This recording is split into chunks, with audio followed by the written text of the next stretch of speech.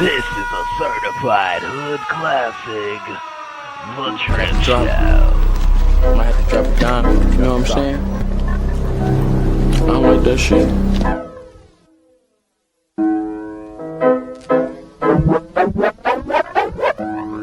Got the drip, drip, drip, drip, drip, drip, drip. Yep, Drip Nation got 2.5 subs, y'all. Subscribe today. Y'all make sure y'all check out my homie, Drip Nation. Drip, drip, drip, drip, drip. Y'all subscribe. Shout out to Drip Nation. Shout out to Drip Nation. Much love to Drip. Drip, what's poppin', kid? Keep grinding over there, you heard? Drip, what's poppin', kid? Keep grinding over there, you heard?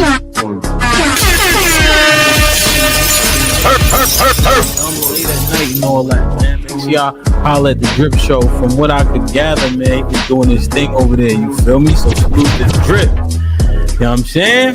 The Drip Show. Look it up. One of the mods will drop. We live, such it. What it do, fool? Hey, man, Splash Town, Texas, or where the fuck you at? What's happening? But hey, man, you tripping, man. Get to the Houston Premier Party bus, man, because that's how we doing it. Sometimes.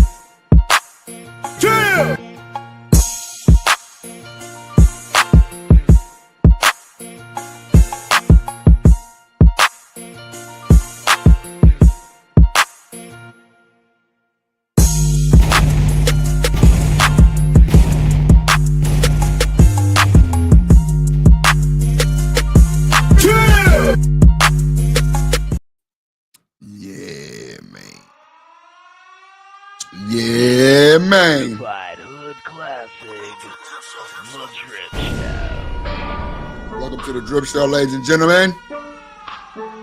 I say, welcome to the Drip Show, ladies and gentlemen. Let's do it. Let's do it. Do it. Do it. Yep. Shout out to Shanika. What's up? In the building. Sup, ass? What else, sup? The fuck I look like? Sup?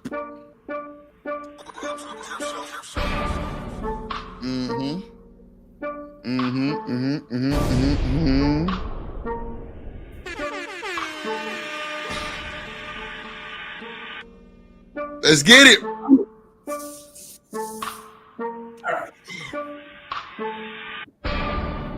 Say shout out Shanika. What up, Shanika? Yeah. Yeah. Certified hood classic, The Drip Show. You cooking? What you cooking? Some turkey spaghetti. Remember I was telling you that? You probably don't remember. You was too busy trying to figure out what the chef was cooking because you had asked him and then I ended up answering. Okay. No, I ain't asked you what the hell you was cooking. I asked the chef what he was cooking. I know, but I answered that day and I was telling you about the turkey that I was gonna make on Friday. Because we had spaghetti in a long time. It's been a long time. Oh, you making turkey spaghetti? Yeah, because they like spaghetti, but I don't like cooking it. So I'm trying to keep us away from the pastas and the breads. So yeah, I don't cook it often. It's been like a couple months at least. Maybe like since you had turkey? Yeah. Okay. You know, I mean, we eat red meat, but not like that. For the most part, I try to go with the lean cut. Mainly turkey. I do what? Chicken. That's how we try to stay away from the red meat, even though I do still eat it. Yeah, man. Turkey Leg Hut just not looking good, right?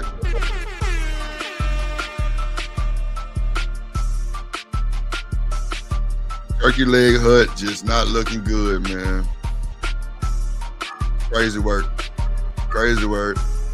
Crazy work. Crazy work. Shout out to Sneaker, man.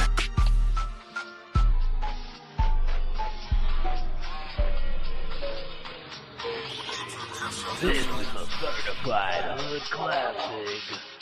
The Drip Show. Shout out to lovely co-host Shanika. What's up, y'all? It's Friday, bitch. It's Friday, bitch. Shanika still ain't got no goddamn eyelids. The Drip Show. She through. What up, what up, what up, what up, what up? What up, what up, what up? A lovely co-host, Shanika.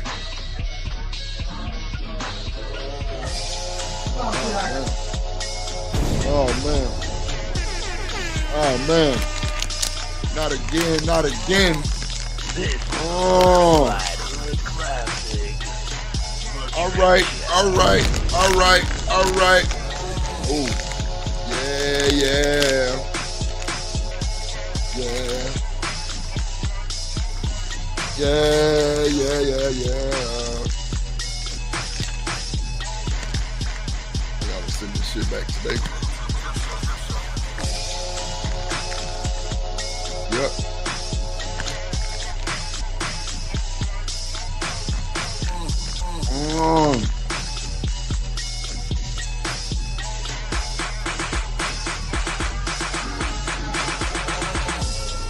Yep. Yeah, man.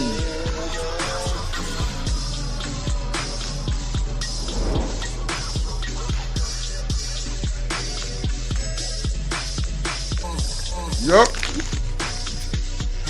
Loving you.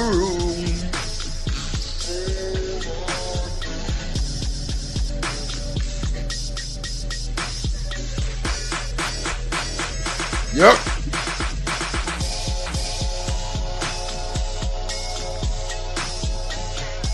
What up, Coach Ruck? In the building.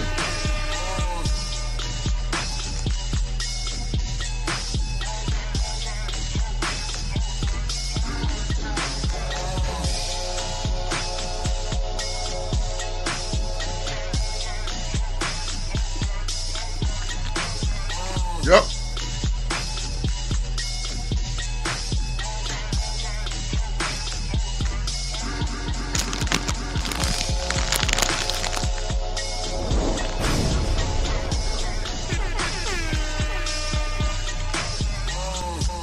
Welcome, goddammit.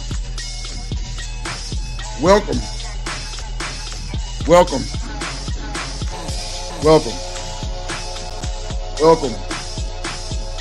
Welcome. Welcome, yeah. Yep, welcome.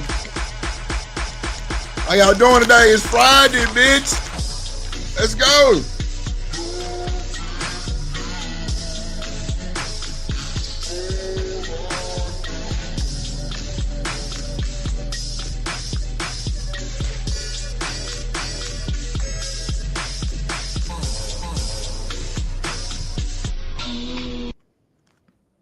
Let's go.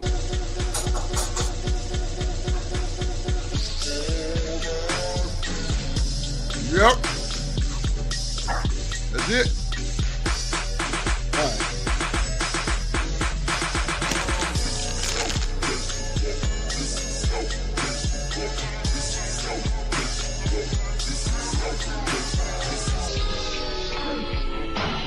All right. All right. All right. All right. All right. I do it. Let's go, Susan.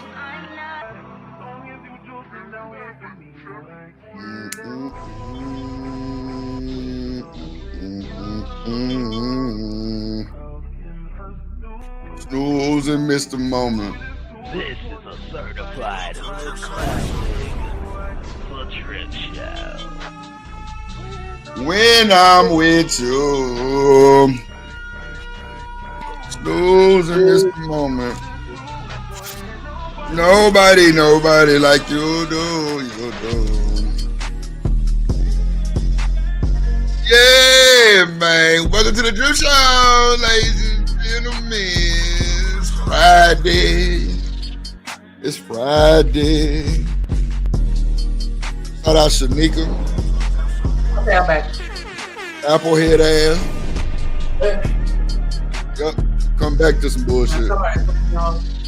This is You said what? certified hood classic. No, I said somebody had turned off a little bit. I was talking to somebody at work, and then it kind of threw off my little cooking schedule. So I was trying to be wrapped up by the time this show started. But listen. Listen. It's all good, Shanika. We still here. How your day? My day pretty cool, Shanika. I ain't gonna hold you. It's pretty cool. How your went to body the feeling? You know, it's cool. I went to the doctor this morning. They looking at everything. They like everything. You know, shit. Ribs is cool now. They took the other 2 stitches out my lip this morning. So it's back tight. You know, I can eat some pussy. Okay. You know what I'm saying? So my lip tight. You know, I told you I had bit like a piece of my tongue. That shit straight. I'm telling you, there was a lot going on with that motherfucking shit, bro. It was crazy work. I'm like, how in the fuck did all that happen? They're like, nigga, you was trying to brace yourself. That's what they all keep saying. I don't see what that means so much, but okay, whatever. You know what I'm saying? Like, I don't really know what that means when you say brace yourself. Likely involuntary at that point. No, I mean, I feel you, Shanika. I feel you. Yeah, I'm with you on that. It wasn't like, you know, I was trying to do any of it, but it was more of like, I'm guessing me clenching, maybe. Yeah. Yeah, it's crazy work. You know it. So what up, y'all? What's going on in the world today? But I feel good though, Shanika. How your body feel? Your body feel good? You straight? You straight? You cool? Cause you straight? You straight? Cause you cool? What you got going on today? I'm good. Just gonna be digging in his head this weekend. That's about it. Yeah, do something with that motherfucker. Shit. I'm fucking don't with get you. your other eye black. Well, the other one ain't black no more, motherfucker. No. Okay, well I will come and black both of them out again. Again? The fuck? It was black before, so I'm finna black it again. Not by you, motherfucker. Okay, I didn't say I did it the first time. I just said I'm All finna black it. right. Shut your goddamn nigga lips up. God damn it. I don't want to hear it. Shanika.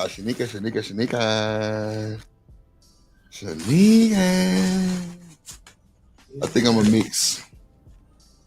a mix. Just G41. You say what, Shanika? You gonna send that to me? Send what? Oh yeah, I'm finna send you. Oh yeah, I'm finna send you a bunch of shit. I'm finna send you some on the thing now, so they won't try to charge me for this shit. Like, hold on, I'm glad you said this. You just reminded me of something. Yeah, I'm glad I said that too. The fuck? The fuck is that about? Damn. I'm saying, like, you said you finna pick me stuff, so I'm like, shit, I'm glad I brought it up too. Oh, okay. Nah, it wasn't. You know what? You better watch your damn mouth. Boy. You better be lucky you so far away and that you ain't local. What you gonna do? To your house just to fight you and then go back home. Damn, that's kind of crucial. Yeah. You do all that? Yeah, I could drive like a good, like, but see, my cap is like maybe 4 hours. I don't know if I could stay mad for like a whole 8-hour drive or some shit like that, but I think I could stay mad for 4. 4 hours? Yeah. I don't know about this. That might be cap. drive up to 4 hours to fight. Like it still be pissed off by the time I get there. Nah, I think that's. Over that, I'll probably have enough time to calm down and you know. I think that's cap, but okay, player. Sure. What? You got it, bro. You got it. I think I can stay angry for 4 hours driving.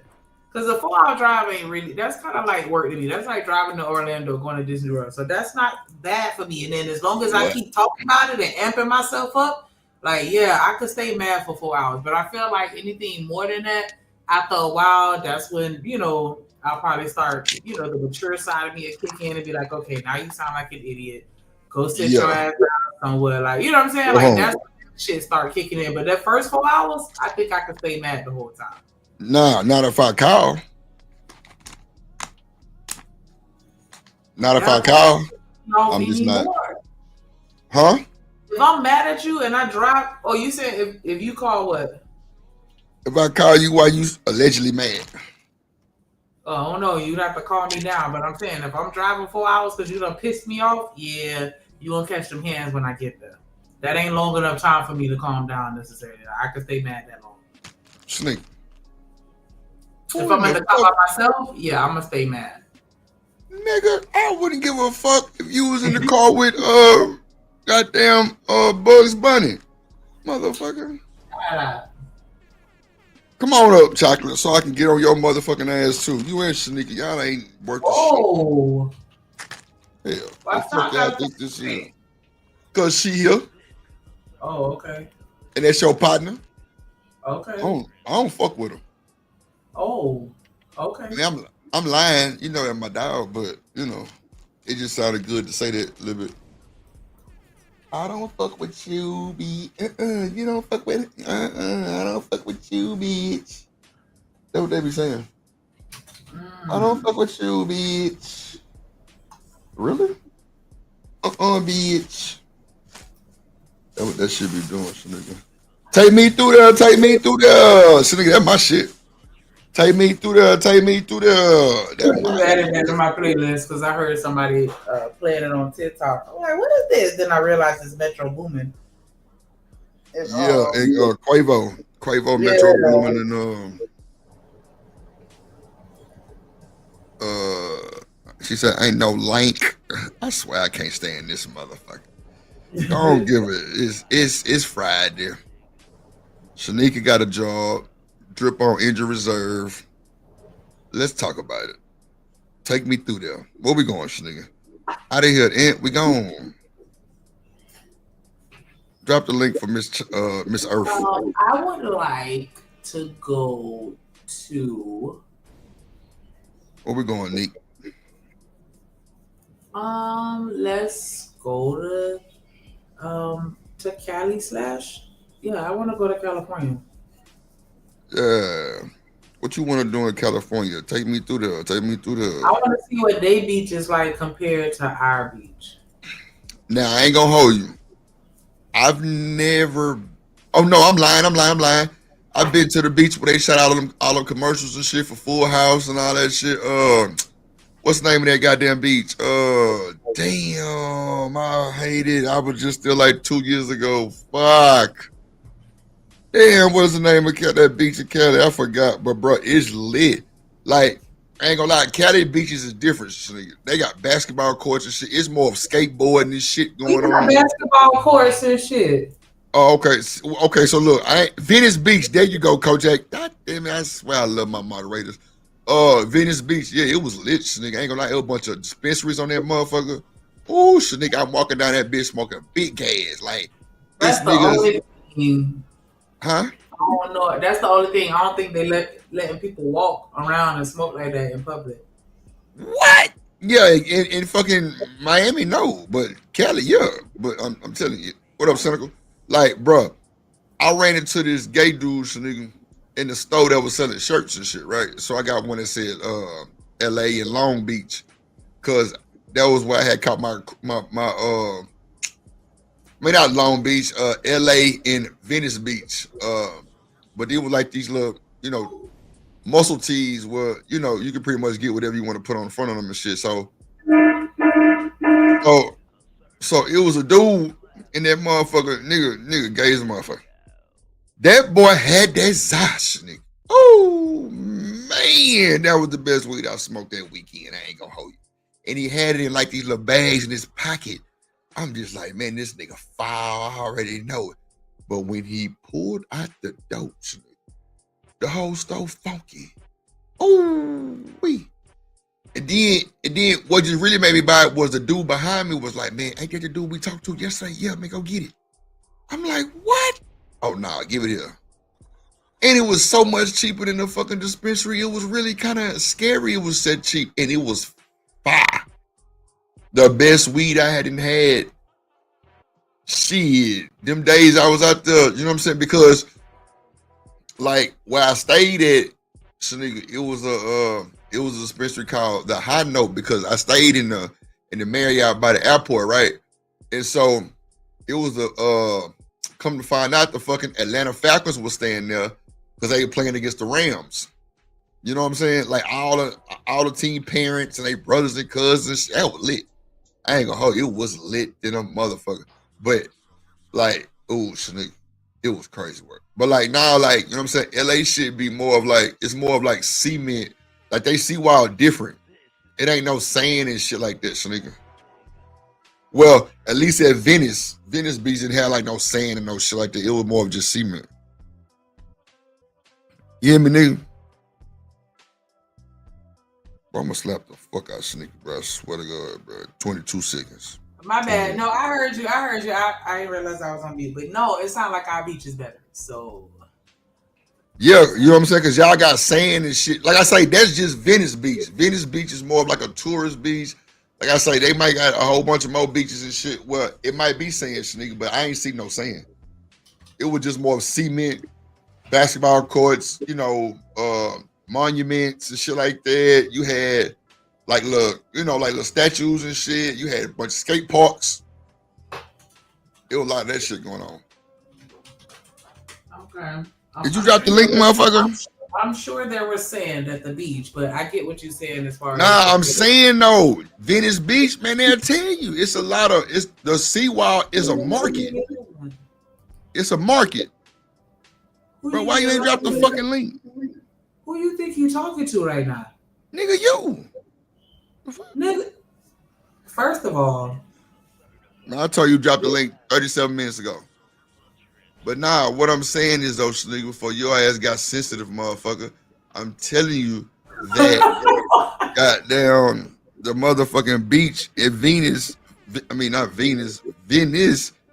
had like more cement. I'm sure it was sand somewhere, but I didn't see from where I was, it was no sand. Like they seawall is like a marketplace. It's people that stay off the seawall. Matter of fact, Kanye West condo, like I walked right past it.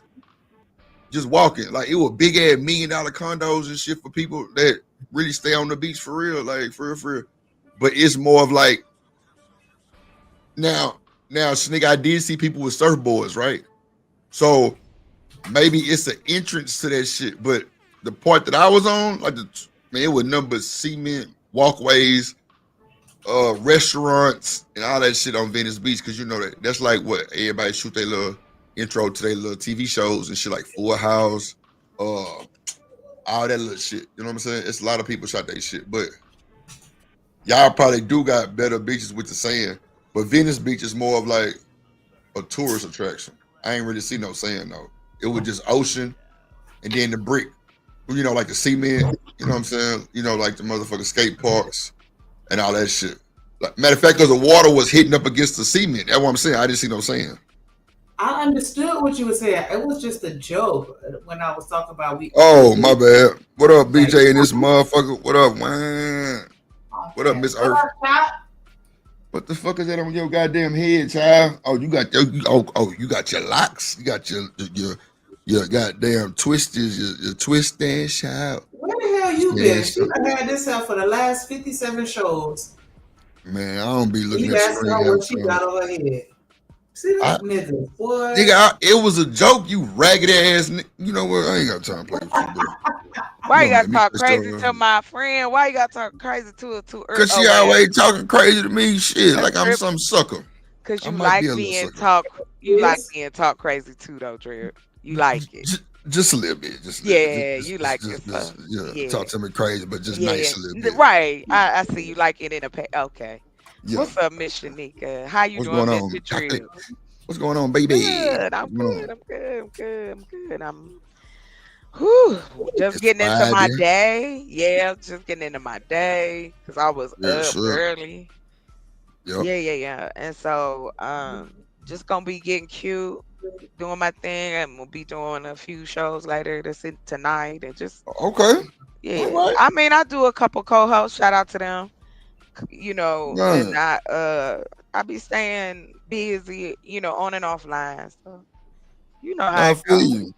You know how it is. So that little situation you had, you still good with that shit, or he done ran off? What my situation? Whatever little dude you had last. Remember you said y'all had went to the game and you told him it wasn't nothing like that. Oh no, that was the story I was telling about. Like how dudes will switch up on you when they swear to God Oh, they okay. yeah, that's not a recent story. Oh, okay. My bad. My Yeah, bad. I My ain't got bad. nobody in my vicinity talking crazy to me. We ain't doing that again. That's the nana. Oh, okay. Okay. So Okay. yeah, nah, Okay. I'm a single girl. Mm. Yeah, you know what I'm saying? I always, pay attention. I always check on my people, make sure they Well, I shit going appreciate you. good. I appreciate you. Yeah, you You know what I'm know saying? it. 'Cause I You was finna know it. say, damn, that girl Chocolate doing good over there. She got I a am. standby. I mean, a stay in. I mean, okay, I'm No, sorry. no, no, I fucked no, up. no. We don't I do fucked that. up. It's more Okay. like, hey, you fun. How long we gonna do this? I give you a 15 minutes of fame. That's my theater, Damn, right? So this is 15 it's minutes. fictitious. It's not real. It's like the saying, the phrase, 15 minutes. If you Right. become famous, meaning you go to that next level, cool. A lot of people don't make it. A lot Yeah, of folks get xed out, called just I feel you. It's easy to get X'd out too. easy. Open your mouth. Just say Yep. something. I Yep. love to let. Ooh, This you ain't is bullshit. why when I'm dating, I let men talk. I I feel let them talk. I get cute and just be like, "Yes, baby, look into my eyes and tell mama what the truth is." you. So nigga, let me find out you be telling niggas look into your eyes and tell mama the truth. I'm on your neck. We all have that ability, and nobody says it, Drip. I know. Nobody ain't gonna announce it on the day. I'm about to hypnotize you. Yeah. Yeah. I get accused. I get accused of that anyway. So shit, fine, fucking, I'm the villain. I'm hypnotizing you. Come Yeah, on, that's what we crazy work. doing? But what I happened think is that shows like weakness.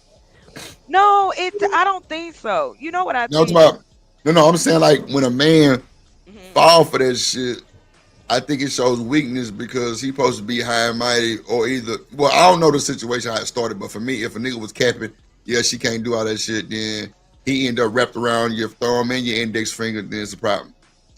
Well, I don't think it's a problem if you ain't doing it for like some Oh, kind fucked of up reasons. Okay, I got you. yeah. I got you. I My got you. intent is never to take advantage of in that way. You know what I'm saying? I use my powers for the things I like the most.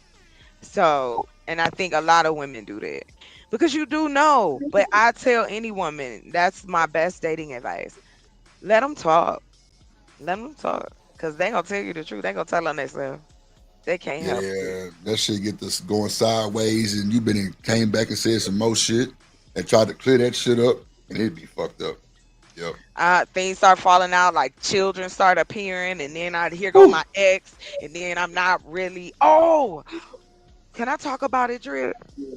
I Yeah, yeah, yeah. started You a got it. I started a new podcast, Okay, go ahead. so I wanna invite y'all. So can I say that on here? Yeah, yeah, yeah. So I started a new podcast called X for a Reason. He said X for a reason. X for a Reason. So it's Mm. about breakups. Why did you break up? What happened? What happened? And so I'm pumped about that. And I want to interview dudes and women, and we talk about it. I already got the art and everything. I'm ready. I'm ready. I'm ready. Mm. Yeah. Shanika, what you think of that name, Shanika? So it's just gonna be us talking about breakups and that's it. Well, let's talk about X for a reason. What's the reason? You gotta have why is that ex friend? It could be your ex man. It could be anybody, but they're an ex in your life for a reason. So you're gonna be breaking down why they broke up and I guess what they need to take from that relationship to. Yeah, we're gonna have I got a topic, right? So I have a topic for once a week, and so the topic is, hey, you call in and I talk to people who just want to share the story. Yeah, no judgment. My name ain't I'm not a doctor. I just play one off TV. But I'm just saying, like, it's not a man hater, woman hater type shit. It's more like, hey, we broke up. I don't hate nobody, but this is what happened. Like, I like telling the story about my ex who ignored me out the house. He ignored you out the house. My health went down and I ain't had no money. Oh, okay. And he was like, you gotta go. And so after having and I have that was one of my fears, to be in a position where my health is bad and the person that's with me could give two shits. You ain't lying, man. Cause then I'm vulnerable to your bullshit. Nah, I feel you. So I got up, sick as hell. I went, got me a storage unit. Cause I said, you want me to go? Cause I just straight asked him, like, is it like you not talking to me?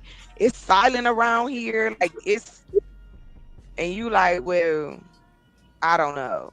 That's all I need. Yeah. That was all I needed. And the next day I got up and started packing my shit. He was playing the video game. And I just started moving. I was moving shit out of there.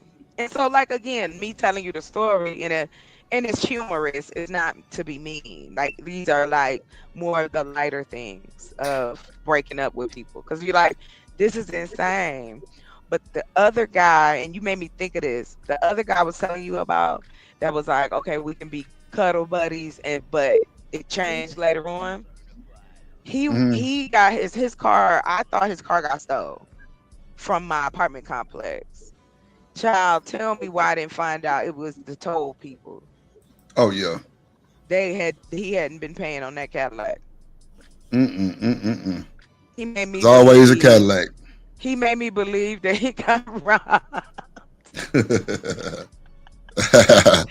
It's always a Cadillac, goddamn. Diabolical, so he could stay at my place. Yep. He wanted to stay at my place, and he ended up being there for like a week. And I was like, "Oh God, you gotta go. Why is you here every day?" He was like, "I'm closer to my job." Yeah, you ain't supposed to be living here though. I'm not supposed to be seeing you all the time. Closer to my job, I bet. Right. And I was like, look, because then he started talking real crazy. Because I told you after we went to B-Dubs, that's what he called it. And he was like, I want you to be my girlfriend. And I was like, no. Oh, it's the same dude? The one that got his car stolen from my place. Right. Damn. Yes. Then I had to deal with, like, for instance, like, men wanting to impregnate you. I had a dude straight up tell me, oh my God, I want to put a baby in you. I know we make big pretty babies. We make pretty babies is crazy. But you not pretty. So how we gonna make pretty? I'm the only one pretty. I'll be down. I don't know. I felt like two ugly people make the cutest babies. No, they don't. They make ugly kids too. They both have to be ugly. And then no. Shanika, stop these stories. You know that ain't so many people that's fine as hell, and I'm looking at the mama and daddy like, what the hell? Like they just somehow. That's the luck of the draw. That's the luck of the draw. Especially if it's a black man and like an ugly black man and an ugly white woman. Oh my God! It's not guaranteed, but a lot of times they make cute kids. Even though I don't like that. I don't like that combination. I think black people. What? Shanika, the point though is.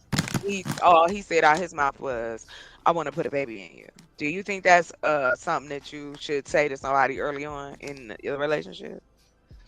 No, but I've had people say that, so I'm Yep. not surprised. See, this is what I mean. You were ex for a reason. That's what the show is like. It's just about the craziness of being in relationships. That is what they all say. Wait, what? I'm gonna get you pregnant first chance I get. Okay, and now you're not gonna get a chance. Like they, like That's hell the no, like thing. get the hell away from me. I've had the whole layout of. I think I told you this one. I don't know, but I met this dude. He took me out on a date. I was like, cool. He cool. We get to talking. He goes, "You so pretty. You so this." I was like, "All right, let me get ready for this. It's about to be some bullshit."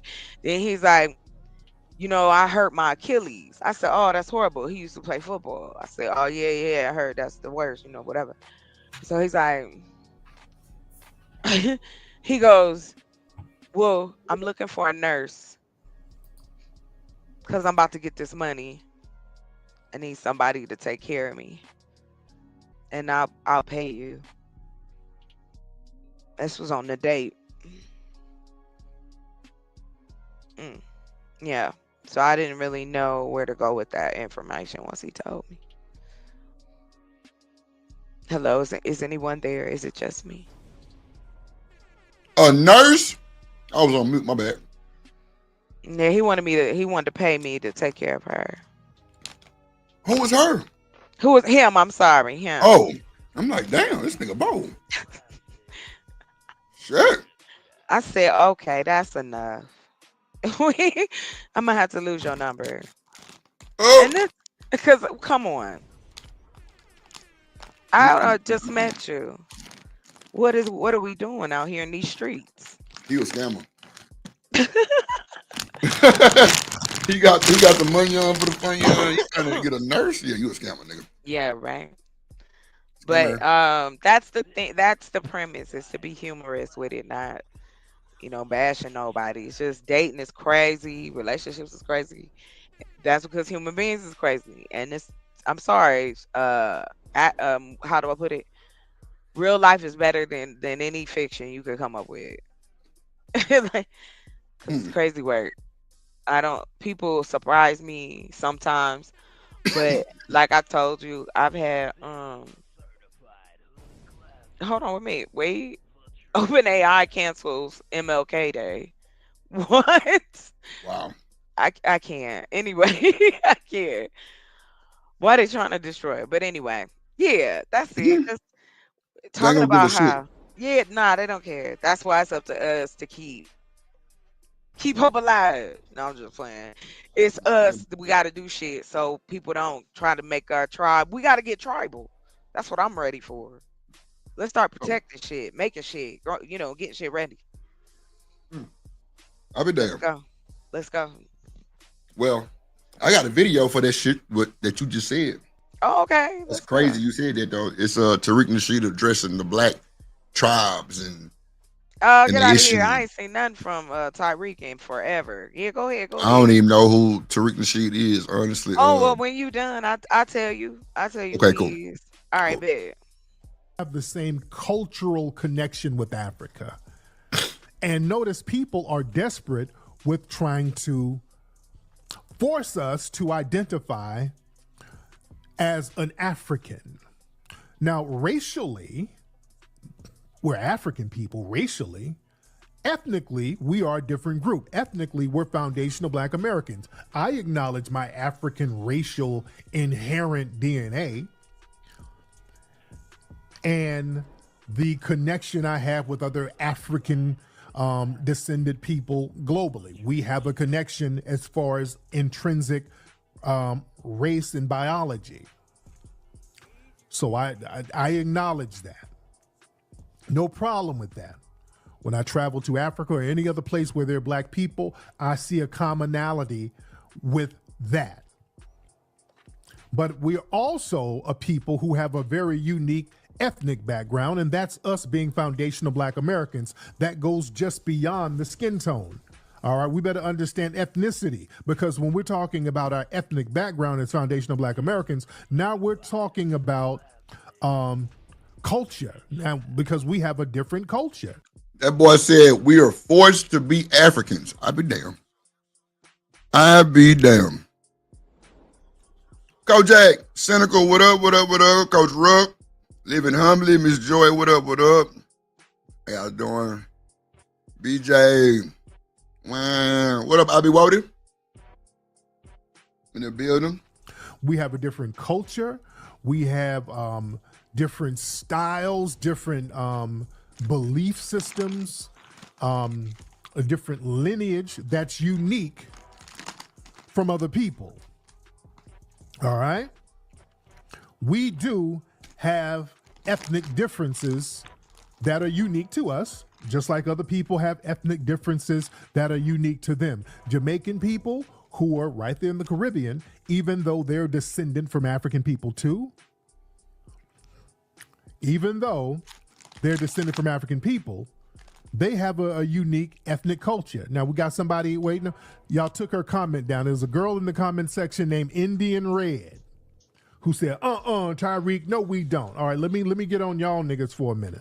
Let me talk to y'all for 1 minute. All y'all Negroes who are now trying to claim these Indian tribes. Okay, that's not going to work. Okay, let me stop y'all. Y'all Negroes with that claiming Creek and all of that shit. All right, y'all can stop that. Okay, because now there's Negroes now. We is the Creek Indians. Okay, hold on, because we see that, and then sometimes people. The Creek Indian. Ain't no fucking way. You know what? He gotta make it worse. Go ahead. Ain't nobody saying that. He get on my What up, nerves. Marcus? That's just blackery. Make it seem like I'm on that. Not blackery. No, y'all better stop with that trying to claim them red tribes. No, those red tribes have been remixed. That's not going to work. Now, where y'all at? Come on. That remix? Oh, come on, my y'all God. Negroes. Her name Indian Red. No, Indian Red and other Is he Negroes cooking? like that. All right, let me talk to y'all who are trying to claim, the dumbass, lame Callaway crowd. There's a reason why dumbasses like that are not taken seriously. No. Y'all can't claim them red tribes. That doesn't work. That's not going to work for you. Claiming them red Indian tribes, that's not going to work. Even though there were some Aboriginal tribes and some of the Choctaw and some of those people who were reclassified as Negro, yes. Wow. There were a lot of Native Americans who were reclassified as Negro. This is absolutely true, especially out here in California. There were a lot of those Aboriginal tribes really out here heavy. The Mojave, these were like black tribes. The Ohlone tribe, these tribes look like African tribes. They got reclassified as Negro, and then the white supremacists infiltrated them tribes already. They've been infiltrated by the dominant society now.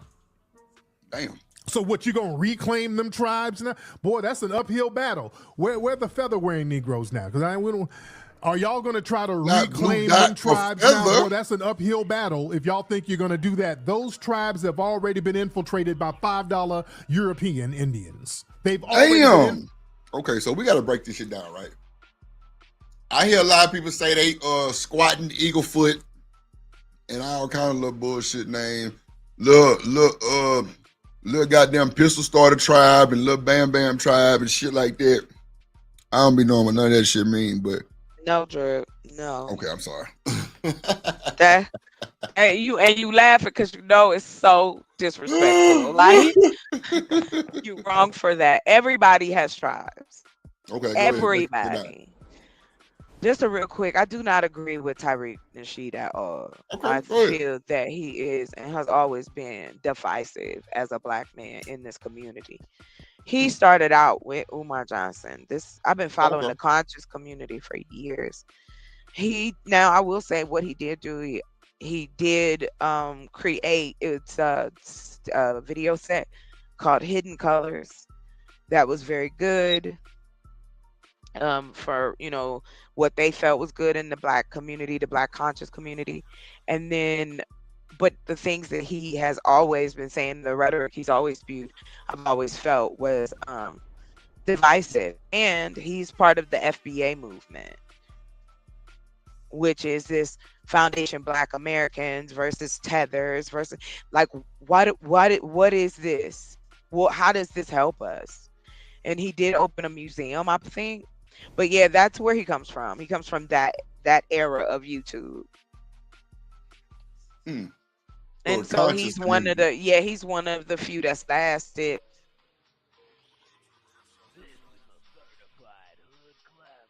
You said what, chocolate? I said he's been around for a grip. Oh, okay. Yeah. Tariq Nasheed, he been around for a while. So, and he's had his issues as well. He's been called many things, done sketchy shit, the whole nine. I just again do not feel that he's in a lot of ways positive for the community. And I leave it there. Okay. Boss man say he from the G tribe. No, I feel you, G. I feel you, my boy. Yep, the G tribe. Mm-hmm. Hold on, I'm trying to plug my goddamn charger up. Where's I Shanique gotta- go? Shanique, where you go? She in the background being ugly. Stop it. Not in the CJ, background what being it do? ugly. I can't do it. Nah, she just she was on call, I think, some bullshit. Oh, okay. You out of control already. I stay out of control. What up, CJ in a building? Hold on. Infiltrated. All right. They've already kicked the black folks out of those tribes a century and a half ago. They done already kicked them out those tribes. All right. Chocolate, do you know who Willie D is? Yes, he's from the old rap group. Yeah, he's yeah. So he kind of give me them vibes. He Yeah, kind of he's give me them surviving. vibes. Until he started talking shit about black women, I was good. I ain't Because know he he was was on even that- that deep into it like that. But Oh gosh, yeah, because he started during the academic, and a lot of these people that were celebrities that had started him, he's one of the ones that stayed. But no, I don't agree. I don't know where he went with it, but it's real left. Then he made some real crazy comments about how Aaliyah and some other shit, when all that stuff was coming out about R. Kelly, and then all that stuff was coming out about P. Diddy. Just look, believe what you believe. That's what the cool thing about it. I had a choice. I have choices. I just left it, moving on. But yes, I'm aware of who he is. he kind of give me them vibes. He almost sound like him too a little bit. Oh yeah. Okay, yeah, I want to make sure I wasn't tripping. Look at Christopher Mayberry. He come in here with some smoke. Yeah, that nigga stayed with smoke. He from my city. He First like of all, 10 minutes Stephen up A. the street. Smith can't be right about nothing, because anybody that get up and believe that hairline is okay is a liar. He keep that motherfucker. Is Steve a Harvey liar. edition. Let it go. Let it go. Either get you a LeBron bang or let it go. Not the bayang. Get you The a bayang. To the bayang. Lord And I Jesus. stand on mine, because the only problem, if any of the black senators or House reps act like Jasmine Crockett, y'all will be applauding him. Oh, he real. Oh, he about that life. Because it's a black woman, he feel like it's okay to run his mouth. Your edges is telling me you lying to yourself. Thank You say keep his CJ. big soup cooler lips shut. Oh, man. What did Stan say? He said button Buckle your up double breasted lips. button your double breasted lips. Because he Stan think be he want to coming up run with for wild office. shit. He think he want to be, Who? but they don't. Stephen A. Smith, he done I'll be already damned. said it. I'll be And- damn. Ain't no way in hell. I don't think so, Chocolate. Ain't no way in hell. Jasmine Crockett is a she cosplaying. Y'all He hate keep her. Trump's This balls in woman his is mouth. an attorney. This woman is very educated and has done very well for herself, and now is representing over 750,000 people. Come on, y'all, cut this out. The only What up, reason ADS? she's getting this salt is because she's a black woman. If she was a black man talking like this, y'all wouldn't be saying it. We just should be supporting her because she black. I'm sorry. That's where we need to be right now. It's a Boss state of man say she emergency out new. here. You say she new from ATL. But here's what I say. Oh God. If you are not, if y'all don't like this, if you don't like her, then you need to find a candidate that represents y'all. But you don't. Y'all don't. So don't get me started because I love me some politics. So wait, I was watching JP the other day, right? Oh boy, gosh.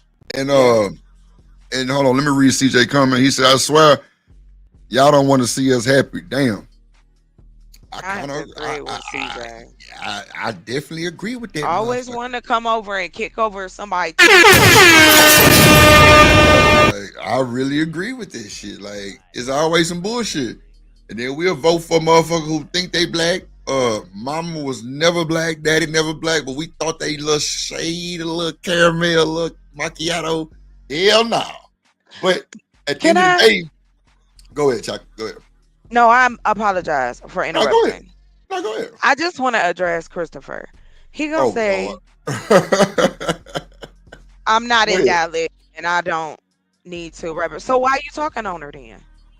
And yes, they do, y'all. Y'all can sit here and pretend like these representatives don't have no play in our lives. You are delusional, and I stand on it. If you don't think if you have an alderman all the way up to your governor, there are laws and bylaws that are being looked at and taken care of every day for the freedoms that we have. So don't sit up here and tell me ain't no politician representing us, because they do. She's a politician, sir. And if y'all don't like it, then get a candidate that you do like, because that system ain't going nowhere. Yeah, that's what's crazy about it right there.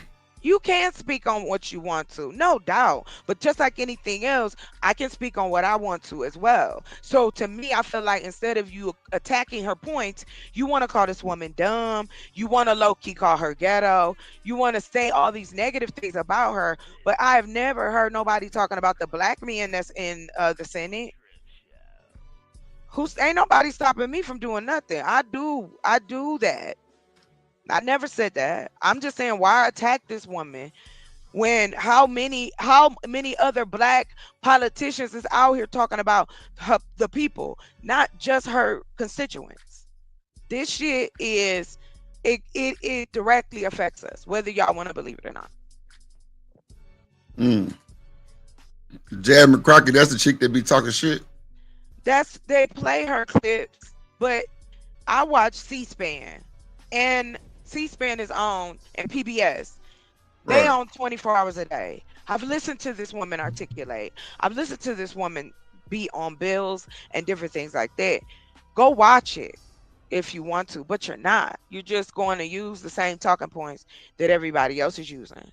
They ain't got one policy that she has fought for or changed. No policy ever. It's always an attack because she's a woman and she black. Now she ghetto. But if I say black men need to unite and get candidates into office because they don't represent, there's not enough black men in office, then it's some other shit. Then that's diverted. But we can talk shit about politicians who do things that we don't want to do. So let me stop, because I'm real passionate about politics. So I'll leave that where it is. Go ahead, watch your thing. I apologize. Y'all got that. You feel me? Now, if you want to go that route or claim some type of allegiance to those tribes, the best thing to do is go for the Treaty of 1866, where those tribes are supposed to give the same resources and benefits to the freedmen that were associated with them. And that's another thing. A lot of the black natives, either reclassified them as Negro or reclassified them as freedmen. Just said, okay, they were freed they were slaves that we had. Yeah. So that's going to be an uphill battle if you want to try that. That's kind of a waste of time. You know, that's kind of a waste of time because the Red Indians, they've already been absorbed into either black society or white society. They've already been absorbed. That's why when you see these tribes now, it look like a whole bunch of Justin Timberlakes. When you look at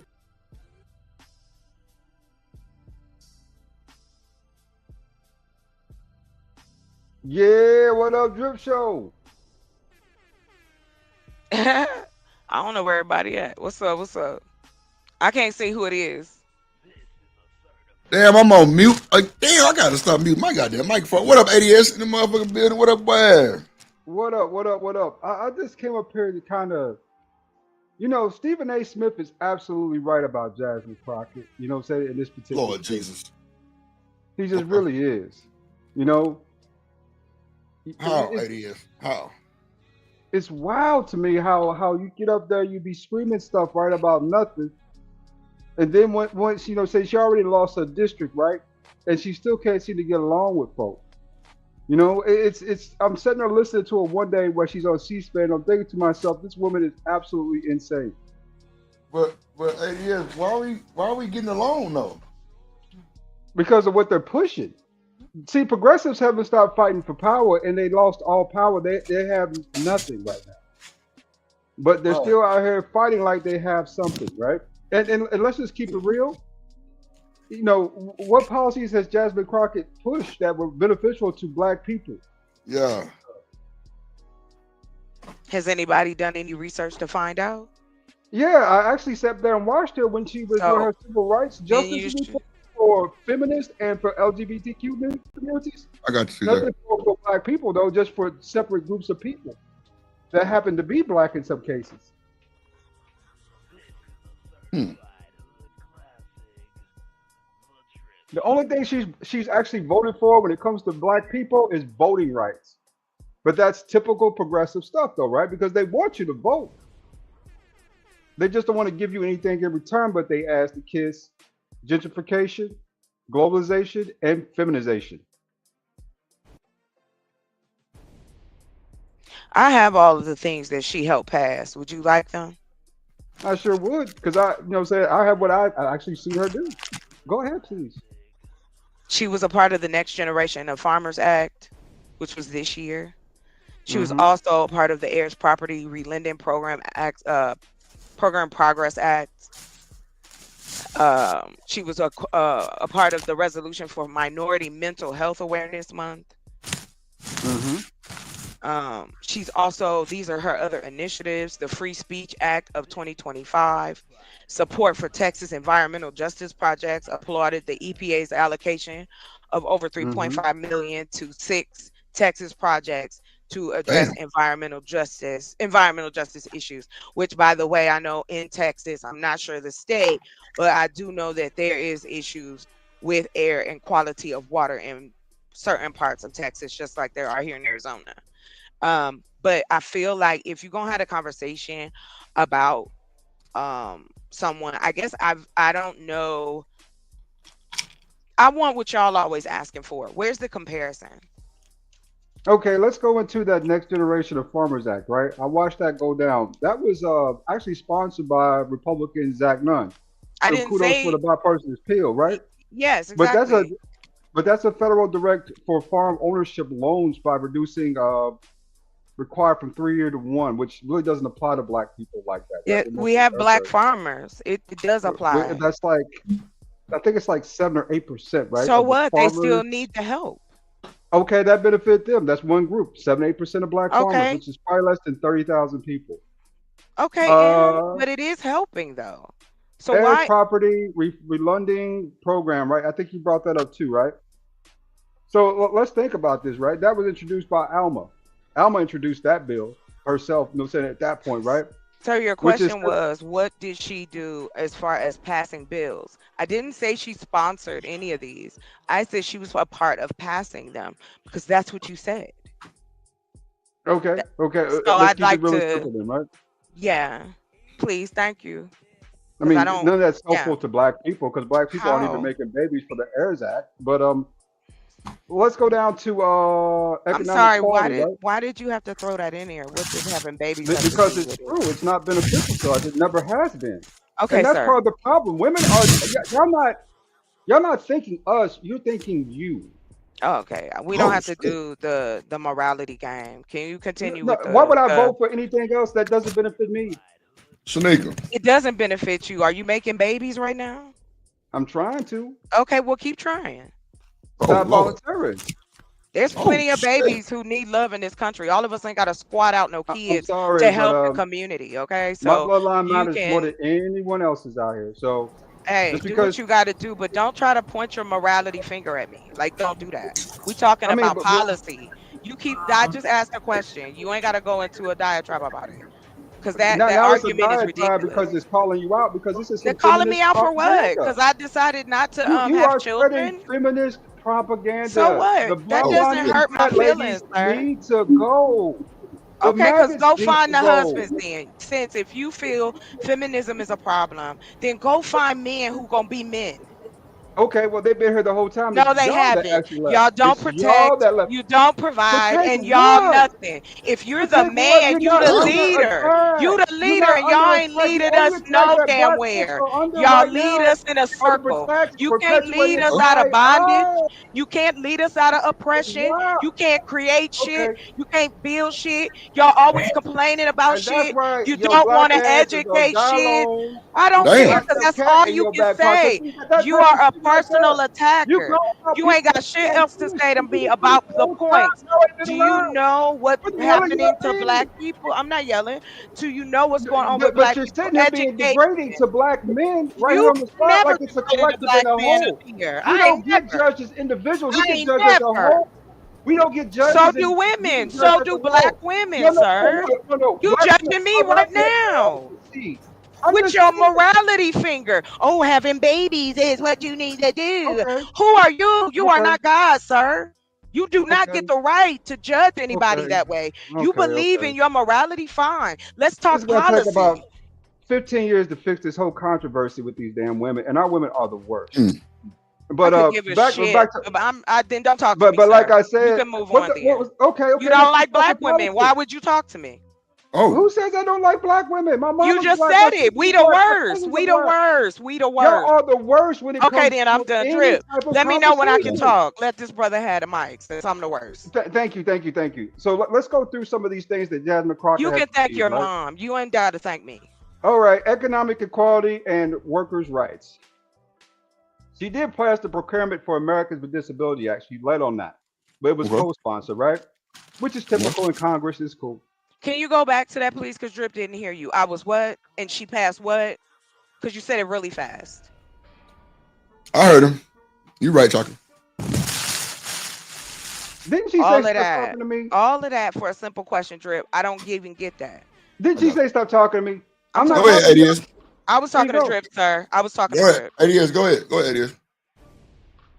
Okay, so a couple of things she passed too that was actually pretty decent, right? Like the paid family and medical leave, which applies to some black people. I can work with that. ADS. You just cussed chocolate ass, drug her all the way down the motherfucking street, and you come back up here to tell me she did some good shit? Yeah. I thought she wasn't worth the shit. I'm not saying she's a horrible person or anything like that. She hasn't done, but it hasn't been very beneficial to black people. That's the main crux of that. It's So been how? more Explain that part then. very simple. I mean, her biggest bill is the equality for LGBT rights for that community. That's her biggest bill she has out there. Oh my God, not LGBT rights. Oh shit. Yeah, lesbian, gay, trans, Lord that Jesus. shit. Marijuana, marijuana opportunity reinvestment. Now, if you actually sell it weed, yeah, that's a good thing. But only was it 6 states or where weed is legal actually. So, what else did she pass? Right? Oh yeah, the Crown Act. Oh yeah, that's you can wear your hair any way you want to. If that ain't feminine, nothing else is, right? No, Well, but no. Drip, if ADS, that's okay, Hold on, Chocolate, because I gotta push back. I don't think that was just for women, bro. Because it was niggas getting judged the same way for having dreads and braids, my nigga. Oh, okay, you took the words out of my mouth. You got it. Get a haircut. Man, come on. Criminal justice reform, right? Now It is. Come on, bro. Stand on business, ADS. You got Okay. you got a cameo fade. You got a ramp, a doo-wop Diddy, and you sitting up here saying get a haircut, bro. If your employer asks you to get a haircut, then just get a damn haircut. They shouldn't ADS, be are you gonna asking. cut your fucking hair? Yeah, it's bacteria. Bro, you ain't, bro. Come on, ADS. The way you talk If I about had your to, I cut, would. I mean, okay, that's true too. But at the end of the day, bro, you work hard on your motherfucking head. I'm just saying that shit sound crazy as hell that you argue with it, and you got like a specific haircut, bro. You ain't got no fade and no bald head or But no a policy motherfucking. based on that, though, I mean, that's so cosmetic and just so damning. Come on, man. It's cosmetic as hell.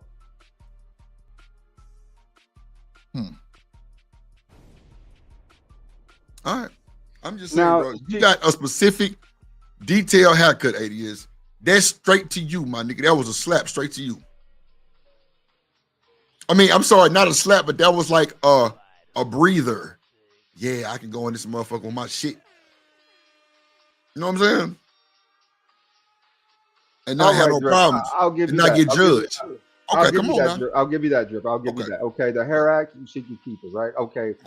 Let's agree with on that. But like her biggest policies, even when it comes to healthcare, have been like the deletion rights, right? I mean, she's been on those now for the last since she got in Congress. I mean, you know, that's really her biggest crux for when it comes to a lot of stuff, really. You know, are those particular rights. You know what I'm saying? So I'm not sure if I can really agree with her on that stuff, right? Okay. And then, you know, like you said, the mental health for minorities. There you go. Go ahead. What's There you wrong go. with that, Drip? Like we What? need mental health. Help. I didn't say that was wrong with that. You was laughing. I'm No. messing with you. I'm laughing at Living Humbly Oh. comment. Read it. Read his comment. He ain't put no work into that cut. Stop the cat. What? That- Oh, he said. That's what I he was said- laughing at. That's They talking about ADS ass. That's what I was Oh, I've never seen. I don't think I've ever seen him on camera. But Yeah. I don't believe in attacking people personally. So Nah, that nigga I got don't- good ass hair. Chocolate shit. The nigga got good. Well, he can style that motherfucker. And this nigga gonna bring up some shit about the hair act. Well, I think it Hell was no. more Big like screen, just Drip. to argue. Go ahead and put me on the big screen, Drip, so I can shine right quick. Put me on damn. the big screen. I think it was just to argue with me because he felt like it was necessary for that. Yeah. You keep going over today. Yeah. But I mean, hair is cosmetic. Crazy. If I had to cut my hair, I'd probably be a little upset, but I'd do it if I needed to. Especially if you're talking about money, right? It's money before hair any day, right? Chocolate. You see what I'm saying? But that's what I mean. Like that's why I said just let me not talk. Let me stop because I don't want to get pissed. Because the hypocrisy, like no, I'm sorry. Let me say this: the niggerdom of it all blows my mind. Damn, the whole niggerdom. The niggerdom No, of it all because it- you want to yeah, like- argue with me for 10 minutes about a question Not the that you niggerdom. brought up. I give you factual information and you go into a diatribe about not having babies. See, I have a problem with that. Then turn around and go, oh, well, you were right. She did do. Why couldn't we just have that conversation? But like I said, because we can't. Because the niggerdom of it all, he had to argue with me first to try to prove what I don't know, just to turn around and then say I was correct. Like, it's just crazy to me. I mean, but we disagree on crazy some to me, points. too. It's not about disagreeing, sir. I know the definition. You came for me with your moral card, and you know Is you it did. too late to apologize? No, you don't mean it. You don't mean it. You don't gotta apologize. I don't want it. Ooh, yeah. I believe you. I believe you. I believe you, ADS. This is what you believe. So that's fine. But don't come for me like that again. That's all I'm Oh, saying. shit. Because I don't. I'm coming with the good book and some. No, well, you need to go pick it up because it don't say shit about trying to come for a woman's neck when you ain't got nothing else to say to me. Like you took it personally. I did, and I I'm don't. playing it light. I'm sitting there laughing with you. You the one getting mad. What are you? You laughing now? You laughing now? You weren't laughing then. Don't do that. Don't gaslight me, sir. You don't know me. Just leave me alone. Just leave me alone, sir. Just leave me alone. That's all I'm asking you. Chocolate. That's how men flirt sometimes. I'm just wondering. I don't give a no. Stop this. You're not helping. I don't want to laugh. That shit is bullshit. I get tired of that. At all, man. Y'all can get off. Y'all can get off on it if you want. I don't. We could have just had a cool conversation. Off on what? You had to come at me crazy, and you don't want to admit that. Deal with what you said. I don't give a shit about your apology. Why did you even bring it up? And you don't mean it. What up, boss man? You could bring it up in a conversation that has that context. Mentality, ladies and gentlemen. How we doing? And then black women are the worst. Like, come on. But I'm supposed to be like, hey, I'm gonna apologize, man. I was just fucking around. I ain't know they were gonna be all this shit for real. I ain't gonna lie. Chocolate passionate about that shit, bro. She don't be. She get mad over that. that. Bad. I ain't know it was gonna be all that. But one thing I'm gonna say, y'all was talking about the hair shit. One thing I will say, man, is a man is willing to cut his hair for a job. Oh yeah. Yeah, that's money. It's money over here any day. You could be bald with $1 million or be broke with dreadlocks, nigga. You get to choose. But that's why the bill was created, so you don't have to make the choice. That you can be hired for you and go to work and make your money. Shout out to my boy Hood Servative. Just hit the panel. What it do, boy? Good afternoon. What's going on, y'all? What up, Hood Servative? What you got going on, brother? What up, Hood Servative? Yeah, I hear you. What's going on, Chocolate? I think what you guys have stumbled onto is basically the politics of the next 10 years, especially in Black Democrat circles right here. We're going to have to work this thing out. The men, the women, the vote thing, it's all falling apart. You're coming from two sides of the argument, but this is the fight that needs to be had. And then frankly, I don't see the chocolate bunny side of the argument lasting as long as they would like to. I think you're on the downslope of the argument because you've been on the upswing for a while with like progressivism and the LGBT stuff. All that stuff has had the high hand for years, decades now, most of our lives. And I think we're kind of watching all of the arguments to have the argumentation for everything is falling apart right now.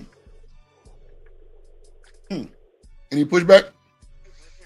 Again, all I say is whether it succeeds or fails, there has to be people who willing to fight for the community. And I'll take it. Because I'm an advocate. I'm a fighter for my people. I do take it seriously, and I'm not apologizing for that. You just got to fighting your people a couple seconds ago, baby. You are not my people, sir, because you don't believe in the same thing I believe in. Wow, because we black and we have different opinions. No. You're not going to do this. You're not going to try. That's how it goes. Hold on, gentlemen. Before y'all make me hold on, hold on. Y'all not going to do that. Y'all not going to do it. You're not going to do it. I'm just saying that was rough. First of all, I was cut off. He didn't let me finish. Go ahead. What I mean by it is this.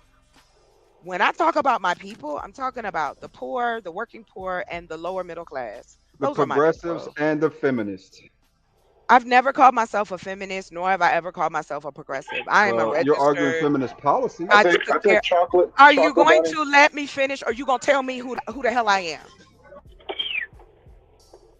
One or two, because I can go, because I'm not gonna fight y'all. I just want to let y'all know where I'm coming from. Go ahead, Chocolate. Damn, I'm on mute. Like I'm my bad. Go ahead. Can I do that, gentlemen? Go ahead. No, I want to know from the brothers that keep interrupting me. Can I go? Hey, I run the show. Thank you, Fred. Go ahead. I don't want to be put in the box with ADS just because I have no idea. I got no place to go drive. I don't know where you want to be, sir. Let me just let her finish, then we can all respond. Go ahead, Chuck. If you want to know anything, ask. Don't assume because I believe in one policy that I have to be this or that. I believe in taking care of the people who take care of the country, the people who go to work every day and keep shit going. I'm worried about the people who ain't getting ready to get their snap cut at the end of 2026, the elderly people that are going to lose their Meals on Wheels. So don't fucking tell me, because you don't know me like that. And it is insulting. And just because I have a vagina, I could give a shit what y'all think about what feminism and all that. You go put that in a box for you. You don't want to be in a box? Don't put me in a box. Ask a question. I've been an activist since I was 14 years old for my people, Black folk, Negroes, niggas, niggers with the hard R, all of them, whether they want me or not. Niggers? Because things still have to happen. We can't sit here and wait around for y'all to continue to scratch your dick. But then when we come to you as women and go, look, here's a supply, here's a plan. Oh, you need to have a baby. Oh, shit. But you have over 800,000 children in foster care with no parents and nowhere to go. You got to have a motherfucking baby, Chuck. You have a baby. We need to get some babies out you. I ain't Right no now. baby for none of these. Right now, damn it. None of babies them. need to. Y'all don't put deserve bun it. pop and put a bun in that oven. Right now, Baby, Chuck. my shit is mine. Don't worry about when my womb get impregnated. That's y'all's problem. Too worried about people's vagina, especially when it comes to a woman. You can't take me seriously because I'm a woman. Well, fine. It is what it is. But I do care about Black men getting out of jail, being educated, being able to go live a life, being able to go live somewhere and have a neighborhood to safely live in, because I'm into building as well. I'm into creating opportunity as well. You ain't got to respond to shit I'm saying. I'm just getting it off my chest. We can move on after this because I ain't got nothing else to say. Because I have nothing else to say as far as my personal business. If we want to talk points, fine. But don't come at me personally and don't say that shit to me again about having a baby. You go have one. Is it too late to apologize? Too late. Too late. But what we do agree is on the on the government layoffs, right? I'm not feeling those. There are people who have families they need to take care of, and they playing games up there, saying with those people. Now that is not appreciated, right? Also, like you were saying, getting more education for our women and men, right? The boys and the girls both need education in this particular new world we're walking into because we're being outpaced by other countries. So that's a big deal to me, right? Like China, other countries like that, And then, if we get into some of the logistics of the community now, if I never been to no prison. Pray to God, I never do, because I've done, I try to do the right things, right? So prison reform to me just isn't my topic, but everything else she was talking about, I think we have some agreements on, believe it or not. There you go. How you feel, Chocolate? Oh, I'm fantastic, baby. I'm about to roll one. Go ahead, y'all got it. Shanaga.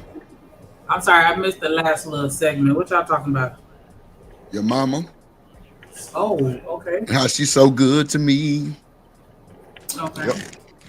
Nah, but ADS called Chocolate a feminist.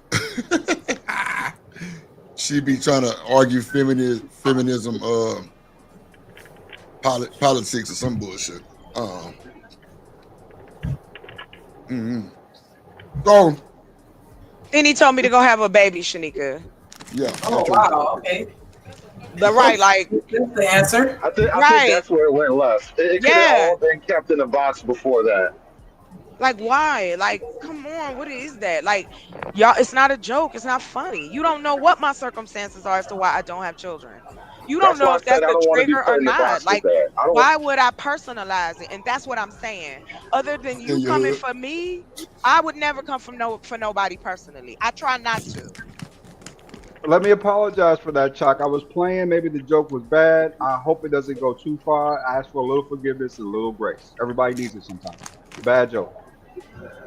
That being said, though, I would like to point out, though, regardless of any woman defining herself as a feminist or not, I think it's almost beside the point. It's obvious that women have a completely different set of goals and motivations And it just puts on opposite sides of the issue, no matter how you want to slice it, as men and women. What you believe as a woman. So, like, when you say that we're disregarding your feelings or whatever, or your opinion because you're a woman, I don't think that's true. But I think you do come to these conclusions more so because you're a woman. Because men just look at things very differently. We have a completely different relationship to the world. So, like, when you talk about the programs and the things that you want to support because you feel it should be done to help whatever people, I, as a man, know that it's a feeling for you, but it's a cost for me. I got to pay that ultimately. Why do you have to pay for it? Because men pay all the taxes for the most part. Like, But the who? overwhelming vast majority of the taxes are generated and paid by men. Women don't really pay the tax burden that offsets how much they receive from the government. The government doesn't do a goddamn thing for me as a man. Well, I mean, again, these things can be fought for and changed. I just don't know why men don't get together and do it, especially black men. Y'all can change laws. Because you It's vote. called Because you no. vote. That's It's why. called. No, you It's as a more woman of vote. y'all. It's more. No, Y'all, it's if not. y'all There are got more female together, voters than men. There's but literally more women than men because we as a group and as organize voters. by 1 million people, there are 48 million black people, supposedly, right?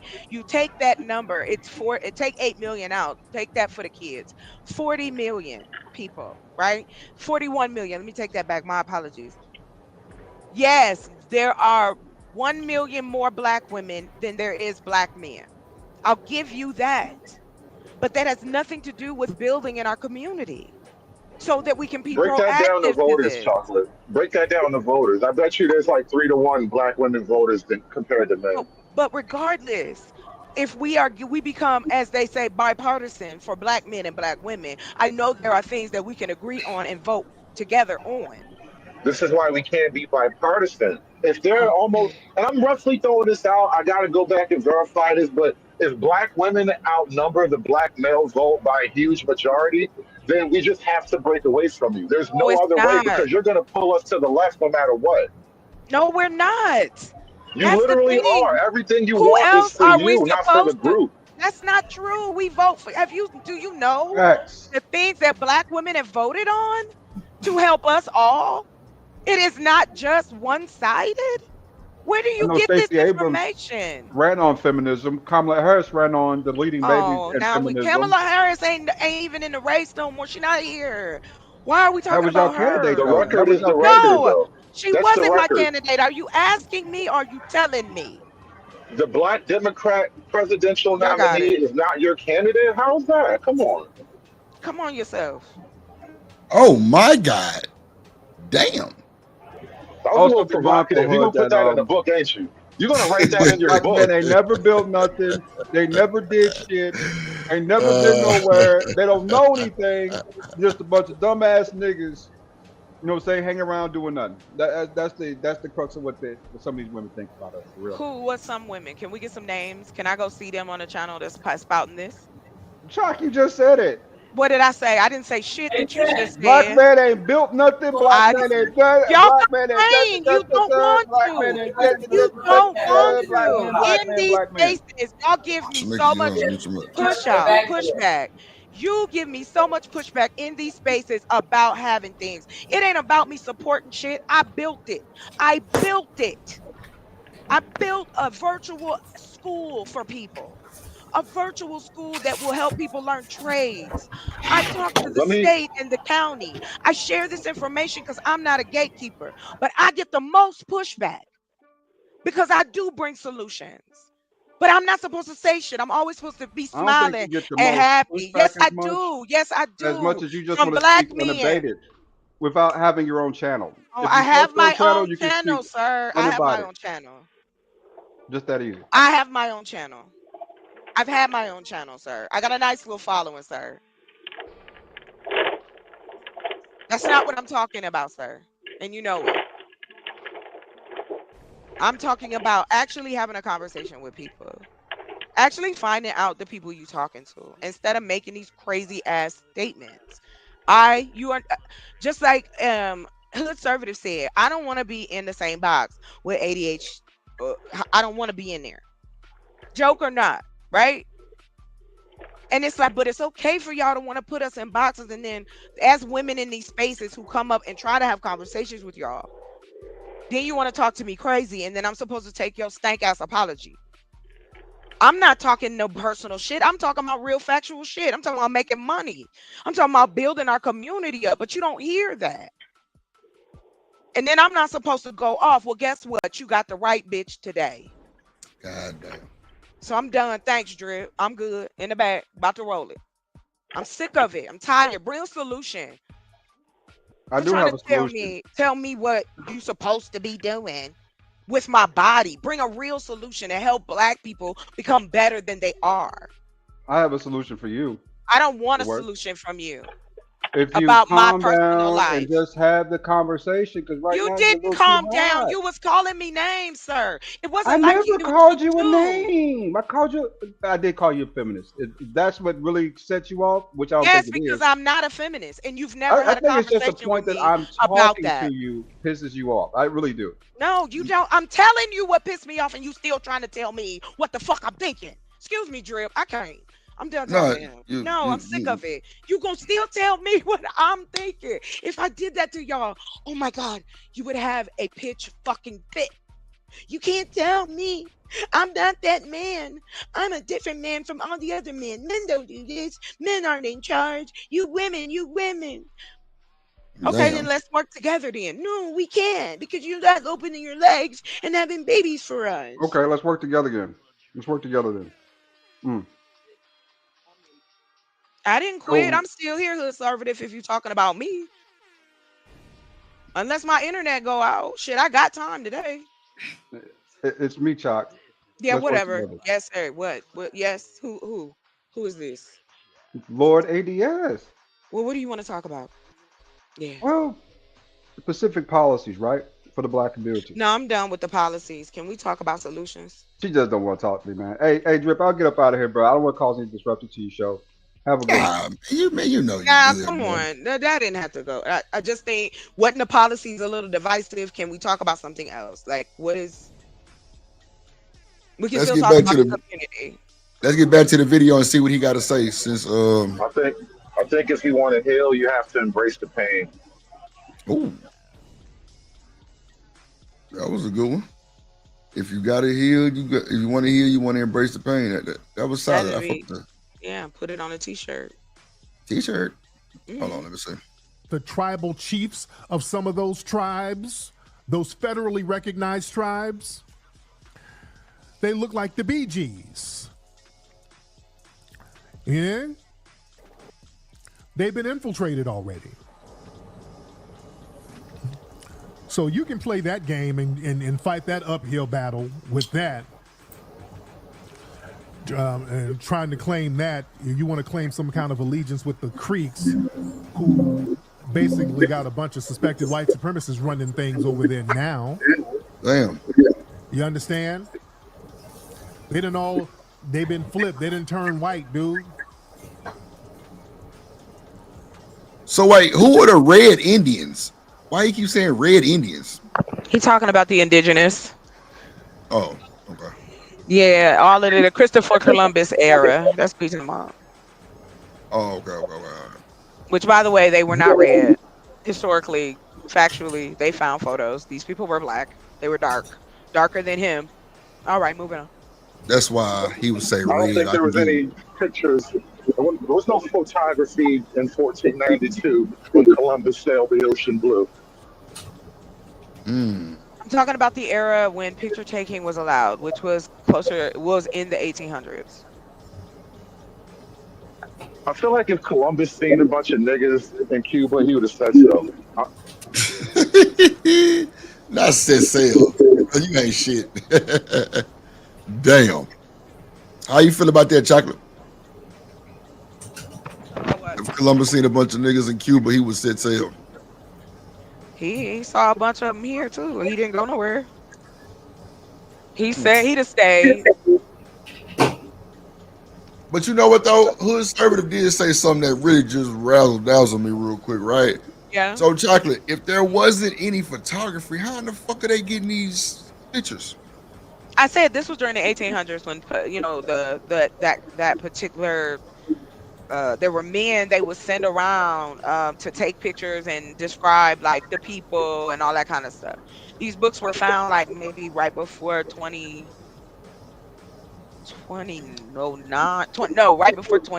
or something like that, and then they uploaded them onto the internet, and it has the pictures that they took of those peoples during that era. But my point of bringing it up, and I didn't mean set sail. I mean, I said he said so. Like if he was in Cuba and he saw a bunch of black African-looking people, he would have wrote it down or something. Is what I'm saying. And like he came out of Spain. He's used to traveling the North Atlantic or whatever. I mean, the Mediterranean rather, right? Because that's a whole culture unto itself. Those people know what Africans are. They know what black is. They know what a Moor is. Because, I mean, hell, Colombians was getting kicked out of Spain at the same time the Moors were getting kicked out of Spain. They know racial differences. So I think if he would have bumped into a bunch of African-looking niggas, he would have made note of it, you know? Coach Ruck say what? No, I mean not Coach Ruck. Warren said there were no cameras in the 1800s. No, he said cameras were out in the late 1800s. Yeah, that's when they got. Oh, we're out in the outcomes. I'm sorry. I said was not out. Yeah. I'm sorry. He said cameras were out in the 1800s. Yeah, that's the era I was talking about. Gotcha. Okay, so still that's 500 years. How did they know what Christopher Columbus really looked like? You know another reason why I don't really believe the Africa thing, I mean the Black Indian thing so much? Because like where else in the world can you find the black genetic phenotype as much as you find it in Africa? Like it just seems a simple thing to me. Right.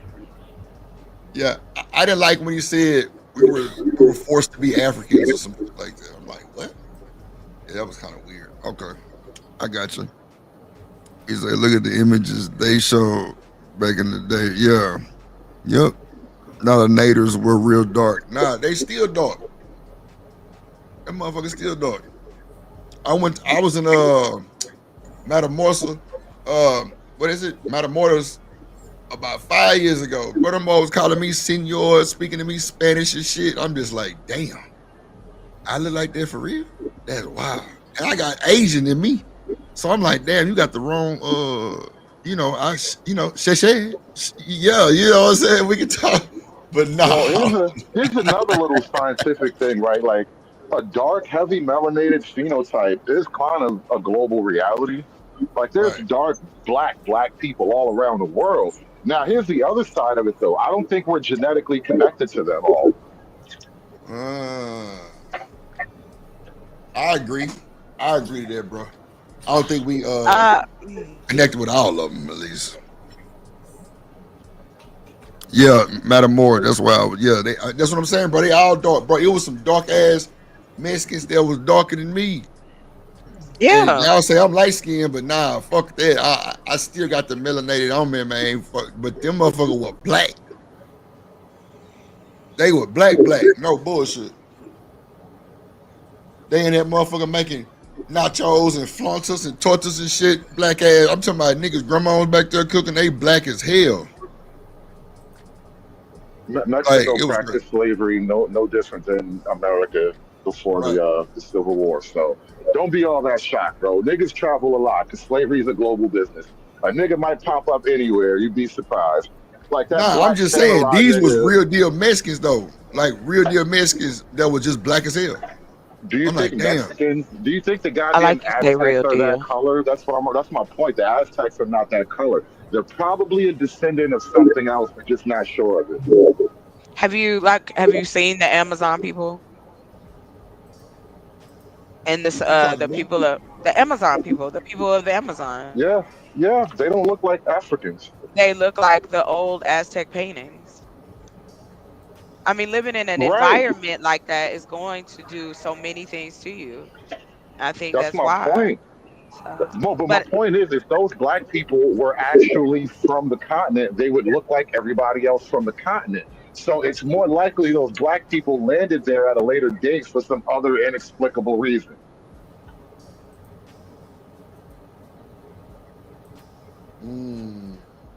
Yeah, I gotta process that. Shanika, what you think?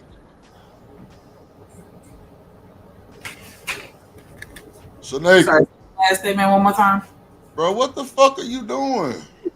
Nigga, I am at work. It's all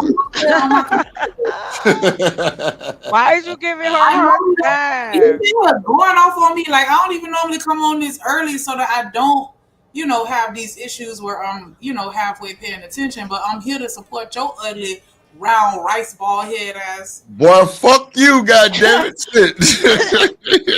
Hey, she gonna say it again. Say it again. I can't stand that raggedy motherfucker. Saying God around what damn. I want to hear it again. I like Sorry it. for having a job. Right. Sorry for working hard back here. You're Nah, more than nigga. welcome to pay all my bills for me, and I will be here. Thank you. Thank you. Undivided attention, front and With your center. eyes not even No, blinking, just staring. no. Fuck all that. Like First a of all, puppet. my bad, Yeah, motherfucker. thank you, BJ. White bald head. After 5 o'clock at least. No, that's my bad, bro. I forgot it wasn't 5 yet, bro. That's why I'm like, what the fuck I'm out you the doing? window with it. That was Fuck great. it. Earning a living, that's what I'm doing. No, I'm just kidding. BJ ain't worth a fuck neither. God damn it. Thank you, BJ. Thank you. God damn. See, I got attacked that fast by my chat. Goddamn. BJ that jumped out in these motherfuckers. Hold on, let's see. We are a specific ethnic group. We are foundational Black Americans. We are a very unique ethnic group. You dig? And that's why self-classification is important. Trying to align yourselves with a group that's already been infiltrated, how's that going to work for you? For real. I'm all about doing things that's practical. Trying to realign yourselves with a group or a tribe that's been completely infiltrated right now. Nigga, you kind of smart. What you say? What you got to say? Nah, it just made me laugh because if you talk to my grandma, I promise you she gonna tell you we Indian. Damn. Is your grandma Indian? And I'm like, you ain't benefiting shit from it. She claimed her Yeah. daddy is. And I'm like, So nigga, I told you, you look like a motherfucker Ethiopian. You don't look just regular black neither. It's that skin tone. It's something like, you may have a fly flying around your goddamn earlobe in a second. 17 cents a day, we can support Shanika. That's a fact. It's 17 cents a day. 17 cents a day. I ain't bullshitting. I have gotten that before, but I'm gonna let you have it. All right, hold on. What? Y'all got any pushback on what he's saying about the infiltrated chocolate or hood server? No? All right. They infiltrated. My bad. Go ahead. No, go ahead. Go ahead. You sure? I show for sure. Go ahead. All right. You sure? Nah, Infiltrated them things left and right. That's done. Yeah. So, us identifying as the ethnic group we are an ethnic group and we're self-identified. We'll get more strength there because we're going to be more codified there. We're going to be more codified there because us acknowledging our foundational Black American heritage, we do acknowledge the Aboriginal, the African, and the foundational. Because I don't have a problem with Africa. I don't have a problem with African DNA. You got some of these dudes trying to claim these red tribes talking about we ain't got no African DNA. I don't know what you're talking about because we're mixed in with African people. We are mixed in. I don't know where y'all going with that. And the ice cream truck passing by outside. Damn, I ain't seen that motherfucking month of Sundays. Oh my gosh, I love the dirty ice cream from the ice cream truck. Damn. We had an That ice truck do be cream dirty. man. He was a cutie too. Damn. He was serving ice cream or ice cream? He was selling ice cream, but I was trying to get. Yeah, you was trying to get bomb pops and shit. You trying to get a bomb pop and shit. I was like, well, hello, what we doing? Can we melt all this ice? No, let me stop being bad. Okay, go ahead. Yeah, the last time I bought something from an ice cream shop, they were $3. I was like, you better be lucky you black, and I just want to support Cause ain't no Why? fucking way I'm paying $4. Oh yeah, ice for cream fucking ice expensive, cream man. bar. And it My don't kids even be like, have "Can to we go to be. the ice cream truck?" I'm like, "No, we're going to the store and buying ice cream out the freezer. The ice cream truck nigga is not gonna rob me for you little niggas." And then That's I'm even funny. worse than that, Hood. Like I'm going to go to that freezer and get them bananas and throw them in a food processor. Cause what you talking about? That's fancy. We cutting up them bananas. No, I'm just Yeah, playing. when you freeze bananas, you put them in the food processor. But same what thing if? as What ice if? cream. Putting up bananas. I Lord had is- I had an idea though. What if there was a adult ice cream man? Like he ain't got a shirt on and he deliver ice cream to you. He gonna be delivering more than that with no shirt on. Ain't no No. real market for that. We It can is. try You that. just don't know. Say You back in don't the know. day, Mr. Charlie, who was the milkman, shit. Hello, they liked him so, and he That wasn't boy even was getting hitting paid. niggas' mamas. That's for sure. Yeah, but they weren't paying And for the Jody. milk. I mean, they weren't paying for that whole extra service. You see what I You mean? know, Like they people pay for gotta have a market cuddles. for it. People pay for Hey, cuddles. the Sir. crazy You thing know what? is, you ain't bullshit no Hood. They was just going. Wasn't no Right. cause back then milk was like a nickel. So you gotta That milk was a know. nickel. Shit. This Some No, nigga. think about it. Think about it. Like the female ego is opposed to paying for a man to have access to her vagina. It's not gonna work large scale. Oh wow. what? What are you talking about? Wait a minute. Say that again. The Dang. female ego is not going to stand for men. The female ego is not going to allow her to pay for men to have access to her vagina. That is counterintuitive to everything that they're genetically built to But do. women do that. Every day. That's a minority. That's why No, I it's said not, it's not a sir. big It's a market lot for it. more. No. They have groups. They have have you ever heard of Cowboys and Angels, sir? He not in them circles. Okay, well I'll explain it to you. I know these Cowboys, are like niche sexual circles, but you they're don't make not. up more than 5% of any group of people. Like there's not a huge enough What are market. you talking about? For So what? I so just. Hood What do you Servative, mean? watch this. Watch this. Watch this. Shanika, tell Hood Servative about your little predicament about seeing 5 or 6 dudes on the corner in a circle. Go ahead and tell him real quick. What? No, go ahead and tell him. Nah, it got a lot to do with it. Do you they talking about? No. Okay, so look, Shanika So I say think- Hood. Go ahead. I said that whenever I see a group of 5 or more men huddled up, grouped up together or whatever, I know for a fact that at least one of them is on some, some other shit, right? And so it's just a matter of, observing them enough to figure out which one it is or which ones, because sometimes it could be more than one. But yeah, absolutely. I feel like one out of every 5 dudes is zesty.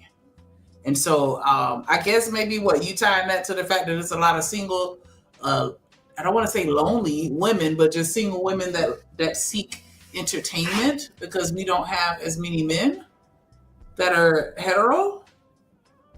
That's what I'm trying to tell you. I'm glad that you brought that up, Shanika, because I think straight black men forget that there's a section of men who aren't even interested in this. So that makes that number even smaller for us. You mean the ones that's not right? Like All I'm saying to is find a the way- quality mate, and they tell us, okay, well, all men aren't like this. Da, da, da, da. However, I got you, but there are men within our group who don't like women, and that group is a nice amount. I think you're mixing up all other points because this is parallel to what I'm trying to explain. Just the nature of the female ego, you literally define men as creatures who do shit for you. So the idea that you're going to have to pay for him to have access to you, only a minority of women will even think on some shit like that. It doesn't really apply to how women tend to operate. But see, I think you're forgetting that the ego has shifted. In 2025, yeah, you have women that are the loud minority that are online saying, pay my bills. But we even watched a video that we streamed where the girl like, yeah, you need to pay bills. I don't get them to do it, but you need to do it. These women are not living those types of lifestyles. That they know that to get, especially the men that they want, they're going to have to pay for it. You got a lot of women out here that are paying bills, paying car notes, paying cell phone. Like they're That's letting a men fact. come and live with them. Men are coming to The men that you buy, the men that you buy. I'm sorry. Please finish. No. I was just gonna say, anecdotally speaking, I've spoken to countless women that's like, I don't mind paying for it if I'm getting what I want out of the situation. Yeah, man. I'm telling you, they paying for dick. Go ahead. The men that you pay for aren't the men that you really want. Just put it that way. They are. They're not the ones that are good for us, but they're Right. the ones that we want. Right. We don't want them for the right reasons, but those are the men that we want, which is why we're willing to pay. I'm saying we just because I'm a woman, but I'm just saying, well, throw me in there too, because I'll drop a couple dollars if I like you, sure will. Yeah, you gonna pay for that dick too. Maybe to some degree, but I think when you were saying things have changed, I think the only thing that's changed really is the economic landscape. So like a lot of women have money and less options, so they're kind of being brought low in a certain way. But I stand by what I said. It kind of offends the female ego to be doing that shit. I get what you're saying, and I'm not disagreeing. I'm just saying that narrative is slowly changing as time progresses because women aren't getting that type of treatment. And now that women are making money and more households are egalitarian as opposed to the men being the sole or primary provider, now that we got money and we making it, that's limiting our dating pools because a lot of women want to date men or at least marry men that are on their level. And because they don't have those options, then they actually paying for drip. Now here's the thing, and this is where the politics get emotional and complicated, but I swear to God, I'm right. In order for the most women to have the most options and the most access to decent men have to make a lot more money than women. And women don't want to think about that when it comes to politics and policy. They want to make all the money so they can wind up having to pay for dick. I mean, I don't mind. Pay me. They'd rather do that than get the roles, then so be it. That's on them. But I'm just saying that it does happen. Look what Big Russ said. PS5 game consoles, Jordans. I know they don't went up because we buy. Yeah. Look, I had conservative. I'd have been in that position being paid for.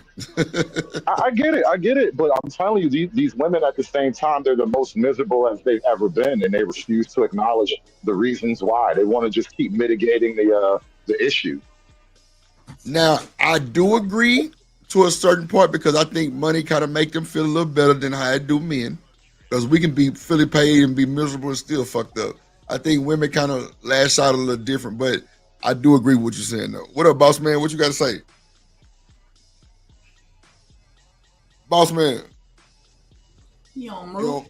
You don't move, my Kingpin mentality. How y'all doing today? Yes, sir. Go ahead. That nigga said Kingpin. I don't even know what y'all was talking about. I had to just hop back on. Honestly, I had to go run some errands. What y'all talking about? So women making more money that's paying for it. Women making more money that's paying for it. What, paying for sex? Yeah, paying for men. You know, it's crazy. That happens a lot more than what people think, and I understand why. I understand why, but I will say it is more of a new thing, right? So men have been doing it for centuries, for ages. We know this, right? Since the beginning of fucking time, they've been paying for that act. Women have really, because of the money thing, it goes back to the money thing. And I'm not saying that women just started making money. However, women just started making money that they can basically trick off on somebody. See what I'm saying? They got the confidence now to want to trick off on a nigga. Yeah. Well, that too. They got the confidence as well. You know, and women, it's a lot of women that's starting to think like men, which is sad to me, but I mean, that's what it is. And so because I've seen this shit my damn self, so I'm talking from experience in this motherfucker. Right. A woman that don't want to get married, don't want to have kids, or rather, have a nigga or a couple niggas on call that's in their phone that they can pull up and be like, hey, pull up and hey, I got shit to do. You gotta be gone. I need 45 minutes, so I need 2 hours of your time, but you gotta leave. Or they be like, you can stay the night. How much do it cost to stay the night? Or I need you to go to this party with me, or I need you to go to this dinner with me. You see what I'm saying? That's how it's been. I've seen this shit myself, bro. And I was like, damn, women doing this shit too, bro. Women out here looking That crazy shit in these streets, been bro. going on, bro. It's Y'all been talking about going this on, but new I boss think man? it's been Look a at these secret, though. judges. No, it ain't really been those. Well, okay, it's okay. So it's all the underground world, right? Stripping, Right. all that shit, right? Yeah, for Bro, sure. do you know? It's so many old ass women, bro, who pay for. Bro, do you know the rate of prostitution in the male strip club is like over 60%, bro? Yeah, for sure. But see, I'm speaking not on older women. I'm speaking on the younger women too. Yeah, bro, they dropping the bag too because they They feel. drop the Okay, so bag. boss man, yeah. Tell me this, boss man. When did you start seeing women start paying for your drinks, paying for your outing, or them wanting to pay for the motherfucker? You know what I'm saying? Bill, if we go to Roof Chris or somewhere. I've had women pay for like I'd say about the last 5 to 7 years. I didn't see it in the last 15, 20, boss man. Yeah, see, I'd had women offer and just correct. And now I ain't gonna lie, it's normally the older women when that shit would happen though. Yeah, but now no, the for younger sure, women for sure, definitely older flex. women. You're right. For sure, the older women. For damn sure, older women. Right.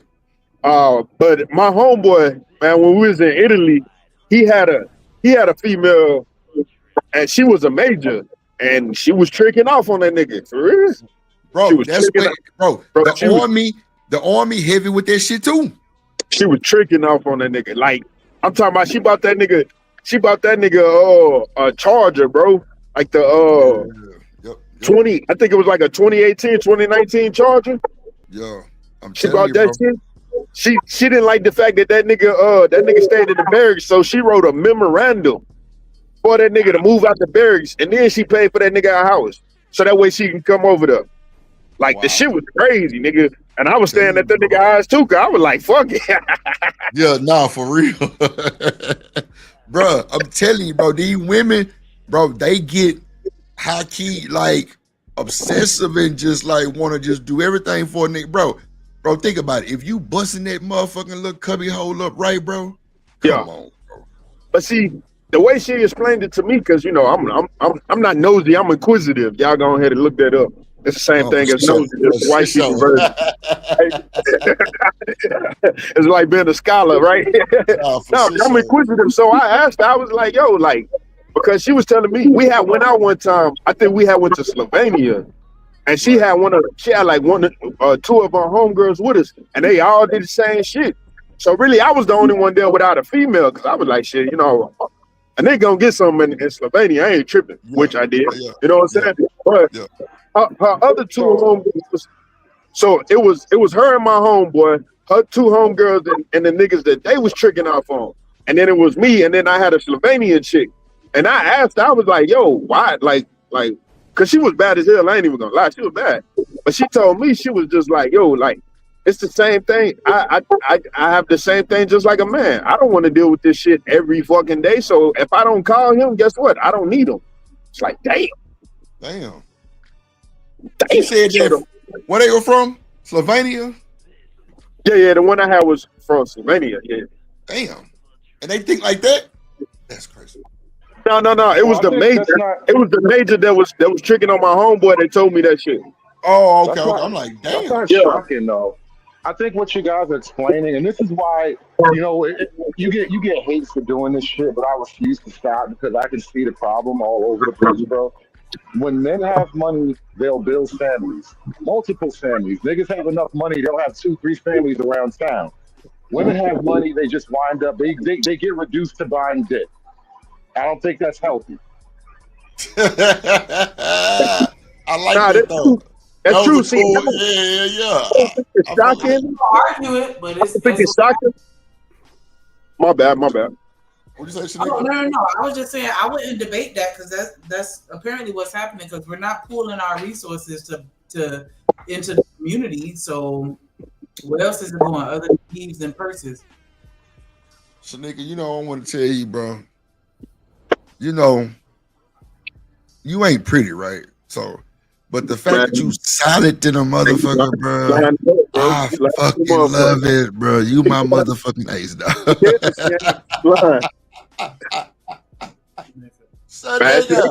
Hey, nigga fucked me over, bro. I ain't even gonna lie to you. The other day when she came up on camera the first time, nigga, I dropped the blunt and the Henny, bro. I was like, what the fuck? I'm telling you, bro. That was an underhanded move, bro. I hope she busted with Broke a whole cup while fucking around. You say what, hood service? I said that was an underhanded move. She gonna bust the windows out your car.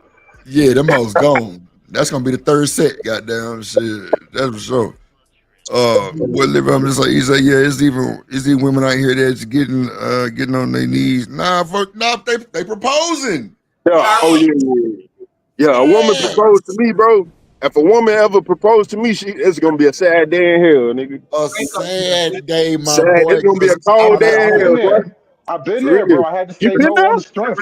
The principle is all wrong. I'm gonna tell you why. For me, that's like one of the most manly things. Now, I personally would never get on the knee and propose to a woman, but that's just me. All right. And I got a reason for that, and a lot of people don't agree with it, but I don't give a fuck. It's my reason. Well, wait, break that shit down then. What's your reason? I am curious.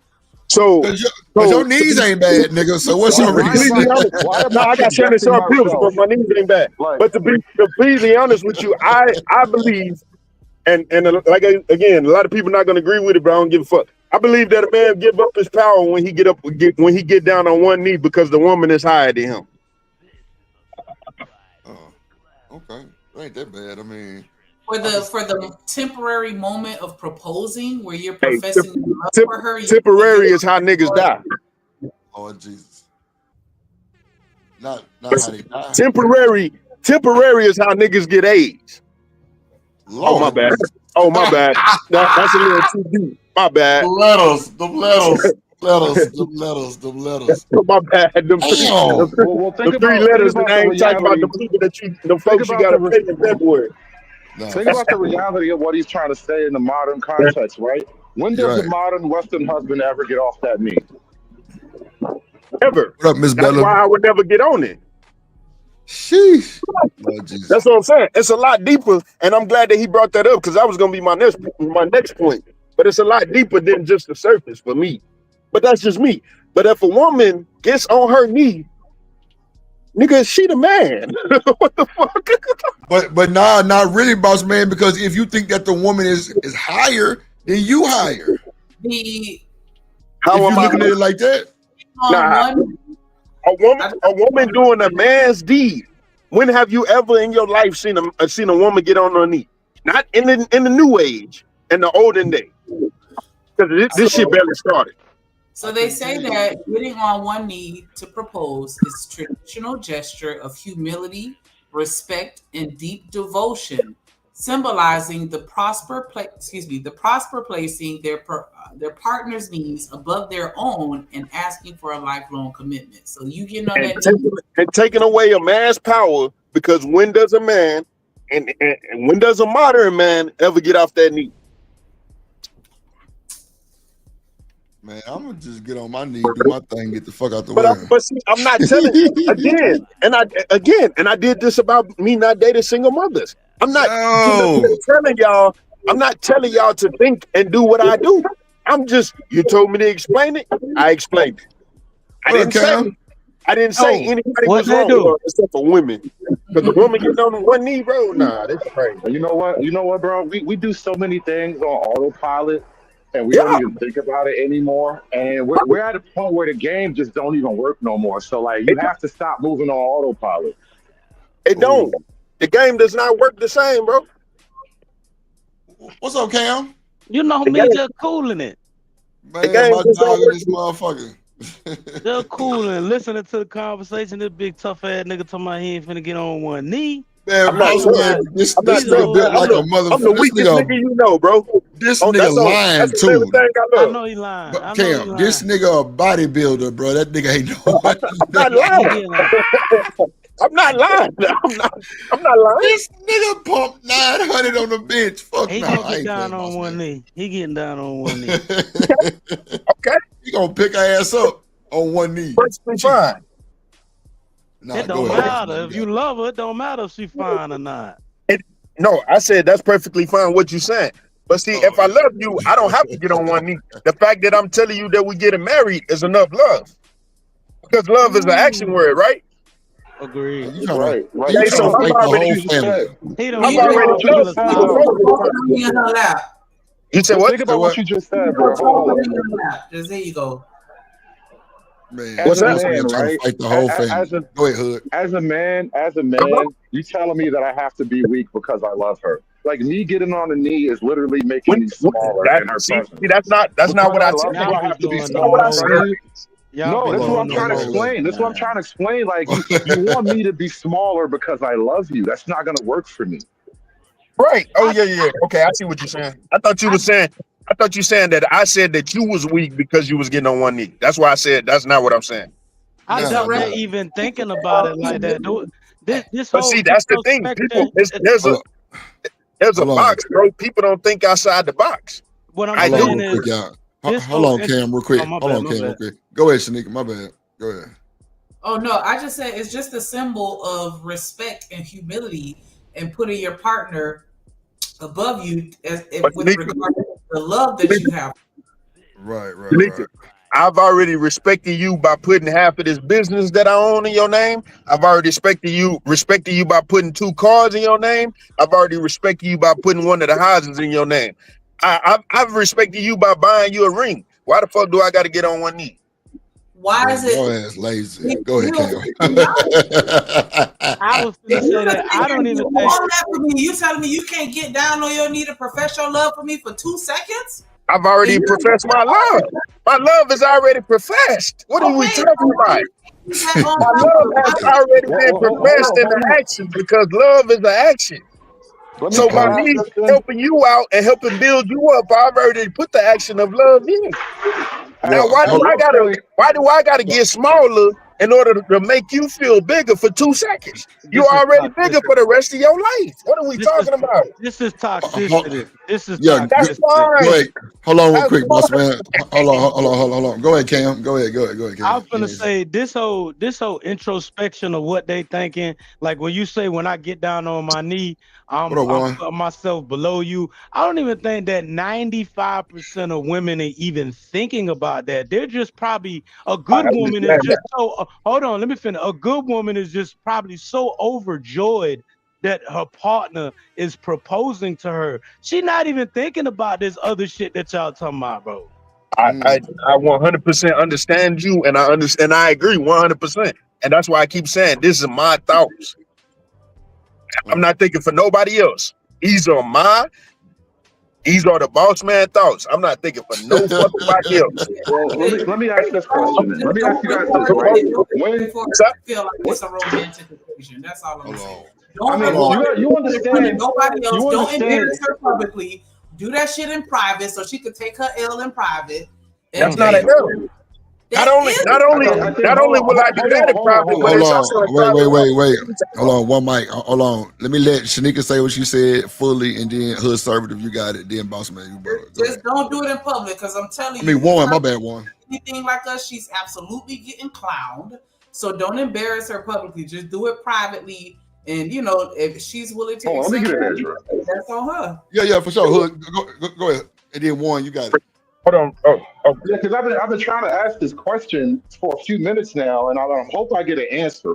What is a woman required to do that's equivalent to getting on one knee and professing your love? At no point in the ceremony do I think the woman has to offer any type of sacrifice or any type of. But they both say the same vows. They both walk down the aisle together. But only he, as the man, has to make himself smaller and swear all of this extra stuff. Where it's like he's already buying the ring and all that. He probably traditionally he has to buy everything. So when is she required to do anything like that other than show up?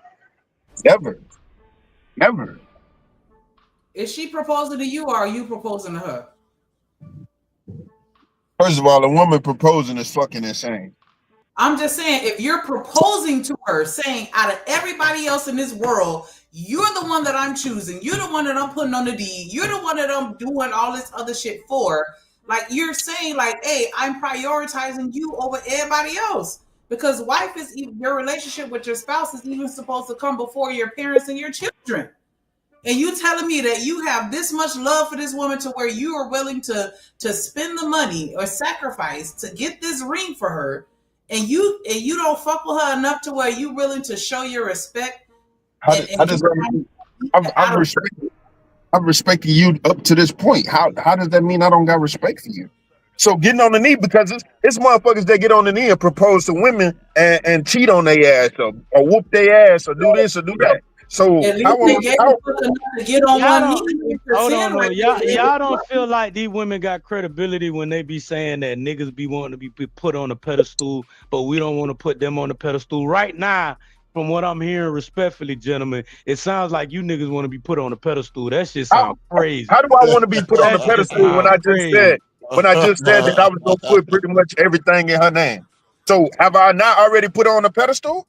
But you saying unless she meet these conditions, then I'm not gonna feel wanted. Okay, I'm not gonna feel wanted. So you mean to tell me you just gonna give everything to any woman? We didn't say that. We didn't do that. Don't do that. We didn't say that. No. I'm not doing nothing. I'm asking questions just like you asking questions. That's how we have a conversation, Kurt. No, I don't believe that there is no requirements that need to be met in order for a proposal to take place. Right. Why? Why? Because this is going to be my partner for life. Like, there's certain things about this person that I want to match up with my own personality, my own lifestyle, things like that. So why is it that I'm wrong for not wanting to get on one knee? That's what I don't. And I understand. I came here understanding that I was going to be wrong in the eyes of some people. Mm-hmm. There's a lot of thoughts. It's like, but I don't think you're wrong, boss. I don't think it. I'm just saying I disagree with it. You entitled to your own opinion and how you want to carry out. I just say I disagree with it, bro. Okay, no. Sure. Just like DB said, do it in private. Not only would I do that in private, but we also having a private wedding. What do I need? I personally don't want a whole bunch of people there to what? Hold on. Go ahead, Warren. Well, I was muted the whole time, so I wasn't part of the jumbled up conversation, but I thought it was just out of tradition. When I got down on one knee, it was to let my now ex-wife know it's because I'm putting you above myself. I'm willing to sacrifice everything for you. I'm going to cleave to you. And I thought that in return, that was why they wore the white dress in the wedding, because that was to simplify that, or to symbolize that they were going to be pure for us. But I don't know. I mean, But now I'm not going to get into that with you. But you know damn well that white dress is a lie at every modern wedding. None of us are traditional. We're doing it out of custom, and I'm just pointing out how the custom don't fly no more. Facts.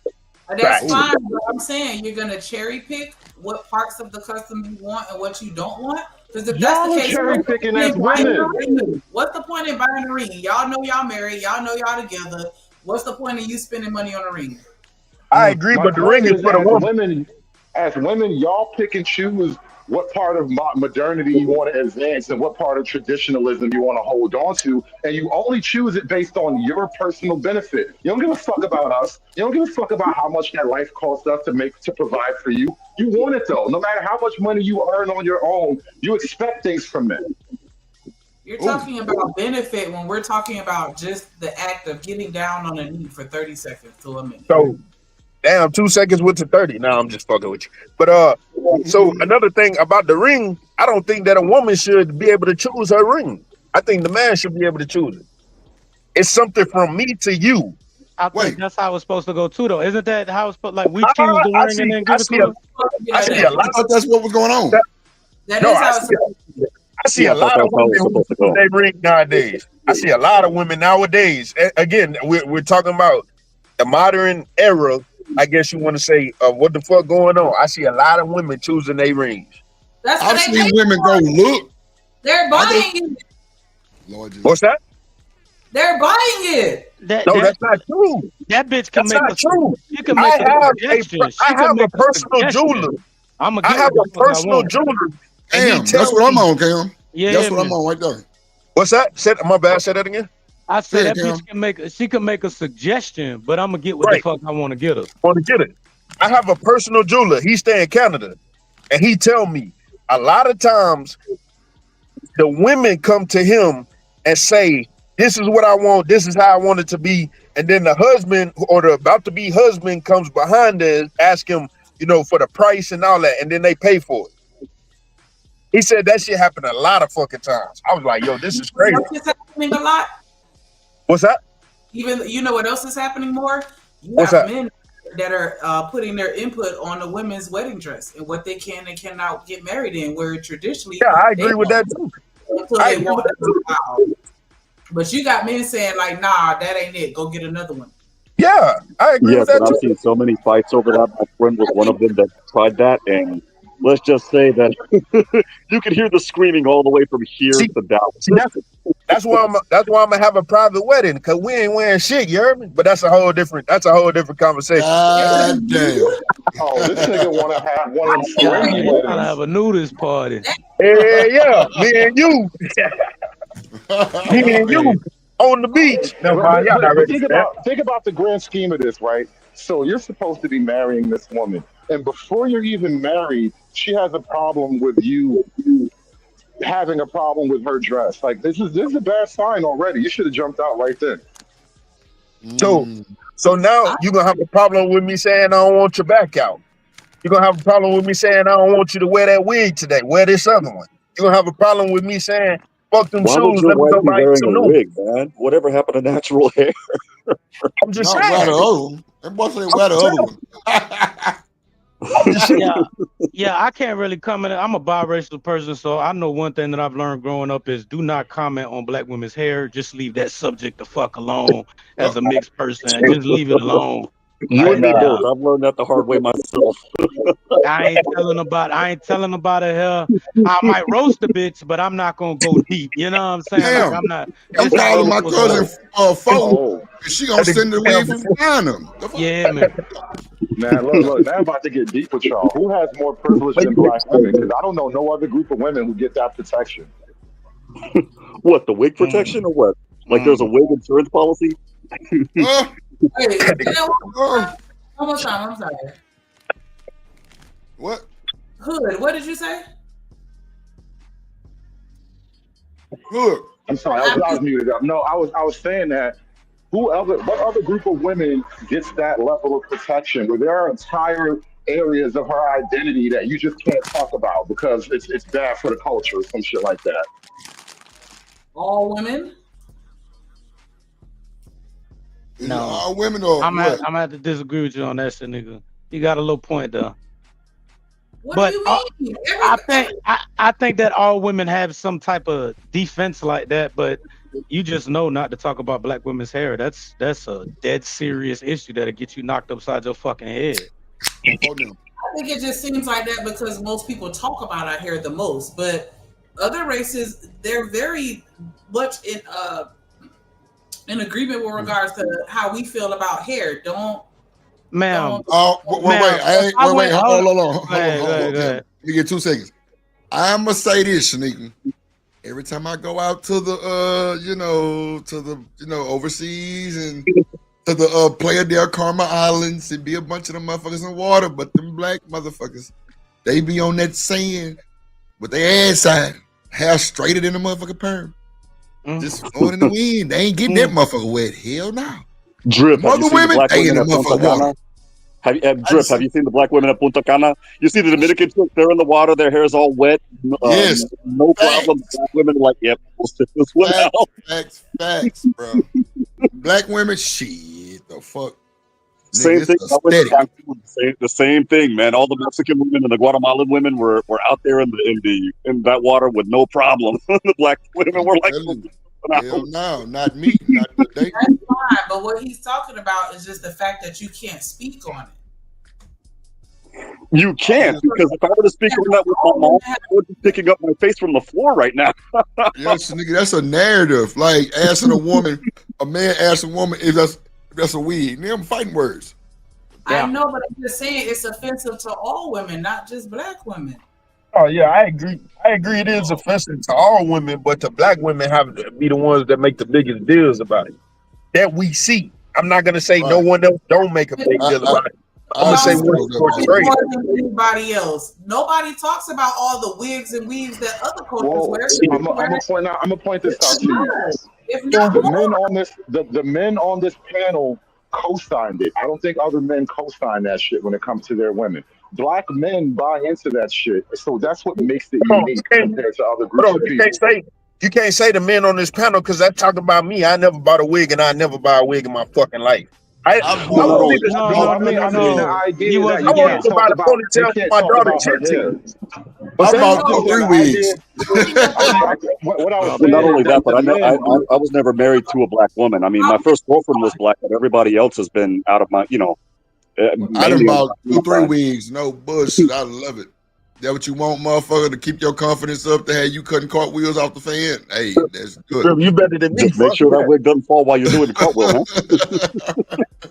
I ain't fucked up about that little old shit right there, man. I ain't gonna hold you. Know, some niggas is, some niggas not, but I know you heard of She's Happy Hair Boss, man. In Houston, that's the biggest one, bro. I went to school with them niggas. So, But it's what, 3 niggas that run that motherfucker? bro, they all brothers. I went to school with all them niggas. You know what I'm saying? Yeah. I went to school with all them niggas, bro. Them niggas cool than the bitch, them niggas from A-Leaf. Bro, them niggas goddamn run that shit, bro. I was in that bitch picking up all kind of sizes, wigs and shit, nigga, because that's what she wanted. And every time I go in there, nigga, chicks would be trying to holler and shoot they shot like, damn, you in this hoe buying your woman wigs and shit. Look at you. I'm like, yeah, bitch, you want my money, huh? Better than That's me. it. Hell no. Yeah, I buy my bitch a wig. Yeah. So Better than me, nigga. Hey, I'm gonna hit y'all right back, bro. Let me do something real quick. I'm gonna hit y'all right back. That's bad. But now, like I'm telling you, bro, I don't mind doing it for, like, especially if she down like 4 flats with a nigga, like, and I'm rocking and she rocking. And, I mean, not to say tit for tat as far as like buying me and I'm gonna buy you this now, like just knowing that you down. Because that makes sense. I mean, if I had like I told my ex-wife and like I told the girlfriend that I'm dating now, it's I'll say it in Spanish and I'll try to translate it into English. Ahorita no traigo nada, pero cuando estoy bien, te puede chiflar como no tengas ni idea. Which means I don't have shit, but when I got shit, I'm going to spoil the hell out of you. I mean, because that shows that I want to see you happy, and if I got it, you got it. What's mine is just there. You want to win? Get it with. I'm not going to complain. One, think about it. You just saved yourself a lot of arguments, a lot of bullshit ass petty complaints, a bunch of bullshit petty, bunch of shit because, bro, we not finna put ourselves in that position to where we got to fight with you and your hair. You a woman. That's just like if you had a big beard and you been growing your beard forever, she tell you to cut that motherfucker. Nigga, you don't look at that motherfucker crazy. Well, it depends. If I look extremely unprofessional and I'm scaring the hell out of my clients, then there's a problem, right? I mean, one, the fact that you got the clients with the fucking beard, bro. No way, stop it. No. Well, if a woman tell you to cut the fucking beard, like you tell her to stop wearing the wigs, bro, you're going to look at her crazy. I know I am. I spent a lot of time growing this motherfucking nigga. I didn't cut it 29 times. So I know that, like, you telling me to cut my shit, I'm gonna feel some type of way. So how you think they feel? I don't want to cut her ego. I don't want to cut her confidence. No. Yeah, fair enough. But here's another thing though, Drip. The moment you say that, or the moment you show that dedication, it's on you to continue. I mean, like I tell my friends, there's a difference between me going out there and getting it, or me, pardon my language, but bickering and moaning and saying, "Oh, I can't do this," while I'm drinking a beer or what have you, and not going out there and getting it. That's you got to know how to work them wigs, right? So see, let me tell you. I was saying I'm gonna argue with her. I'm gonna argue. If I don't like it, I'm gonna argue. I can't. If some bitches just can't wear a bob, some bitches just can't wear finger waves or finger rolls in their hair. Some bitches they can't do it. They just can't do it. It just don't look good on your funny body, ass bitch. Yeah. Nah, like it's like kids that are wearing these skin tight clothes, and it's like shit. I'm not. You look like the Pillsbury Doughboy. Come on. Hold on, Warren. I'm not finna fucking put myself in the friend zone because you want to look like this, and I like the way you look. God damn it. So when you said Drip, when you start buying them, you're like, it's on you, nigga. Let me tell you how this shit work, Warren. It's women out here. See me, I ain't finna cut the corners on my woman head, right? She want her shit sold in. I'ma take her to the motherfuckers who sew it in and it lasts a few months. Yeah, that's what Drip gonna do right there. I'ma take you, get your shit sewn in, and get what? Bring the other one that the nigga did too, so we can fix that one, and then you have it on goddamn standby. See, that's how you gotta work that bullshit. You know what I'm saying? You get about one or two. Yeah, you thinking ahead of the game. Come on, man. You gotta, Yes, bro. yes, you're If you love absolutely your right. woman, bro, you gotta make sure she's set, bro. You gotta make sure she's set, bro. That's like protection. Making sure she's set, a gas tank filled every. Hey, bro, my pops filled my mama gas tank up every Sunday night. She ain't touched no gas station. And then nigga, she rode the park and ride downtown because there was so much traffic, and and nigga downtown, you gotta pay to park everywhere. Even if you work at the building, you gotta pay to park. Nigga, she parked the car and hopped on a little old bus that went downtown, nigga, straight to her job. Boom, every morning. Paying like $1.50, then instead of paying $11 to park. So, you know what I'm saying? So she ain't never need no gas. You know what I'm saying? Because she was just going maybe 5-10 miles up the street. Hop on a park and ride and go. So he also probably made sure that there was money on the Q card as well if they were in Houston, right? Man, money on everything, bro. Yeah, exactly. Exactly. Come on. They got bro. My pop's big on me. They got big accounts. They got one for the bills, one for them, one for her, one for him, and he put the money in the one for her. She don't put money in the one for him. But my mom will buy whatever the fuck my daddy want. But see, my daddy got kids like me, my little brother, and my sister, and we believe in keeping that nigga young. So we'll buy Jordans and shit for my daddy. Hell yeah. Anytime he say he want a size, nigga, we gonna grab him. Anytime to my bro, right now, my pop's got Air Force Ones, 6-7 pair of whites, nigga. Blacks, nigga. You got white and black, white and blue, white and red, all kind of shit. You got Jordans, nigga. And bro, my mama be like, y'all be trying to keep his old ass young. Oh yeah, y'all got him stepping. He's stepping. Come on, bro. Bro, mama be upset. Look at your daddy. He got the shirt on that you bought him. Yeah, I be loving it. I be fucking loving it, bro. But at the end of the day, my mama don't buy that shit. She buy nigga like jackets and shit because they just came back from Canada. She bought nice. nigga jacket and shit that he don't even be wanting. Or he won't buy for his own self. But he'll open up that men's journal and buy a $1,300 bike that's like a robot. They really don't know how to shop for us, dog. That's one thing that frustrates the fuck out of me. They don't know how to shop for us, dog. They don't. And then they want us to be happy with that buffale ass shit they be bringing us, bro. Not the I don't know. My ex-wife, she knew exactly what I wanted, and she got me the stuff that I wanted, especially on Father's Day. I didn't have that problem. My girlfriend, not the same way. I don't have that problem, dude. Shanique, what you doing up there? Damn, man, you see Shanique up there? What she doing? Ooh, look at her. Yeah. That's why I cammed up though. I wanted my baby mama to see me though. You hear me? Yeah. She seen me. I'm glad she got a camera though. I'm happy she got a camera. That's what's up. No, she got the PC I sent her. She got the big boy computer. What happened to the camera that old Buddy Rowe was supposed to send you? I think she got it. Okay. I think she got it. Set that shit up so we can circle in on them follicles. You understand what I'm saying? I told her to put the lights up. I sent her hard. 2 big ass lights for a camera so it look dark ass. That motherfucker. I still gotta set everything up because I need like the speakers and there's just a whole bunch of shit. I'ma slap the shit out of you. You say speakers one more time, bro. My bad, not the speaker. I gotta hook the headphones up because I was using a microphone on this camera. Jeez. Okay. You ain't supposed to use the microphone on the camera. That whole sound raggedy as hell. Yeah, that's what I heard. I ended up just using the PS Elite. So these go to the PS5. I just use them on the computer. Yep. It's got the little headphone thing that come out and the microphone that come out the side. You can use it too. That's what I was saying. Get one of your boys gaming headphones. My bad one. Because it got the microphone thing on it. But wait, Cam. Shanika don't want to put no headphones on. So I said I'm gonna send her the ones that go in her ear. So I got some beats that I had just got. And I never even opened the package up, so I'm just gonna forward it. She just being spoiled. She just saying whatever, bro. She know it too, dog. She know that shit. Put them fucking headphones on to ass. That took about 3, 4, 6, 8 months to finally get on camera. Get it right. Come on, man. I was on her neck the other day. I was like, nigga, you ain't cammed up 7 months.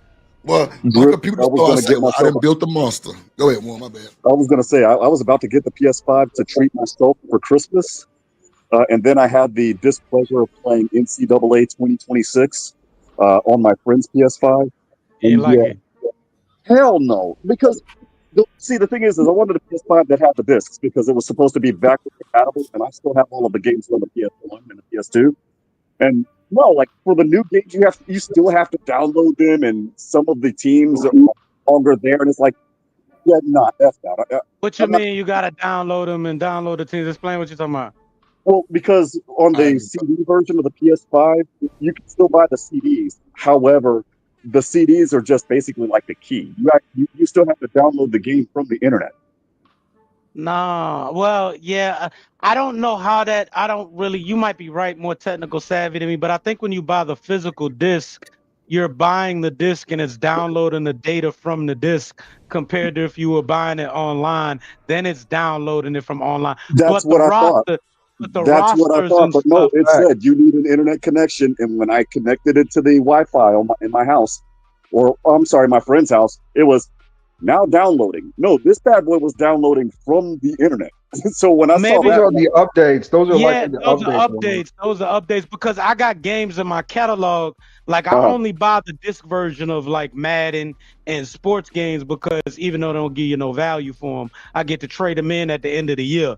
And the games that I know I'm gonna play like long-term RPG type shits, I buy the digital version.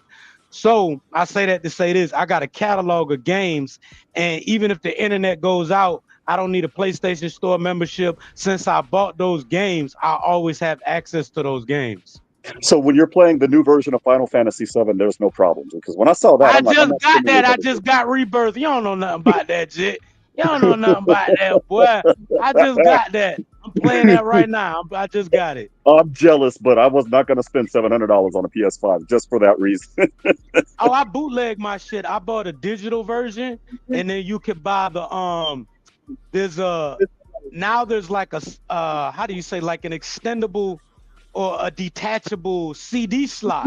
So I bought the digital version for $300, and then I bought the detachable CD slot, fixed that bitch up, added the extra 2 terabytes with like an external hard drive, and my bitch run. You hear me? And I spent what, like $400 instead of spending $800. Nah, I'm good. Man, look, I ain't gonna lie. I was going through my storage, bro. I got the original PS2, not a stain on it, bro. Remember, bro? Not us. I'm talking about, bro. That's the one that came with the little Wii controllers. Yes. It came with the controllers and the socket. That's the one I got. I'm talking about original, bro. Like, nigga, matter of fact, I had showed it on the stream. It was about six months ago. Nigga, I'm talking about, I didn't even know I had it in there, bro. The one that had the Need for Speed demo. Come on, bro. The black controls, bro. The motherfucking soccer, the tennis game, and all that shit came with it. Yes. Come on, To bro. me, The black to one. me, hey Drip, to me, games peaked at the PS2. Like I don't even see. I like the new games and shit. Don't get me twisted. I enjoy the graphics, but I would have been good at PS2. There would have been no need for anything else, bro. Bro, Like, so wait. Y'all remember that game Twisted Metal? Yes. With the Yes. clown, yeah. Bro, they got a show.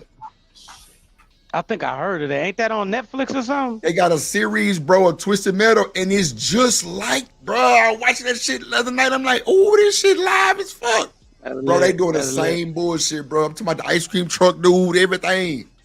Yo. They did a couple of those. I'm trying to think of the Chinese Cowboy Bebop. I didn't like the reality version of it, but it's all right. I'll tell you a good one on Netflix that's an anime, and I'm not big into anime, but this one's dope. Castlevania. Castlevania is dope. Yeah, that one actually follows the original Nintendo storyline, believe it or not. But yeah, That I've seen shit's some of tough. That nigga Yeah. Dracula ain't no joke, boy. No shit. Yeah, I he used to ain't play no joke. Castlevania. I used to play that shit. That was a good game too. Yeah, that shit It was a damn good game. Then they had like a bunch of them. Yes, Wasn't like they a bunch did. of them? Yeah. Castlevania 1, 2, 3, Super Castlevania, Castlevania for the Super Genesis. Castlevania. Yeah, I remember that shit, boy.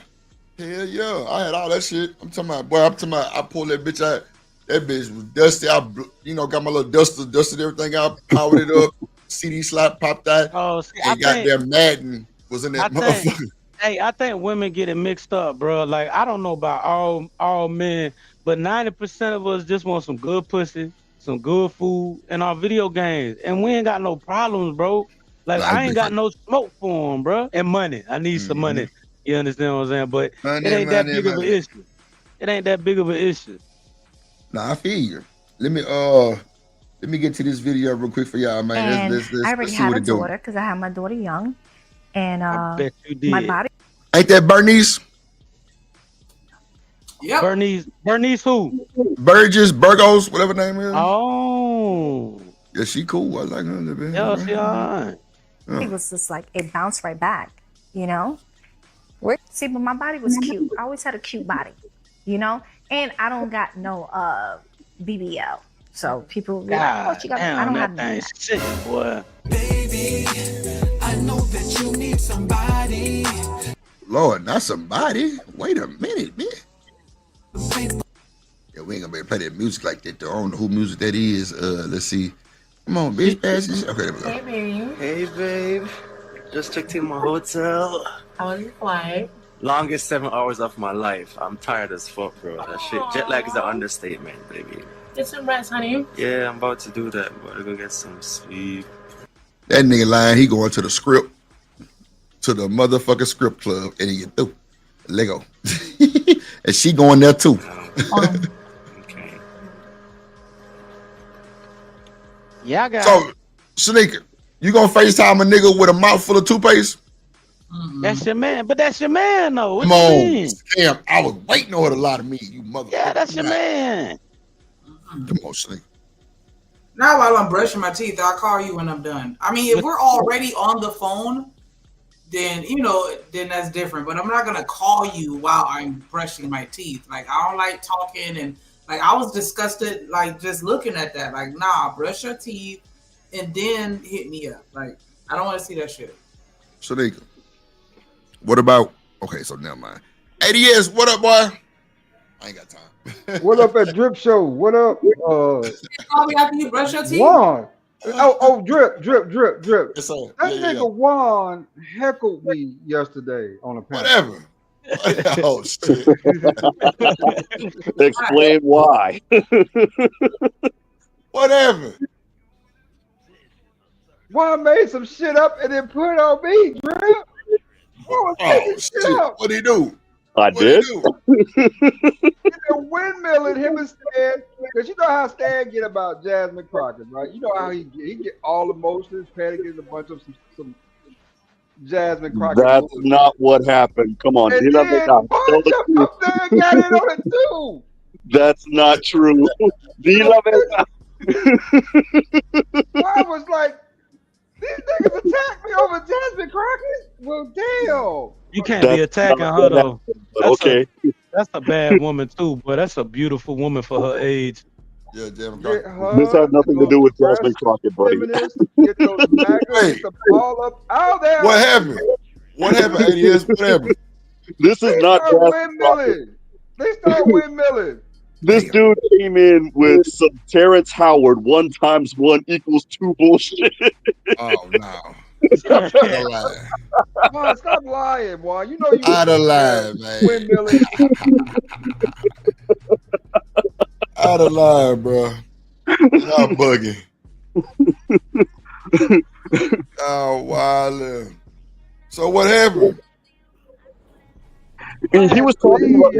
He brought up the fact got that a whole what was it, show 7? with my name on it, Drip.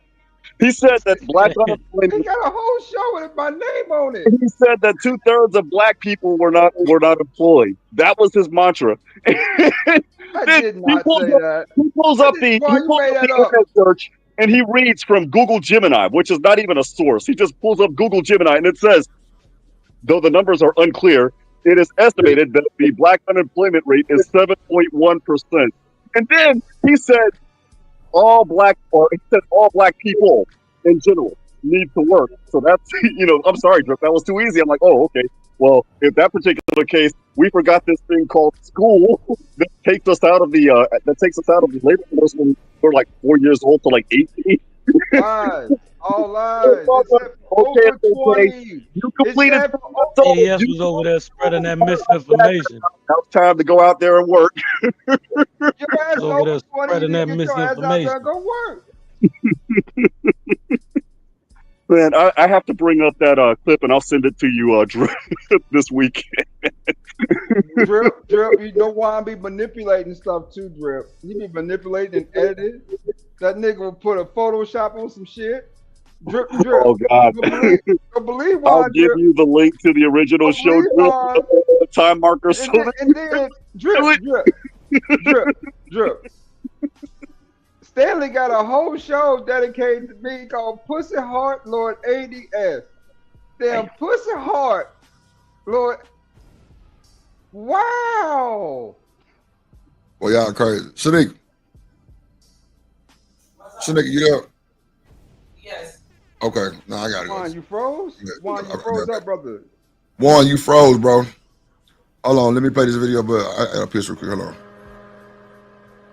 on. Ooh. Yeah, baby. Ooh.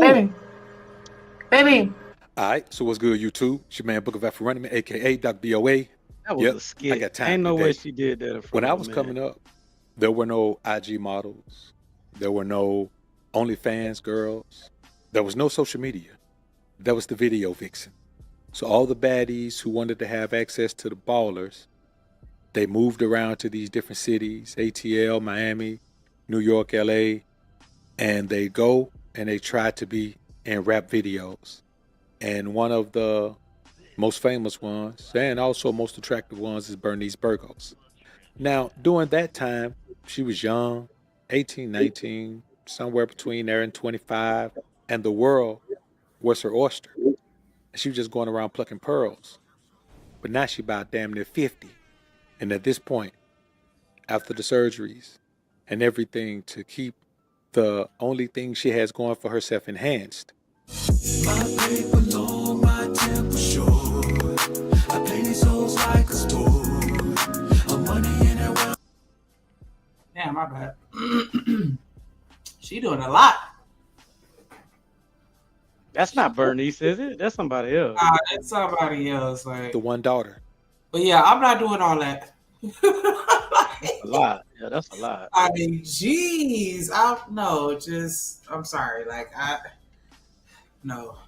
can't. But I mean, shout out to everybody that do though, because I remember when I was a kid, I used to look at all the women, the older women. I'd be like, "Ooh, I want to be just like that, just done up from head to toe, everything on point, all day, every day, not one hair out of place type shit." And then once I grew up and realized how much time and money and energy and effort and it's a lot. It's a lot.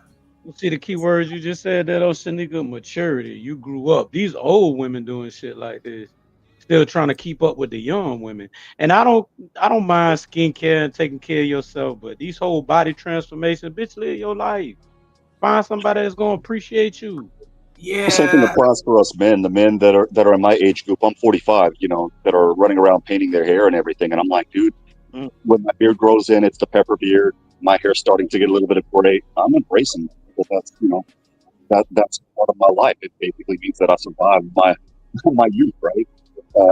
I think it's just a matter of everybody being happy with where they're at. I could be wrong. That's my opinion. Why won't somebody just say it out loud? Bernice Burgos got a whole face BBL, nigga. You think so? Face BBL, yeah.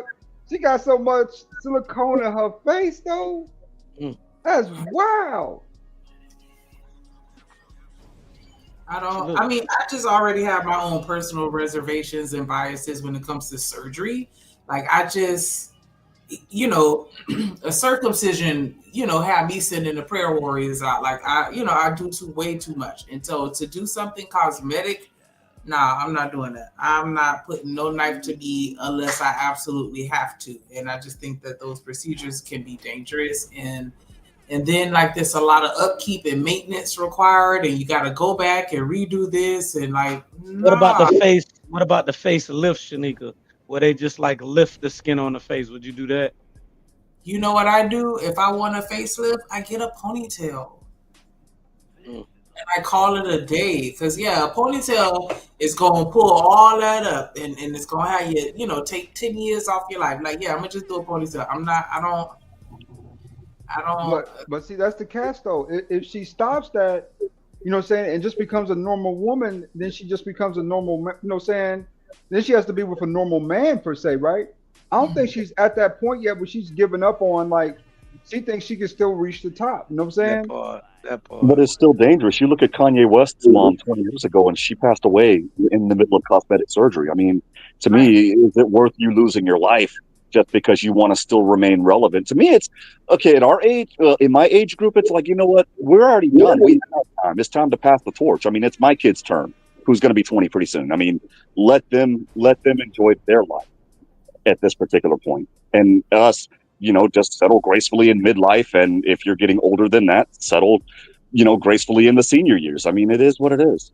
I think a lot of people have a problem with that, men and women. They just want to. There's nothing wrong with trying to stay youthful, but when you're trying to enhance your body in all these different ways, that's a psychological problem. Let these young people have their time, like you just said, Juan. Yeah, I get wanting to look a certain type of way, but yeah, I just can't help but feel like, just my personal opinion, once you get to a point where you're ready to surgically, alter your body, but yeah, I just hope that the people that are considering it, consider it some more and get some therapy on top of it, or talk to somebody and, see if it's rooted in something else. Because I feel like a lot of times that's what it is. But I just seen like a short documentary or something, or a video talking about not Lotto. What's this other girl name? She's a female rapper. It's not Ice Spice and it's not Lotto. She's pretty though. But basically, a lot of these female industry artists, even the women with money, are selling that box. You understand what I'm saying? Like, they only going on dates with people that they feel is gonna trick off. And they look, it's like a group. They got mademoiselles hooking them up with these niggas and shit. Yeah, you talking about wow, brother. But how for the? Oh, sorry. What's the name, Shanika? What's her name? Saweetie? Who was it? Saweetie, the one that was dating. Yup, Saweetie. Yup. But how else was she supposed to make money off of Offset at that point? Didn't have that any talent. That's another case of a woman who just can't admit that. Guess what? I can live with average at this point. You know what I'm saying? I just don't. I just want a comfortable life. That's another woman who can't admit that to themselves. That's like losing to me. If women actually start admitting that to themselves, it'll be a mass. Well, it'll be a suicide watch through America, nigga. Because the reality is that these are just average women who happen to get a whole bunch of unaverage things, right? And find themselves in positions with people they probably shouldn't have been with, but due to proximity, they had an opportunity. But some of them women ain't average, bro. Like, to me, Ice Spice is average, but ain't nobody gonna convince me Big Mama Lotto ain't average, bro. That's a bad bitch anywhere she go, respectfully. That's a bad bitch anywhere she go, bro. Bernice Burgos, that's a very attractive woman. She gonna be bad wherever she goes. She just trying to keep up. Are you referring to the before version of them or the after surgery version? The before version of Lotto's still fine as hell. I mean, the same thing could be said for what's her name, Gloria Velez. Gloria Velez, the chick that was on DJ Vlad or whatever the heck. I mean, she was one of the video groupies back in the 90s when I was in high school. And I mean, she looked hot back in the 1999, 2000, 2001. And I look at her now and I'm like, this chick looks like one of the girlfriends that I'm with. I mean, nothing, there's nothing big about her. But the thing is maybe you should just embrace that particular part. I mean, you don't need to. I don't know. You don't need to stay on top all the time. I mentioned again, you have to pass the torch to the younger crop. I mean, she looked like Roxy. She kind of looked like an older version of Roxy from 106 and Park. Yes. Well, the Puerto Rican version of Roxy, right? But yeah, I think Roxy is Puerto Rican. Oh, yeah, she is. I think so. Yeah. Oh, okay. Yeah. Then she looks like Roxy from 106 and Park. I think, hey, gentlemen, though, it's time for some self-reflection too, though. I heard somebody up here talking, and I wanted to say something, but I think I had lost my train of thought. But this had brought it back. It's because we look at women as objects, bro. Like, we really look at women. We say that they look at us as objects, as what we can do for them. But a lot of the time, that's how we look at them, as whether it be objects of sex, objects of what they're gonna cook. You understand? We look at them as objective instead of looking at them for. I don't know. We do objectify their beauty, but that's just how men naturally by instinct are. You can't use that as no excuse, though, dog. But it's an honest truth, But And for men, then what if women said that, though? The same thing, AD. What if women just said we naturally look at men for what they can provide?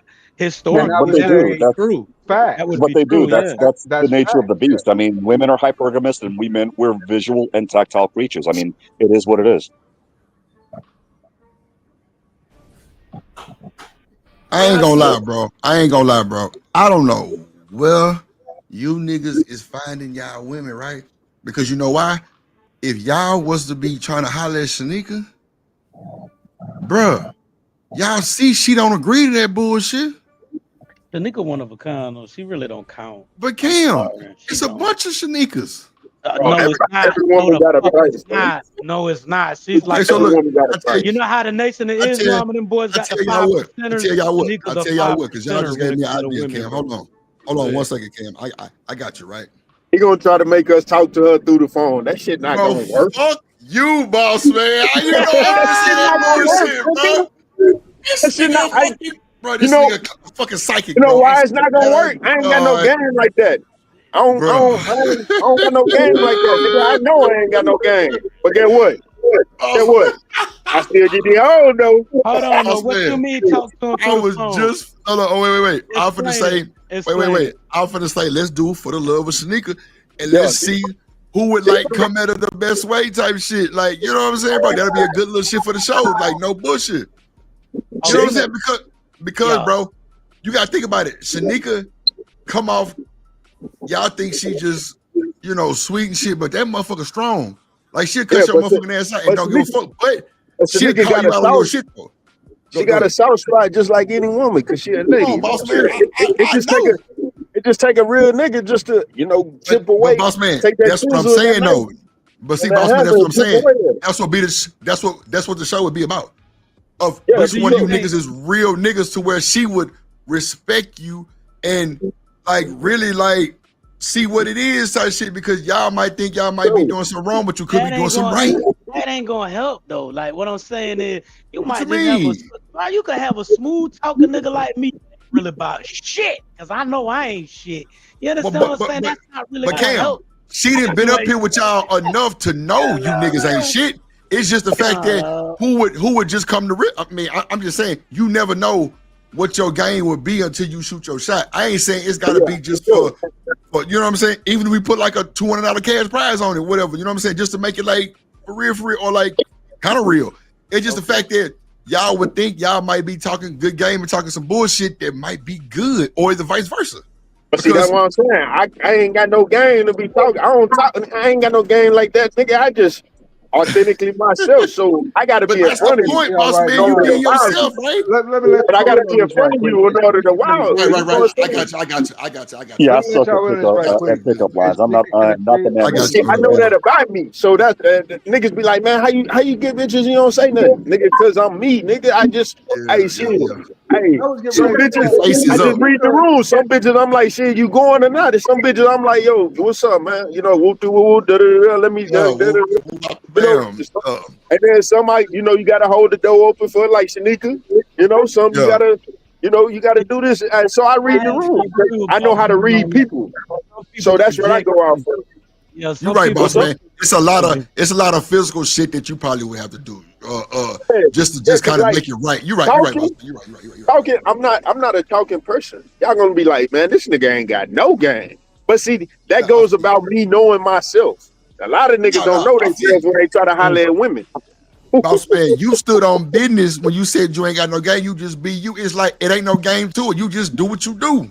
Do what I you do. Can't explain that shit. Yeah, for sure. I got you. For sure. Yeah, I'm saying. Yeah, I would suck at that as well. The only thing I do is I just talk to them. It is what it is. There's no way that I can do pickup lines or anything like that. If there's anything that puts their interest, you know, I'll just text them later on, like, hey, this particular dude's coming in town. Let's go. You know, that is. So wait, Warren, it wouldn't be a pickup line thing. It would be Drip with the clip is the host, and this is the goddamn For the Love of Shanika show, and I can ask y'all questions and kind of let her just kind of decide, just not just you gaming her like on a speed date, but just me asking you questions that she would probably want me to ask y'all. That's all. That would be good entertainment. Like, you know what I'm saying? Yeah, that'd be good entertainment. Really For sure. Yeah, that would be good entertainment.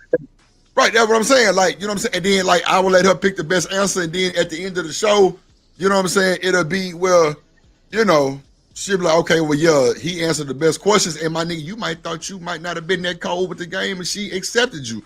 That's what a lot of problems be, too. A lot of niggas downplay themselves when they for to holler at a woman. I agree with that, too. Yeah. Well, we're self-conscious. I mean, and we do it as men. We do everything that we can to stamp that out or push that down. But I think Drip wrong with that analysis, respectfully. Oh shit. I do. As a lady that gets hit on, quite often, a lot of y'all don't have game, to be completely honest. And if you need a visual example, go and watch the Pineapple Show. The what? The show with Gilbert Arenas' wife, Melly. What's the I Pineapple don't Show? know if she still do it, but she had the Pineapple Show where she would get random IG baddies to come on to her show, and everybody would just pretty much shoot their shot. And they'll come up on the panel, and then we would fucking laugh at everybody because they sound stupid as fuck. But yeah, like they pretty much just shoot their shot. But see, that's the thing. I'm gonna be asking niggas questions. I'm a cook and not a hooper. Why I disagree with Drip on his analysis of that is because if somebody not feeling themselves, though, that's why people got to really get comfortable in their own skin. Like these females is wolves, bro. I don't know. God gave them some type of natural intuition where they can just see through when you not feeling yourself, and they not finna sympathize with your fuck ass. So whether you look good or whether you could be the finest nigga in the world, but if you ain't feeling yourself, that hoe ain't finna lift your spirits up, baby. No, nigga, you understand what I'm saying? They're not doing that, bro. They're not doing that. Cam, read the screen, Cam. Read the screen. Y'all niggas You niggas scared. This a nigga. Hold on. This a nigga talking from the crowd. He can't even get in. Sit your ass down. You the I ain't gonna lie. audience. Yes, I am. You You the audience. We hold up the sign for you to clap. Get it to your feelings, bro. Shout out Ramillo, man. Don't He give a said you fuck how niggas you scared. look. If you not protecting their confidence, they not finna. Oh yeah, not if they not your lady. If they your lady, day, then she gonna build you up. But you trying to court a woman or approach a woman and you not already feeling yourself, well, she gonna dog. She might not dog your ass even though she want to. She not giving you that energy, bro. She not gonna give you that energy. That's how I feel. I don't know, bro. Like I said, I would ask y'all questions, bro. To where, like, you wouldn't have to talk to Shanika direct. It'll be just questions that she would want me to ask, and me just putting a little twist on it. Probably that's it. You know what I'm saying? Like I say, y'all might think that y'all could be doing wrong. Yeah, It we could with be. it. Okay, cool. Yeah, It's just the inverse version of pop the balloon, basically. So look, Shanika, I'm gonna need you to make some questions up. Now, everybody that's on the panel is the only ones that I'm gonna let do it, because y'all was up here. You know what I'm saying? I ain't gonna be picking on niggas like that. Yeah. So and then, bro, you gotta be on the panel. So, like I said, Shanika, I'm gonna need you to make up about 15 questions, and we gonna run that whole probably Monday or Tuesday. No. Just like I'm saying, like questions like what she might like to do, how you feel about certain shit, who you're voting for, types. I don't know what the fuck Shanika want to talk about, but I'm just saying, like, I would have who you're voting for. I'm automatically out by religion on the first date. You should never talk about politics or religion on the first date. Yeah, never. I mean, I don't know, ADS. I'm just saying. You know what I'm saying? She can make up 15 questions. That's important for me. Someone, not their political position, but how they feel about politics. That's important long term. I need to know if you're a feminist or not, bro. I need to know. That is, bro. Like that's important to me, bro. I don't subscribe to tribalism. So if I hear you say anything that's subscribing to one set of ideal without being open to the other bit, you got to go. You're a fanatic. I'm already out. They'll find out my voting record. They'll be like, "You're a fanatic." I get what you're saying. I get what ADS saying, but ADS also deal with younger women, so I get it. I'm just saying, we look. It could be questions that, like I say, whatever Shanika ADS, if you want to do it, you like the younger ones, 25 and up, 28 and up. That's cool. I don't know if I can get that type of. Maybe we can get Rose. Drip. Who knows? I don't Drip. I ain't got no game. You know what I'm saying? I just it ain't about your game, ADS. I'm gonna ask you the questions that Shanika might want to know as far as how y'all men think, to where she kind of know what she dealing with. All right, Drip. It won't be no game like you talking to a one-on-one. No, it'll be like like the Love Jones connection, like me asking you questions and shit. That's all. Ooh, that's a good idea. Not you asking me. Nah, that's what I'm saying, Cam. That's what I'm saying. Again, it's the inverse pop the balloon. Yeah, like no bullshit. Like I'm dead ass for that shit too. Like let's do it. Like for real. Like matter of fact, we'll do it like next Wednesday or some shit to where, you know, we got time to kind of get it together. Lock you know, in the get date. it together. Lock in the date so I know we'll be here. Well, if it's next Wednesday, can I go ahead and abdicate my spot to somebody else because I won't be able to? Bro, you got it, bro. What you doing? Warren, what you running for, Warren? Stop running, you boy. can probably hit her with that Spanish and roll Lamar's one time and then boy, fuck around and get naked on the screen, nigga. Real. With that Diablo Espanol, yeah, it won't come up with anything on Well, just remember, No, the internet one of my never clients is forgets. one of my Internet clients is going to be never taking their forgets, oath as a one of my clients is going to be taking the oath as a U.S. citizen next Wednesday in El Paso, and I got to go out there. That's why. Oh, got you. We schedule a different date. Bring Warren ass up. He's like, Pacheco, you got to come up. Ron say he ain't modded for neither. Why not? Nigga try to run. Ron say he ain't modded for neither one of them. Fuck that. Why not? We going. Oh, I think it's a good idea for us, so I like some shit like that. It is a good Roger idea. be the referee.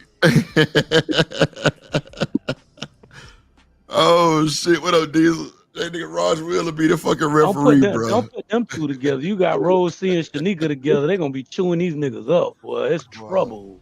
And see, that's the thing, like, bro, they would just okay. So look, this is how I'm gonna do it, right? You know what I'm saying? So y'all know. I'm gonna let Shanika come on this bitch, give her a little old monolith on who she is, what's going on, right? And then from there, you know what I'm saying? I like introduce y'all to Shanika, kind of like give y'all background. So I'm gonna need a little information on y'all, not just too personal, but just, you know, something I can say on stream. And then, you know what I'm saying? You know, she, you know, look, contestant one. I ain't even gotta say your name. I'm not gonna even say your name, but I'm gonna like introduce all the men. But like when I ask a question, she won't know who I'm talking to. Well, no, wait. She know you niggas' voice. God, it's all right though. I'm gonna get creative. Okay, cool. Okay, cool. But still though, she got. Matter of fact, I might put it through like the voice changer and kind of see how that shit work. I don't know. Yeah, I'm gonna figure it out. Is the white chocolate chip cookie. Yeah, You're on the we'll figure it out. Like grand prize is $200, nigga. We ain't accepting no cash apps. Well, look, nigga. I'm gonna send you $2, but you gotta move the dot over. One. Yeah, man. You gotta move the dot over, nigga. The fuck? Shit. I ain't bullshitting. We got official cashes coming through. We gonna figure it out though. We gonna see what the grand prize is, man. We gonna see all that shit. Cause I'm telling you, bro, that'll be live. That'll be live in the bitch. And then, bro, if Chocolate wanna bring her motherfucking ass up here, hey, we can do one with her. I know she'll be a good sport, you know what I'm saying? But you know, we gotta have women that's gonna be like good sports. That's gonna be down. Not on no I think that type of shit good too. The pop the balloon, I like that little series, but I like the engagement between people. You understand what I'm saying? It kind of they done turned it into something bad, but it's like it's horrible now. Already, it's horrible now, bro. It's horrible. Yeah, it got corporatized. It got bought out by I forget what the name of the stupid media company is, and that shit went downhill quick. Bro, it went downhill again because now nigga they doing it different again. Have you seen the latest Pop the Balloon? Yeah, like, bro, this bitch doing it like out of like a mansion or some shit. I don't know, bro. It's weird though. What? Crazy. Yeah, bro. That It's basically different. takes away the whole vibe of What's that shit called? The Bachelor or the Bachelorette? That's what it sounds like to me. Like Bruh, tequila with. If y'all go look at the last Pop the Balloon for Arlette, y'all will see what I'm talking about, bro. It's not the same. Like even with her show, it's not the same. Man, that shit crazy. Arlette don't give a fuck. She probably cashed out on a cool couple. Yeah, of she had a what you call it deal? What's that? Fashion Nova. Fashion Nova. Yeah, Nigga, it's hard as shit. It's hard getting Fashion Nova. Cashed out on that. Yep. Charlie Cardi B got Fashion Nova. Megan got Fashion Nova. You got to know what time it is. Yes, sir. It's hard as hell to get them more. I tried to get Fashion Nova. Them niggas said, hell no. I was like, damn. They didn't even pull the "Don't call us, we'll call you" jig on you, or what? What's that? They didn't pull that "Don't call us, we'll call you." They were just like, psych. No, that was the first. The first email said, "Don't call us, we'll call your agent." I was like, "Shit." So that means y'all gonna call me? Yeah. The second one was like, "Hell to the nah." They didn't say to the, but I'm pretty sure they meant hell nah. Nah, it's all good. Like, and they gotta have their profile shit set up. You know what I'm saying? You know, like your profile pics and shit. Yeah, that shit be crazy. You gotta have a portfolio. Yeah, there you go. Portfolio profile. Yeah. That shit. Yeah. But nah, y'all down, bro. I think that'd be cool. But our women are not the same. Like, nah, CH, we agree. That's what I'm see, CH, this the thing. Whatever Shanika like is the best man gonna win, right? CH? You know what I'm saying? So if they don't answer the question to Shanika's liking, that's gonna be a strike, and you get 3 strikes, you out. But everybody gonna strike out until it's gonna be probably, Shit. last I can't 2 a say week. everybody can strike out. I'm too good. You know what I'm saying? I'm like Barry Bonds in the batter's box. You feel me? That reminds me of that episode on Pop the Balloon right before it got bought out, where this guy came out and he was like, "I just got out of prison," and all those women pop. Hey. And I'm number 45, Michael Jordan. So I'm trying to tell you, it's going down. So like I said, we just gonna ask you questions. 45, Jordan. Hey, but For the Wizards. I'm about to say 45 in age for the Wizards. I got you. Nah, baseball, Jordan. 45 when he came Baseball was back from 45. Okay. Nah, 45 in baseball. Remember, he was 45 in Michael baseball Jordan was too. not good at baseball. When he played in the Miami, right? That's what I'm trying to tell you, boss man. You said I don't strike out, I'm good. I say, and I'm Jordan. You know what I'm saying? Nah, I got you. For sure. For sure. But Jordan did score 55 points after that. Jordan wasn't the Nah, he best did all that way, baseball boy. player, niggas. Let me tell y'all that. You say what? Jordan what? Jordan wasn't the best all baseball player. That's what I'm trying to tell boss man. Nah, I'm with him. I'm saying, like, and I'm Michael Jordan. I wasn't the best of the best baseball.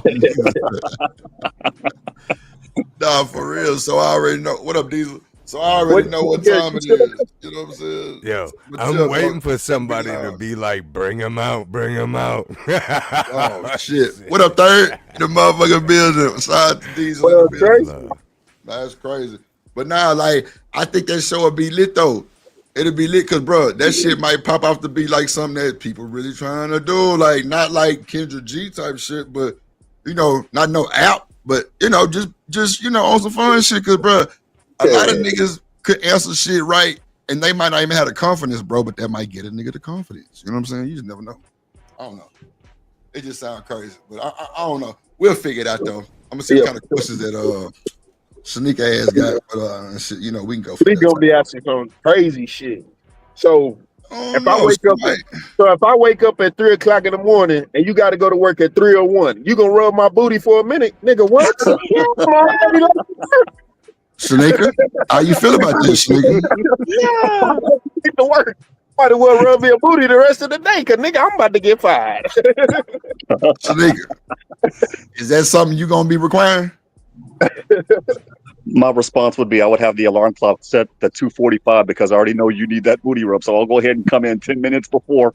See, this is gonna win because I'm not Miss Cleo's son, so I can't read your mind. I mean, I guess I'll put a hand on it while I brush my teeth and shit. Shanika, did you hear what I said? What'd you say? Ask her again, boss man. I'm finna Nigga high as fuck right now. Yeah, she high as fuck. Head ass smoking that goddamn Reggie. I said, so nigga gonna come with some crazy ass questions like it's 3:00 in the morning. You got to be at work at 3:01. Thank you, man. You got to be at work at 3:01. You gonna rub my booty for a minute? Hey, I'm outside on the corner. You gotta get yourself together. That motherfucker say shit. Call Tyrone. You better call Tyrone. We found the milkman. Ya encontramos el lechero. Shit. Well, goddamn, Diesel ain't bullshitting. He say shit. Go ahead. Fuck if you want to. I'm right down. The cuddler. I wouldn't come between you and your coins. I wouldn't do that to you. You said what? I wouldn't come in between you and your coins like that. See, that's why Shanika, man. I'm about to fly to Miami, bro. For real, bro. I didn't already think Nigga be bullshit. My daughter got a chick competition in Orlando. I might have to make nigga gonna be easy on your ass until it's time to see something passionate about. And then it's gonna be like, nah, I can't give no leeway. That's her big thing. She cool with a lot of shit. She cool with a lot of shit. But on shit she don't want us to get off her square on, boy, she gonna go through the wall with her ass, boy.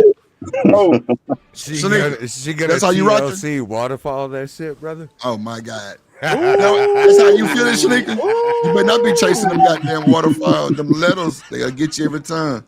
making that thing go crazy. Shit. Waterfall. You talking about the Grand Rapids. Shit. Oh, shit. The only thing that I said was I wouldn't come between you and your coins because we need those. So you ain't arguing about what the fuck I said, though, ain't I? Yeah, go ahead, Cam. You got it. Nah, she knows. She already knows. But see, the problem long term with that is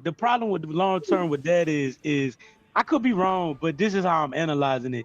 It's like you want to be told what you want to hear, but you don't want to be told what you want to hear. So basically, it's like I want you to comfort me, but your truth better be your motherfucking truth. But what if that ain't my truth and I'm just trying to make you feel good? Then I'm gonna get caught up later and then I'm a fuck nigga. You see what I'm saying? That ain't gonna work with me at all.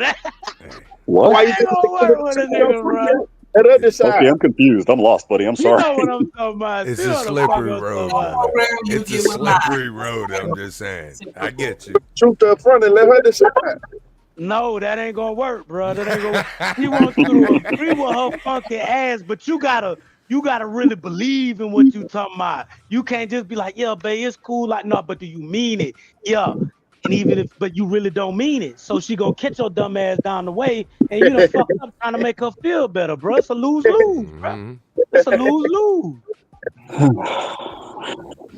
Got to get it together. I get with your program, you get with mine. Oh, okay. Shanika, what's your program? You know, Shanika, last time it was just me and you up here. I had went back and listened to what we was talking about. We had a pretty deep motherfucking conversation. You know what I'm saying? Hold on, I'll But be what's back. your program? I'll be back.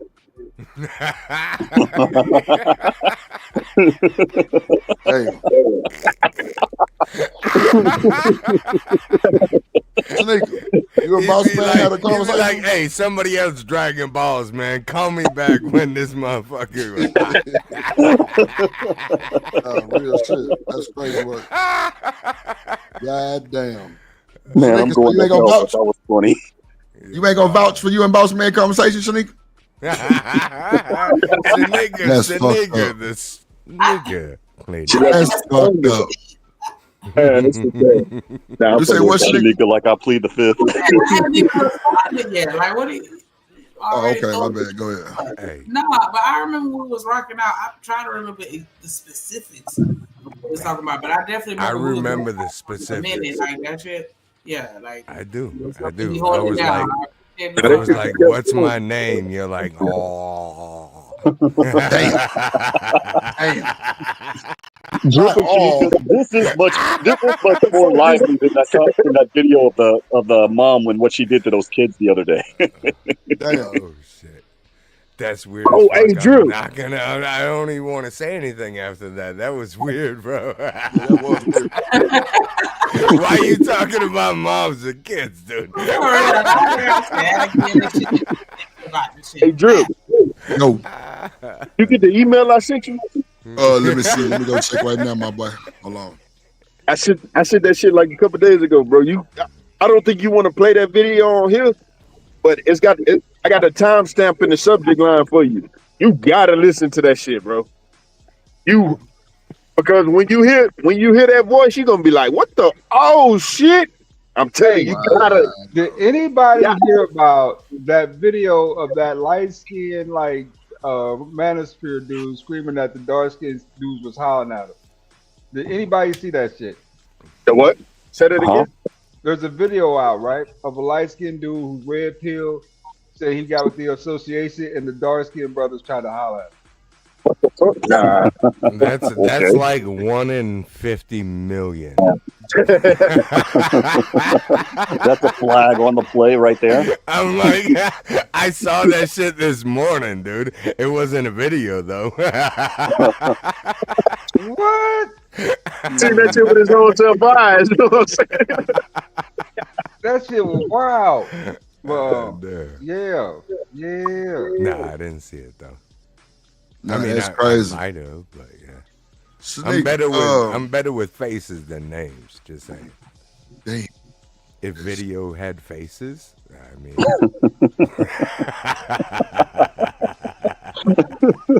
it's all gravy, baby.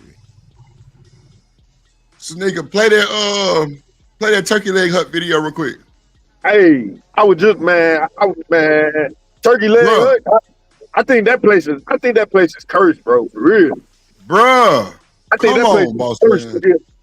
You go from you and your so the husband and wife, they both get indicted, and then they get indicted separately, bro. That shit crazy. Damn, what happened for you to get indicted together and separately? No, they wasn't. No. They wasn't indicted together because she didn't go down with the whole, with the bad thing. But she just got indicted for harboring a criminal. Criminal, yeah. Damn, man. So the reason why I say they both went down is because this is a team. Everybody say this is a team. So when one go down, y'all go down together. So that's why I say they both went down. Well, boss man, they got divorced though. Yeah, but it was still, they were still. You're right. I got you. Her attorney's not going to pull the innocent spouse defense. Like, I didn't know. I mean, I was just at home holding down the fort. I didn't know what the hell he was doing. If I show y'all these pictures, bro, that shit of what really was going on, bro, y'all are going to flip the fuck out, bro. Shanika, I see why Shanika was quiet. God damn. Oh, this shit look horrible, bro. I'm finna share my screen. It's like I'm finna share this shit, bro. Like, bro, fellas. very upsetting though. It's very upsetting. Bro, this shit is upsetting. Matter of fact, trigger warning. What's up? Hold on, wait. Hold on. This shit right here, y'all. This is the girl that was beaten and kidnapped, but the dude that you see at the bottom, that's the one who she was harboring. Look at this shit, bro. Oh, this shit triggering, bro. Look at that shit. Oh my god. Oh my god.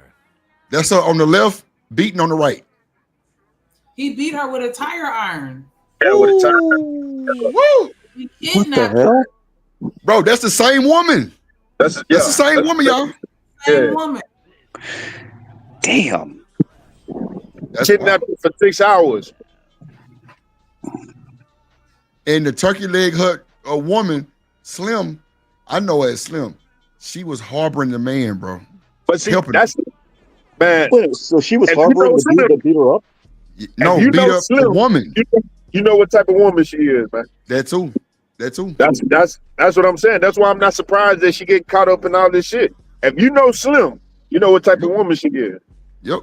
Oh, bro, that hoe was just like Lynn. She was just like Lynn, bro. I'm telling you. And Like Lynn shit, was the owner. Lynn is her said, husband. nigga, quick. Yep. Huh? Shit, dude. If you know Slim, I'm not saying her real name. If you know Slim, Right. that's I already a know. whole different person. Yep. She'll set your ass up. Yep. Go ahead. Nigga. Yeah, I'm sorry. Drip Nation Fair Use. This content is used under the Fair Use Doctrine as defined in Section 107 of the Wait, hold on. Real What? quick. I only see like one super chat. I'm gonna need for somebody to hit the like button, hit subscribe, cash Light it out, up. all that good stuff. You know what to do. Hey, drip, say let go drip nation. Money, let get it, don't be surprised if she asks where the cash at. Drip under be cash out. Hit the super chat, I say let go drip nation. Hey, money, drip. Money, drip.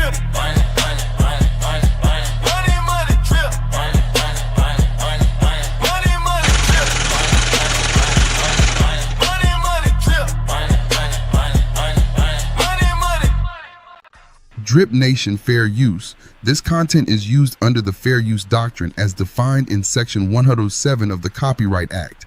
It is used for educational and commentary purposes. All rights to the original content belong to their respective owners. We do not claim ownership of any copyrighted material. So look, my bad, Romello. I don't know what I was looking at the screen. Go ahead, nigga. Read Romello 747 super chat. He sent it about 20 minutes ago. Shout out to Romello with the $5 super chat. He said, "Peep game. Most people love talking about themselves. Ask leading questions and have some soft skills." Mm. You're not wrong, buddy. So, a little show thing we was talking about. Hell yeah, shout out to Romello 747. Appreciate you, my boy. Appreciate you, my boy. Appreciate you, my boy. Appreciate you, my boy. Oh, matter of fact, hold on. Did I play Romello 747 shit? Hold on, I got his shit too. Drip Nation gang, drippin' Romello 7 front, 7 flying, and 7 for the 7 flying, me and 7 for the 7 chip. No, we got that drip on the tip. No, we got that drip on the tip. No, we got that drip on the tip. Damn, Romello 7 for the 7 for the 7. And you threw. Shout out to that poor Romello 747. Yeah, man. Matter of fact, we got to do that one. You say what?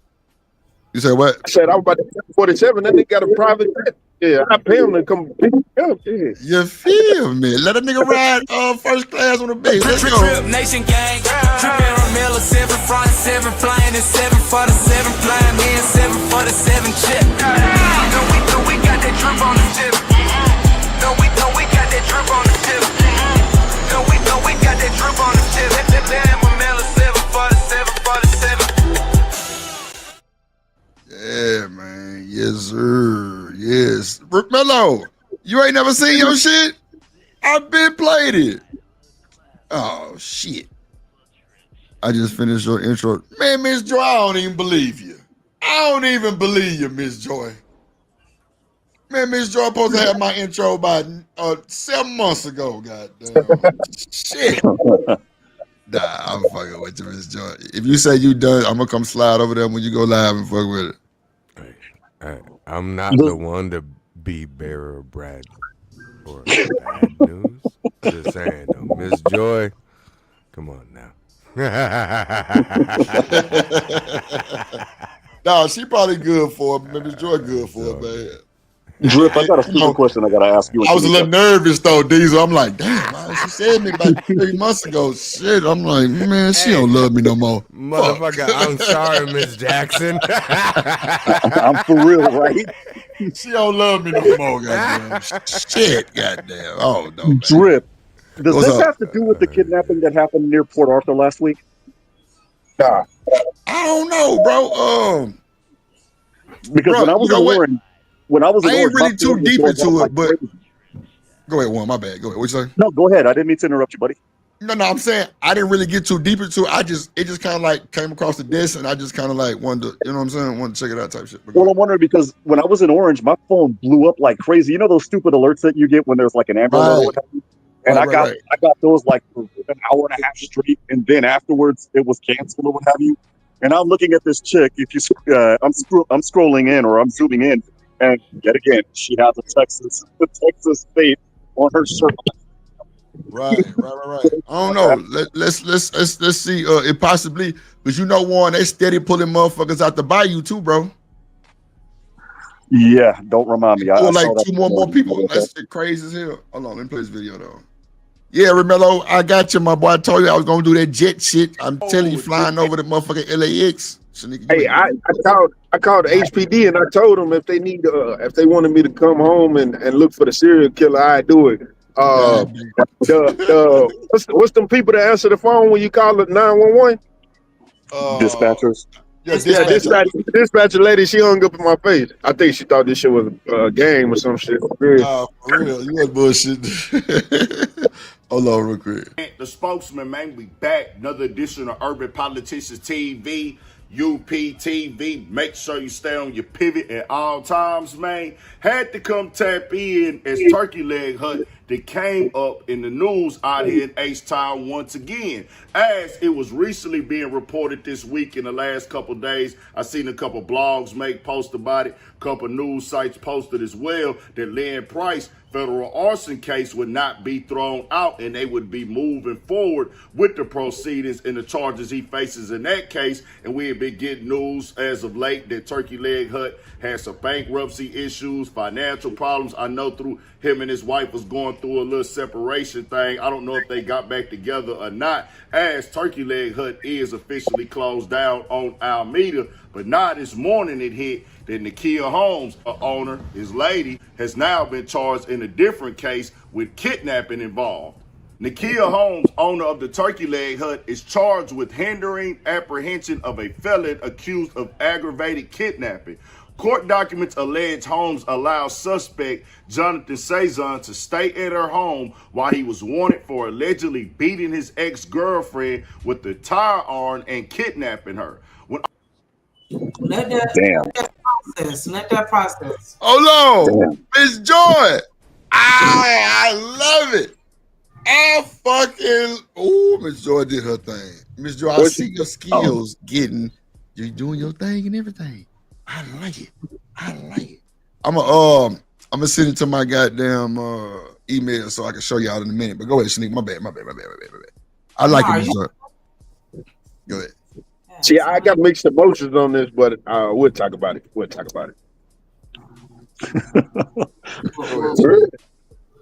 My name is. He beat his allegedly beat his ex-girlfriend with a tire iron and kidnapped her. Came to her house and she protected him. But see, that's why I'm half and half on the situation because she protected him. She protected him. Yeah, that's what that means. So she basically, I'm not gonna say that she put her hands on the couch or anything like that, but what they're saying is, I forgot what they call it, but that means that she somehow came in the middle of him and the cops. So she could have been at the door when the cops came and got him, or tried to get him in the house. Yeah, that's Harvard. Yeah, Harvard. So she could have did something like that. So, according to Officer Salazar, was seen jumping the back fence. The only time you see something like that is when a guy gets caught cheating. So wait, so the Turkey Leg Hut woman was hiding the nigga at a house? Yes. Yeah. They came to the door looking for him, and she was like, nobody was there. Nobody is good. And then, they look at him jumping over the fence. Hold on, wait. Hold on. Go ahead, Shanika. What you said? She was saying that he wasn't there. She know who he was, and then they see him jumping the fence in her back trying to escape. Well, first of all, this motherfucker got a big ass $8 million mansion, right? So the gate is not no easy gate to jump. First of all, let's start at all. So I don't know what the fuck you was thinking. Nigga, you finna pull a young scooter, nigga. You gonna bleed out? Fuck around and hit one of them top of them goddamn shit.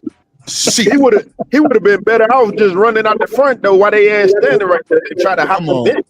Come on, bro. You hopped the fence, so guess what? Now you going to jail. I don't know what kind of hardcore moves he was pulling, but Nigga watched John Wick too many times. Yeah, that nigga different. He probably was fucking them. That's exactly what he was doing. Yeah, he was definitely fucking them. He was definitely fucking them. That's for sure. Drip, that's why I said what I said. The only time you see something like that, at that bottom paragraph is when there's a girl, she invites her lover over, and then her husband comes home early. What do you? He's jumping out the window. He's going over the no matter how tall it is. I get that nigga leave like a dead president. Lord Jesus, what can you possibly do to hit a motherfucker with a tire iron, bro? Ooh, bro, it don't fucking matter. To be honest with you, that nigga's crazy. Yes, bro. That's what I'm saying. Exactly. Like, wow, that nigga's fucking insane. Like, what the fuck is wrong with you, nigga? Tire iron weight, boy. 15, almost 20 fucking 15, 20 pounds. Yeah, you clocking a motherfucker with that shit. That's wild. In order for you got to be crazy as fuck in order to hit somebody with it, which means get a full swing of that motherfucker. Yeah, man. It's not even about being strong, bro. It's not about being strong. It's about mentally losing your fucking mind. Yeah, bro. I'm looking at his last name is Salazar. My question is he Salvadoran? Because Salvadoran men, they have this fire in them. It's man. Don't mess with him. Because his last name, I think he is, bro. That's why I'm wondering, man. Because you can either vouch for me or you can tell me go for myself. But the thing is the majority of the people that are causing shit are either people from southern Mexico or from Central America.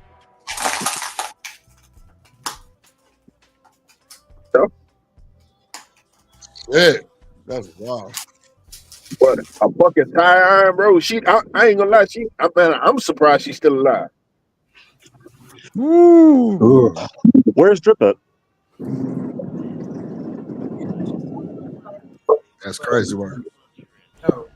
Ooh, that's crazy work, man. That's I'm sad. gonna play a little Man. more. I'm gonna play a little more. Go ahead. Officers asked Holmes if anyone was at her home. She told them no one was there and she did not know of Cezanne, records state. According to officers, Cezanne was seen jumping the back fence of Holmes' house. Nikhil Holmes, owner of Turkey Leg Hut, has been charged with allegedly helping hide a man wanted for an aggravated kidnapping in Harris County. Holmes was arrested on Wednesday and charged with hindering the arrest of wanted suspect Jonathan Cezanne. What we know. Court documents state officers allegedly saw Cezanne at Holmes' home in Cypress at the end of her driveway. Holmes came back to her home and left again with another person, documents claim. The officers conducted a traffic stop and asked if anyone was at her home. Records say Holmes did not answer, but officers told Holmes that Cezanne was seen at her home and he had warrants for his arrest. Holmes allegedly maintained that no one else was at her house and she had no knowledge of Cezanne, court documents stated. During the traffic stop, officers were told Cezanne was seen jumping the back fence of Holmes' house. According to court records, Holmes changed the story to officers and told them she picked up Cezanne's mother. Cezanne told Holmes he thought a cop passed by and told her to look. When she came back home, she did not know if Cezanne had left or was hiding. Why is Jonathan Cezanne charged with aggravated kidnapping? The backstory. Cezanne is charged with aggravated kidnapping after he's accused of attacking his ex-girlfriend with the tire iron and kidnapping her while he was out on bond for previous charges. According This nigga is out on bond. Damn. Other charges. Racking up more charges. And she over there lying. Talking about she Did she ready to go. snitch on him?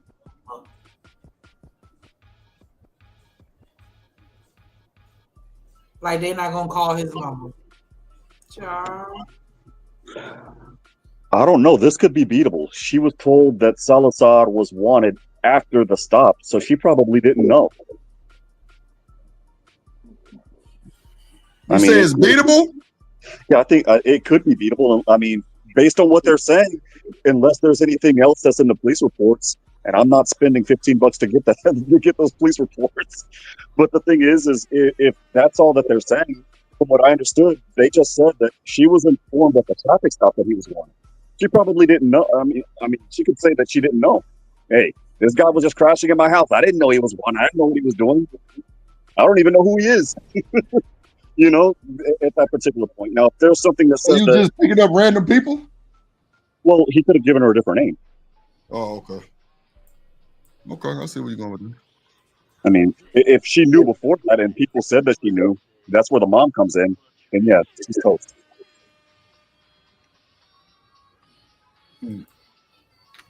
That's just crazy. According to his charging documents, Cezanne allegedly came by his ex's home to pick up shoes, but when she let him in, he forced her into his vehicle. Once she was inside, he physically assaulted her with his fist with a tire iron repeatedly, documents state. The ex-girlfriend was held against her will for 6 hours, according to court records. Officials say Cezanne eventually dropped her off at Memorial Hermann Hospital after she told him she would not call the police. I don't know the official status of her and Lynn are they together, but one thing about it is 3 things that's always going to be tied together. They names, they faces, and Turkey Leg Hut because of the impact it had, the popularity and everything like that. Now with this case right here, this is a serious allegation and accusation that I don't think nobody would want to be tied to. Basically, the way that I'm gathering it from the reports right here is that she had somebody at her house and somebody that she knew that they saying she lied to the police about him being there. It's coming off as they might have followed her home. They said traffic stop at the end of the driveway, so they could have been swinging by there, could have got a tip that maybe the guy was over there. And when they asked her, she said, nah, I got no knowledge of this. But she lied to him, and they saying that right there is hindering an aggravated kidnapping case. Now with bro, I don't know who that is or his ties to her, but if those things are true, that ain't a case you want at all. Just keeping it all the way 100. beating somebody with a physical object, that makes it that aggravated assault, and that just takes it up to another level out here in Texas. They don't play like that at all. Her case, I don't know exactly what that would lead to, but the worst thing that she could get is still led. Yeah, my bad. I was trying to wait on him to break, but he's just one never-ending sentence. My bad. Hold on. Right? He's a Shout out my guy hustling muscle, let's go drippin' Shanika. Shout out hustling muscle, always hustling for that muscle, aight?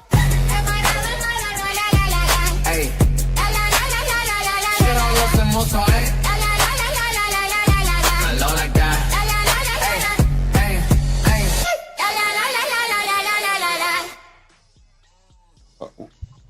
I was smoking uphill, but I come down. Salute. Okay, I hear you. Whatever. I think How y'all doing today? How you doing today? It's fabulous. Just fabulous. Glad it's the Yeah. freaking weekend. Yes. the man of the hour. What's going on, man?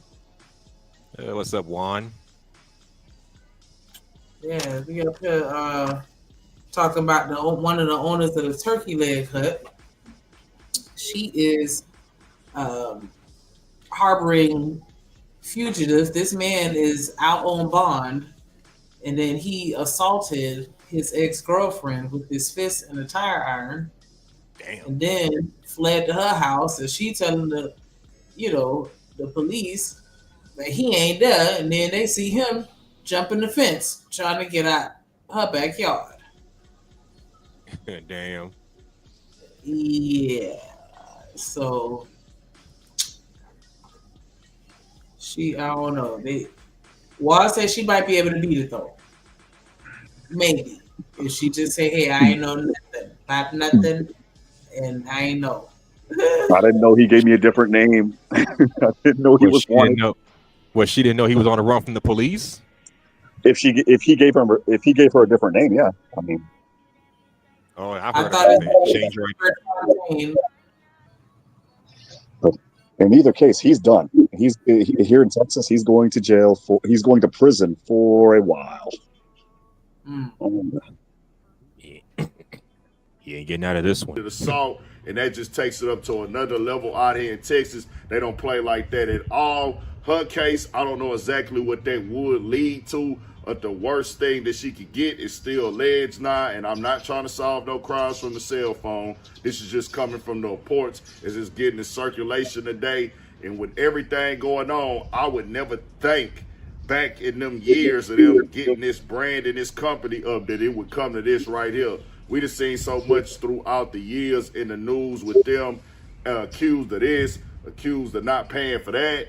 The arson situation down there with 5015, that's what he facing right now, looking at some major time with that. This morning, we've learned the federal arson case against former Turkey Leg Hunt owner Lynn Price will not be thrown out after a judge ruling on Friday. Price has been in federal custody since he was arrested in April for allegedly ordering the arson fire at Bar 5015, which belonged to one of Price's former business partners. The Houston Chronicle reports that last month, Price asked for the case to be thrown out, claiming he was betrayed by his former defense lawyer. A judge denied that request, and Price is set to go on trial next month. Betrayed. I was just over. Betrayed. That's what Betrayed by his defense lawyer.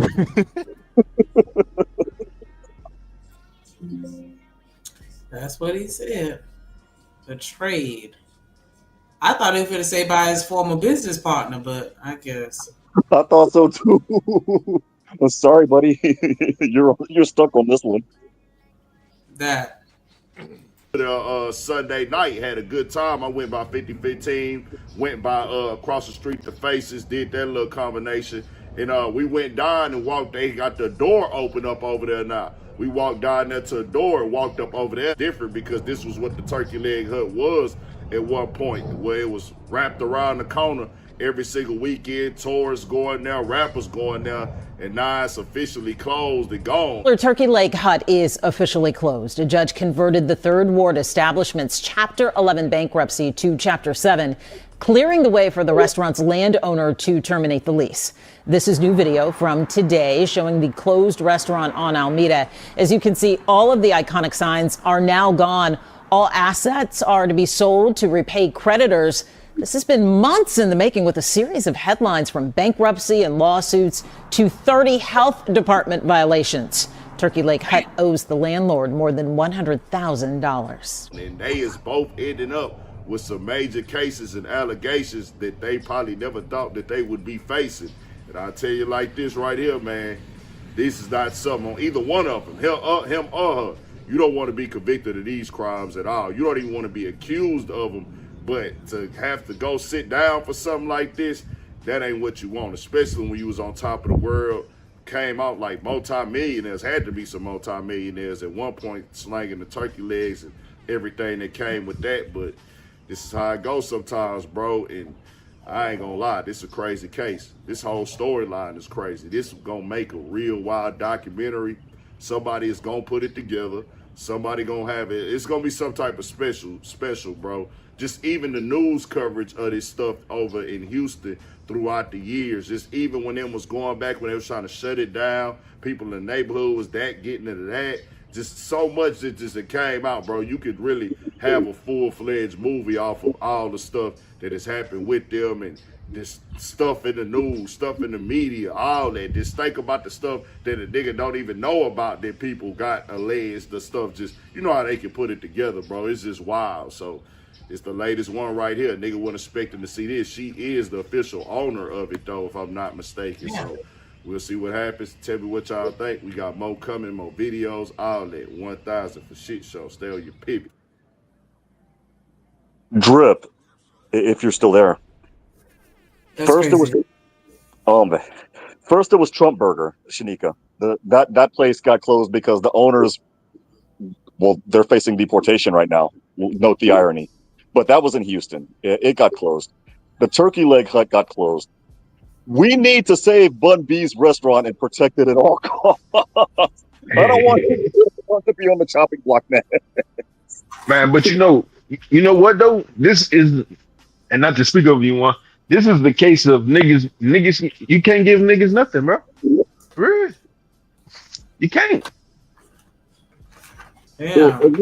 At least stay open enough for me to eat at the Trill Burger spot, man. We must protect Bun B at all costs. Niggas ain't the only ones doing shit like this, though. What's that? Say that again, I'm sorry? Niggas ain't the only ones doing shit like this, though. To See, say, I understand that. But who they gonna bring to the forefront of the situation though? The man. Yeah, but Trump Burger was owned by it was owned by undocumented immigrants. You know, Yeah, they but- weren't black people that owned that. It took people. Well, if you wasn't in the situation or in Houston, it took kind of a while for that news to come out. Yeah, it did. You're absolutely right. Yeah, But it definitely took a little while for that news to come out because they had to close it down. Yeah, they had to close it down before I could go there. But it was that place, and it was Bun B's Trill Burgers that I wanted to taste the food at. We must protect Bun B at all costs. Bun B, don't mess up, buddy. Please don't mess up, sir. It's just, man, that's too much. Man. Shanika, you doing that? You going like that? going like what? Like old girl? You talking about for this video? Yeah, like you a harbor a fugitive. Not necessarily he. I ain't mad that she did that, but I mean, like Juan said, maybe she didn't know. I have to give her the benefit of the doubt. Maybe she didn't know, but it's if she did, that's fucked up. And you know why I think she know? Because niggas pillow talk. And then she talking about she went to go pick up the mama. I don't know. For some reason, that just seemed a little sus. But Niggas pillow talk after they do shit, especially when it comes to a woman. Especially to a woman. So I think for she real, knew. talking hella shit about that ex-girlfriend too.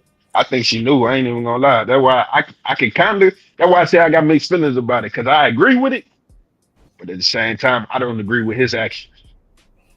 I don't agree with the reason why she in that position. Now, I'm all up for a woman, hiding her nigga, bro, when them folks come. But if the nigga did some fucked up shit, he did some fucked up shit, man. Dad, that's what I'm saying. Like, Ain't no way it's not- around it. It's not her harboring him. It was for what he did. Like, For what he did, yeah. that's just Yeah. like if he was on some other shit that I don't even want to mention. Like, nah, that's not the nigga that you protect. Like, help him get caught. Let it be Like, some if that nigga other- did some tax evasion or some shit like that, yeah, I can see. Yeah, like, that, nah, he didn't have to do that to her. Nah, that's crazy. And then say that he coming to pick up some shoes. Nah, see, that's why you leave all that stuff outside. The day I break up, take your stuff with you right now, or it will be in a bag outside for you, to where you don't have to come, or you better come with a sheriff. Like, nah. That shit happened to me one time, man. I had left some shit. I had left a bed at just chick house, and we stopped talking or whatever. And then she was like, "I'm gonna throw all your shit out." I was like, "Shit, I would have got my shit. No one said fuck that. You throw my shit out, nigga. I'm like, for real." That. But see, hopefully that's the worst case scenario, just your stuff being thrown out. This next little video right here is like, shit got too crazy. Hold on. Get with her. Get with her. Tonight, whoop this whole ass. Get that whole ass. Y'all get out the car. No, she finna pull off in her car. She finna pull off in her car. No! They just took that girl car! Man, what the fuck she in your car for? What the fuck wrong with this? Okay. Oh, this trying to feed off in the car. This trying to feed off in the car.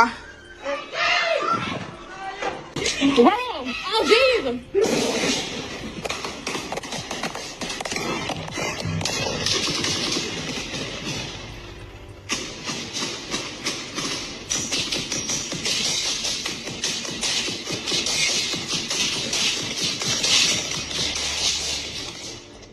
It was supposed to.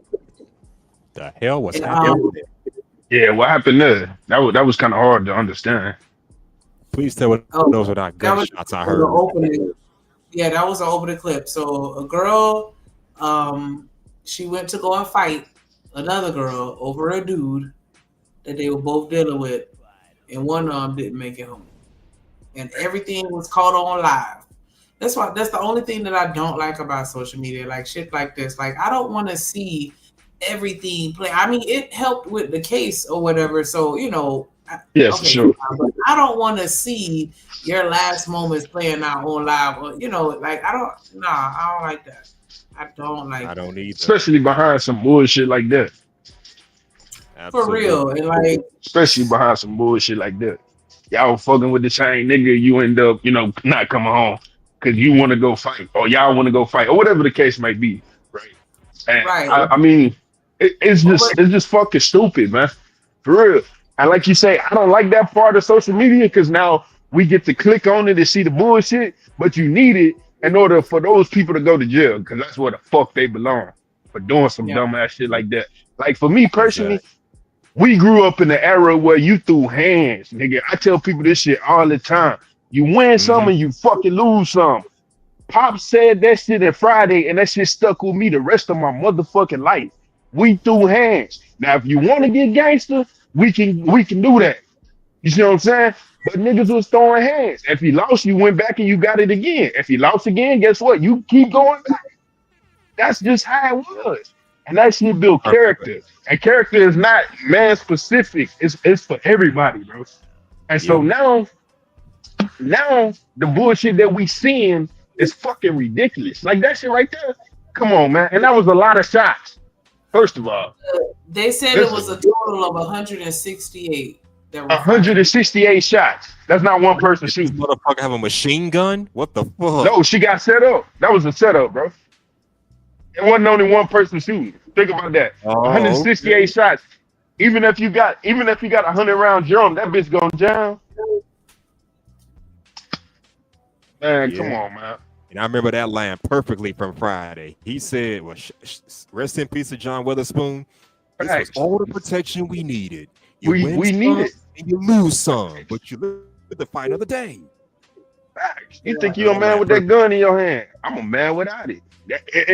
And like that shit. Every time I see stupid ass shit like this, it's just like, damn, bro. Like we can sit here and say, cause me personally, I'm gonna say, I can say, oh, she shouldn't have went over there to fought in the first place. We know that though. You see what I'm saying? Let's talk about the shit that's not obvious. She didn't think going over there fighting was gonna lead to her not coming home. That's the shit that, man, it's just stupid, man. Yep. It's the world. And I get passionate about that shit because I got a 17-year-old daughter, bro. And I be telling her like, walk away. It's not like what it used to be, bro. You gotta walk away nowadays. Yeah, because they don't give a fuck about either one of them. Nah, exactly. Absolutely. Exactly. So what y'all fighting for? Child. Unless y'all into all that polyamorous bullshit, this is not where you want to find yourself at. and there was a show I used to watch back that's on. That's on him for not watch on BET. I'm sorry to cut y'all. There was a show I used to watch on BET called For My Man. That's what this shit reminds me of. For My Man on TV1, not BET, but TV1. For My Man. Yeah. And for those of y'all that don't know, it was a show that came out in sometime in the 2000s, 2010s, and it showcases criminal cases involving, well, primarily Black African American women who commit crimes in the name of love for a man. That ain't worth shit. Yeah, this shit was crazy as fuck, man. That is a fact. I mean, sure, it's a traumatization, but the cases are true. You can look them up if you want to. It's based on true stories, yeah. Because my mama be watching all those First 48, Forensic Files, ID channel, and all that stuff. And so I remember watching that For My Man. I remember. Salute to your mom, Salute to your mom. Yeah, I've been watching the same. I mentioned Getting that, off Forensic Files, but I watch the crime stuff too. I ain't watched it in a minute, but I still enjoy it every now and then. I'll be watching that shit too, and then like I go look up the person. I ain't even gonna lie. Like whoever did the crime, because you want to dig deeper. That shit make you want to dig deeper into what the fuck going on. You know what I'm saying? Yeah, I remember one time I wanted to look up somebody's location and send them some hate mail. Like I was so.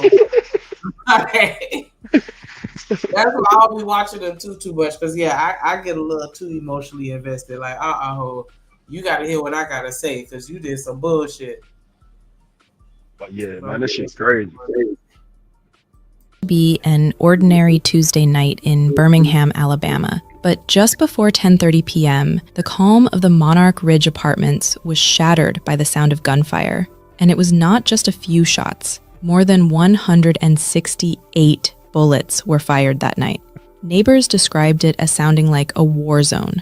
A young mother was caught in the middle of it all. Her name was Asia Poole, just 21 years old. She had gone to the apartment complex to confront another young woman, Janiyah Hendricks, after an argument that started online about a man. What makes this case unique is that nearly everything was captured on camera. The buildup, the threats, the confrontation, and the deadly aftermath. All live streamed on Facebook for the world to see. By the time it was over, Asia was dead. Her best friend, Damarian Rankins, was wounded, and 5 people would face murder charges. 21-year-old woman shot to death after a fight broke out last night at the Monarch Ridge Apartments. And many people were outside when this happened, and some even live streamed the fight and the shooting. What they did to him. Birmingham is no stranger to violence. In 2023, the city's crime rate was 705, nearly 3 times the national average. Statistically, residents have a 1 in 59 chance of becoming a victim of violent crime. But even by Birmingham standards, what happened at Monarch Ridge on August 20th, 2024 was extreme. The hell are they doing out there in Birmingham? Like, jeez. Birmingham? Oh boy. Cha. Let me take you back to how this all started. Asia Alice Poole was a young woman with her whole life ahead of her. She was known as fun, outgoing, and vibrant. She loved social media and posted videos with her friends and family. But her world revolved around her daughter, a 4-year-old little girl who meant everything to her. Just 1 week before this incident, something devastating happened. The father of Asia's child passed away on July 26, 2024. He was only 21 years old. Reports in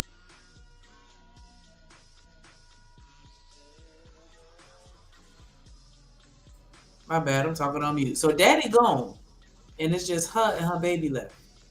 And she Daddy out here gone. wild. Gone as in what? Not in the life, He or passed away. That's what they were just saying. He passed away, the dad, oh damn, the baby dad. ah damn. That indicate he died from natural causes. Asia was heartbroken. That young? She had been grieving, posting emotional tributes online. and natural causes. I don't That's hear too much wild. about people that young dying of natural causes. Usually it's older people, Yeah. like 60, 70. That's wild. About their relationship and the loss. But just days after suffering this tragedy, Asia found herself in conflict with Janiyah Hendricks. The dispute was over a man, and instead of letting it go, they decided to I'm sorry to derail, but ladies, quit call out culture. Like, we cannot think that this looks better than us just wearing our natural hair. This young Really lady don't. on the right, there's no way in hell you could convince me that she thinks that that right there looks better. We gotta stop. We've Yeah, gotta we stop. do. Don't put it Yeah, on. shout out to all my shout out to all the ladies who wear natural hair. That's how we like it. No, but I'm just saying, if you are going to do the wig, take a moment and put that shit on right. Like, don't do this. That too. You can Because see this is it. why they talking shit right now. Because Them we doing edges? shit like this. We going too far. We going way too far with it. Like, let's reel it back in to where we used to, you know, do a little leave out or, you know, whatever we got to do to make it look a little more natural. That's all I'm saying. Cover this shit up. Sorry. settle it the old-fashioned way. They agreed to meet up and fight. What neither of them could have predicted was that their friends and family would turn this confrontation into a full-scale gun battle. Now, before we go further, there's someone else you need to know about. Someone who played a major role in what happened that night. His name was Montez, or at least that's what people called him. He was Asia's friend, had been for nearly 10 to 15 years. And on the night of August 20th, he was right there with her, on camera, as they drove to confront Janiyah. And what he said on that live stream would become one of the most controversial parts of this entire case. Who gonna get themselves hurt? Let me mute the line. Hold on. My son, one nigga. How you mute it? From who?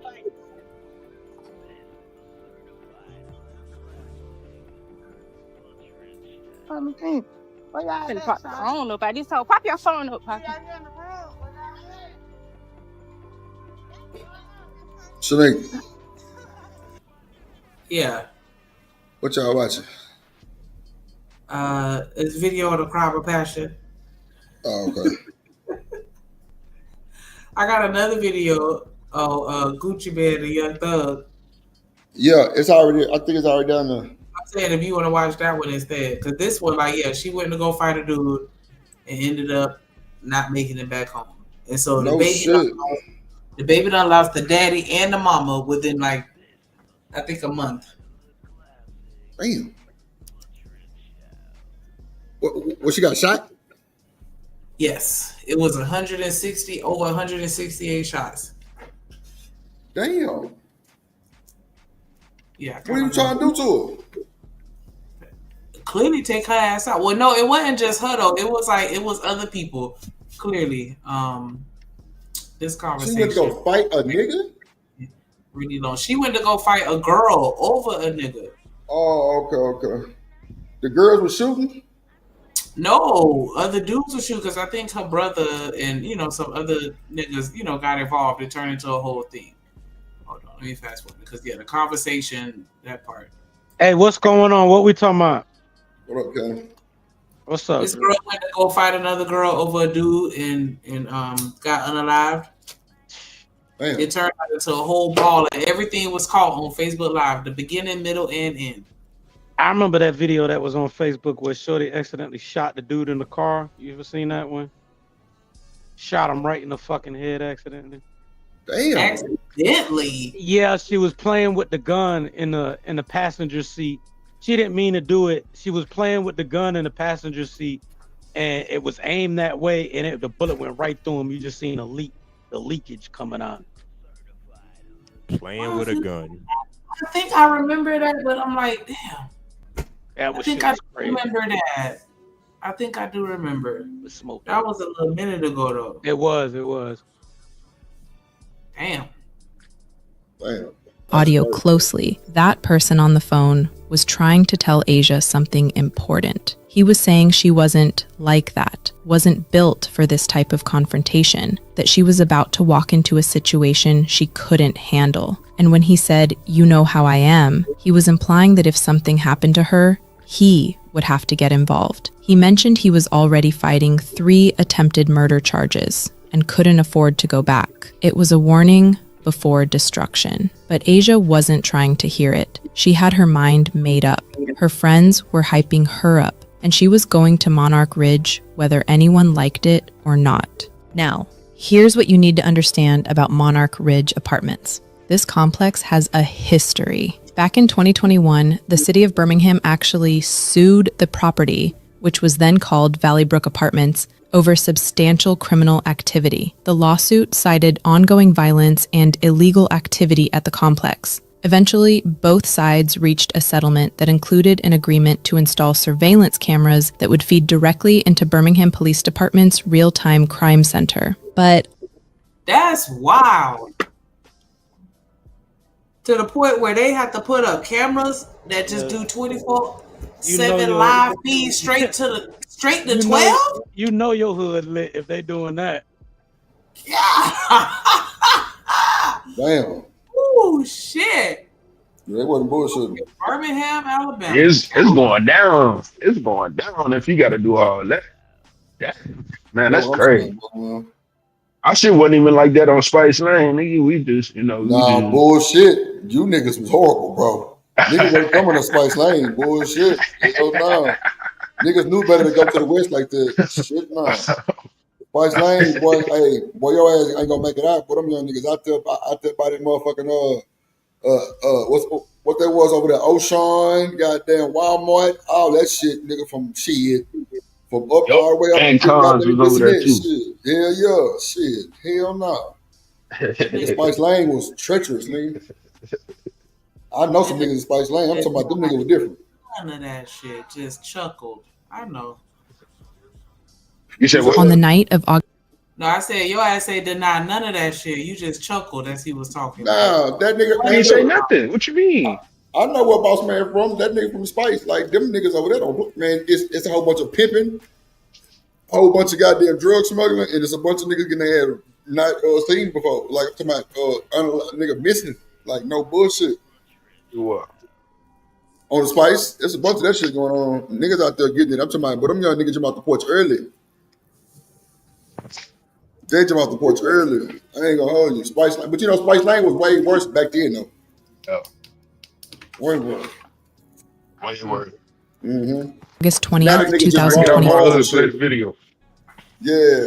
Now that nigga just robbing and shit, robbing cars and stealing cars and shit. But back then, boy, your ass couldn't. I'm talking about, especially like walking on the Spice. Oh, nigga, shit, you can hang it up. You hang it up.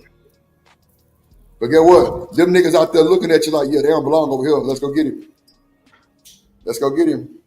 Shit, I ain't bullshitting. Boss Man know what time it is. Shit, some of them niggas want to go back to their own hood. That's for sure. All right, get off the hood, play the video, Shanick.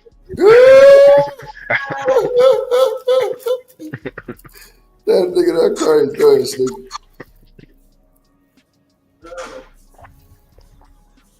My bad, but that is hilarious.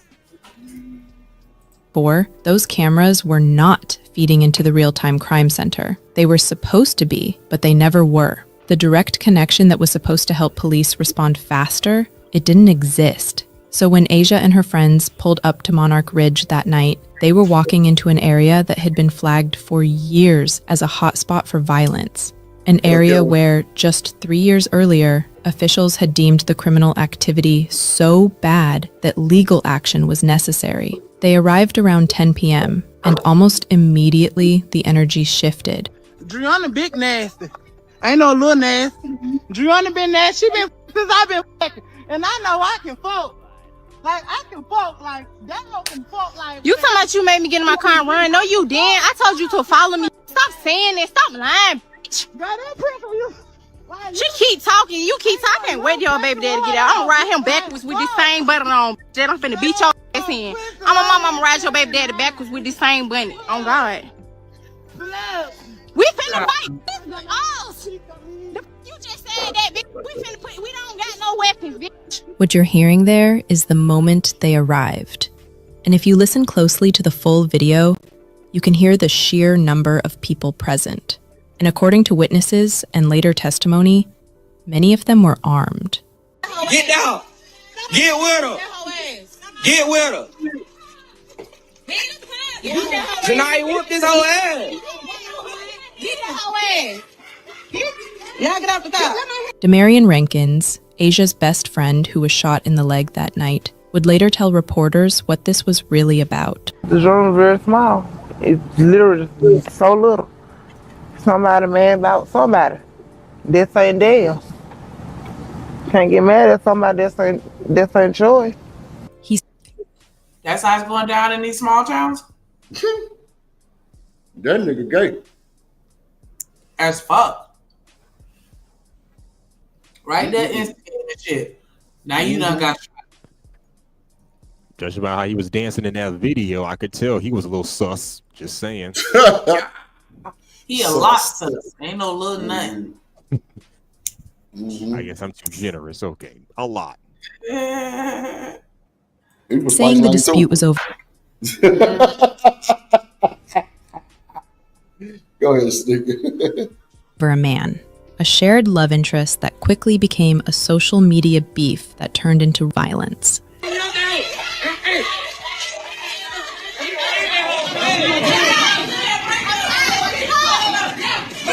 Hey, bud.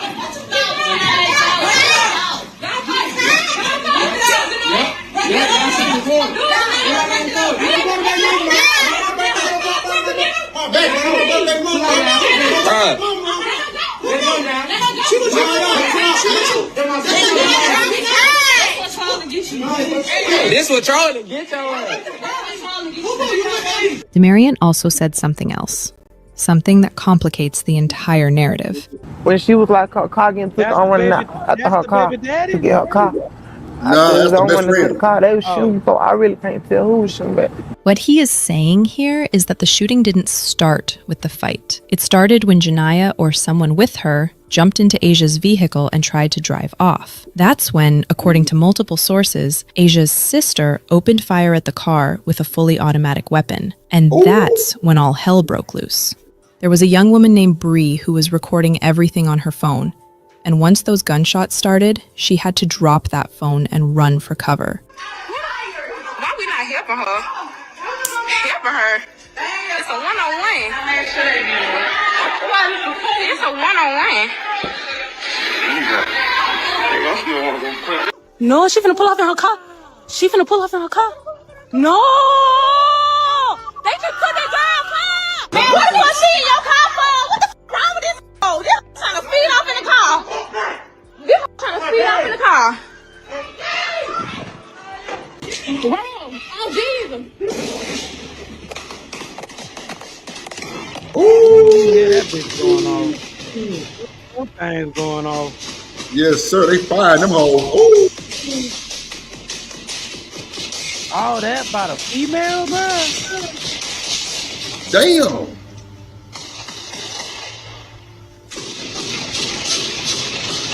Oh yeah. Oh yeah. Somebody ain't bullshitting.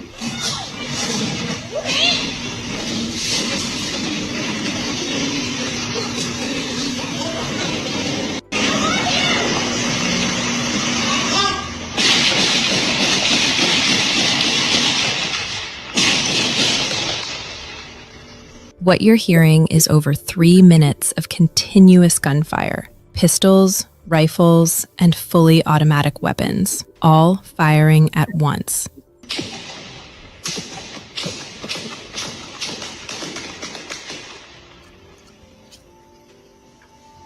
Somebody got that Glock hiccuping, boy. Oh yeah, there you go. And in the middle of all that chaos, Asia Alice Poole was struck multiple times in her back. Bree's phone was still recording, and what it captured next was the most heartbreaking part of this entire story. Damn.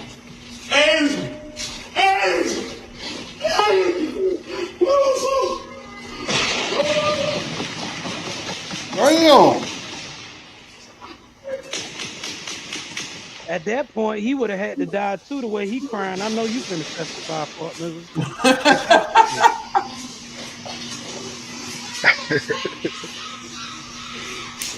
They shooting all the bullets. Call police about me. Oh yeah, he got to go. Respect.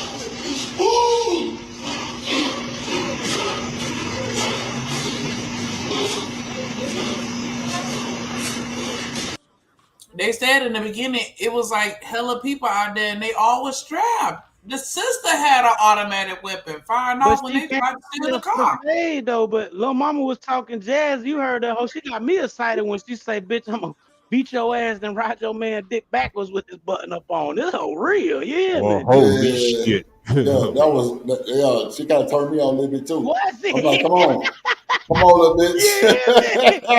Yeah, Come on, little bitch. there you go with the shit. Man, that part. Yeah, bitch, I'm with it. Let's go. Well, you know, boy, we like them saucy. You hear me? Yeah, little bit. This is a little razzle dazzle for the folks. Well, she turned up with that one. Oh shit, boy, that's funny as hell, boy. That's funny as fuck. Hey, boy, shit. That's funny as fuck. Ooh. Somebody got that Draco out there. They got that AR. Kick it. Oh, heck you.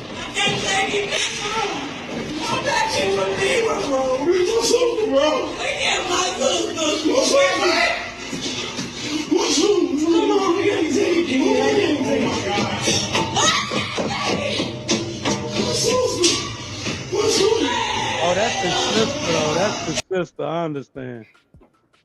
Yeah, his sister. That's his sister. Okay. And the other sister out there too. You heard her screaming because they could see her lay it out, leaking. And they steady shooting. She ain't finna run out there. Still shooting. They ain't finna run out there.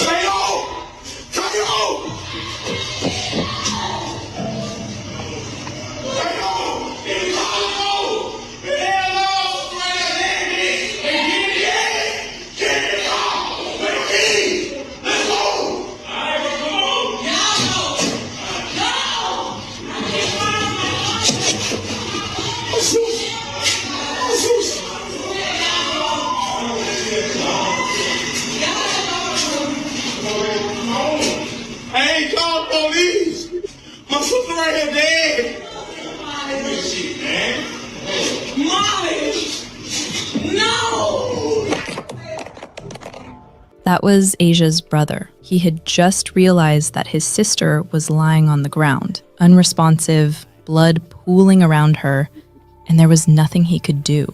Asia's sister was also there, screaming, crying, being held back by someone as she watched her sibling dying on the pavement. In that same audio, you must have heard Asia's brother running up a flight of stairs, banging on someone's door. He was trying to get someone to give him car keys because he wanted to leave immediately. Now, people interpreted this in two ways. Some said he wanted to go after the shooters, that he wanted to spin the block and retaliate. Others said he needed to get out of there because he was a convicted felon in possession of a firearm, and if police arrived and found him there with a gun, he'd go straight to jail. He wouldn't even be able to mourn his sister properly because he'd be in custody. Either way, in that moment, Asia Alice Poole was lying on the ground fighting for her life, and her brother couldn't stay with her. Birmingham Fire and Rescue arrived shortly after and found Asia lying near her apartment door. She had gunshot wounds to her back, she was unresponsive, and they tried to save her. Damn. But they pro, right? Thanks. All them motherfucking bullies, they didn't even know, they wouldn't even know little guns. Ain't nobody had no guns. They had big guns. Everybody just be with a Draco. What they call them guns? I don't know. What them guns is? What them guns is, man? They be talking about them. Tommy guns? No, not them. No, the other them everybody be talking about. Not the sticks. No, man. Y'all know the gun the talking about, man. No, man. I'm sorry. She say them whole loud though. Them whole loud though. I'm like, bitch. They let off a lot of shots though. Cam, you think it's cap? What you mean? All them gunshots. Cap? What you mean? Hell no. How can you fake that? What you mean cap? Nah, I mean like nigga wasn't shooting nobody. Oh yeah, once they started dumping, yeah, absolutely. At one point, they in a car. How long could you have been aiming at that car while it's speeding up the road? You feel me? Come on, bro. Come on now. I'm just saying. Yeah, absolutely. I'm just saying. Real nigga to real nigga. That's all. Ooh, that's slight work, nigga. I ain't gonna hold you. That shit crazy. That shit is crazy and sad. That shit crazy as hell. Sad as fuck, man. Yeah, that shit wild, I motherfucker, just bro. feel like that it was all caught on live. Like that's the crazy part. Like I don't want to see that if I'm, you know what I'm saying. This gonna be on the internet forever. And she got a baby. Yeah, she was the only one hit. Yeah, she was the only one that passed. I think they said 5 people got injured or something like that. Like, but I think she was the only one that passed. Yeah. Oh yeah, the little old sassy ass friend got hit in the leg. Okay. Oh, the friend got hit too. Yeah. Okay.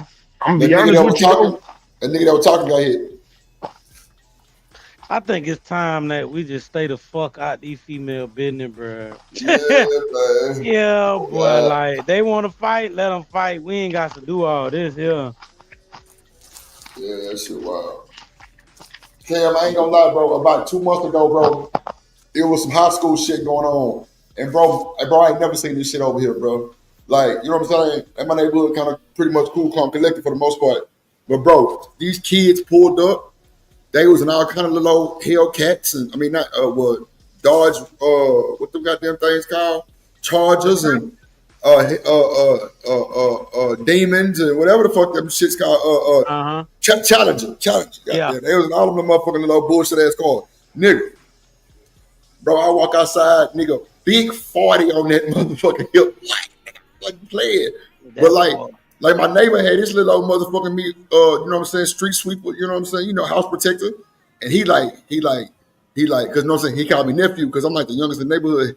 He was like, nephew, this ain't even our business. Let's go back in the house. Bro, I had to go back in the house, bro. Because bro, them little niggas, bro, I'm sure it was like boss man, in Houston or in Texas, period. They ain't stopped making guns when they made your shit, OG. Hell no. That part. Come on. I just ain't got the energy. I ain't got the energy for these young niggas like that, bro. I'm a real creep ass nigga. I bow out. You got it, Papa. And then I shoot that whole bitch up. I ain't got time for none of that shit though. Oh God. Yeah. Hey, Cam, I was telling the story yesterday about how this nigga had went and got there and sat down with, and I seen that boy in the real, you know what I'm talking about?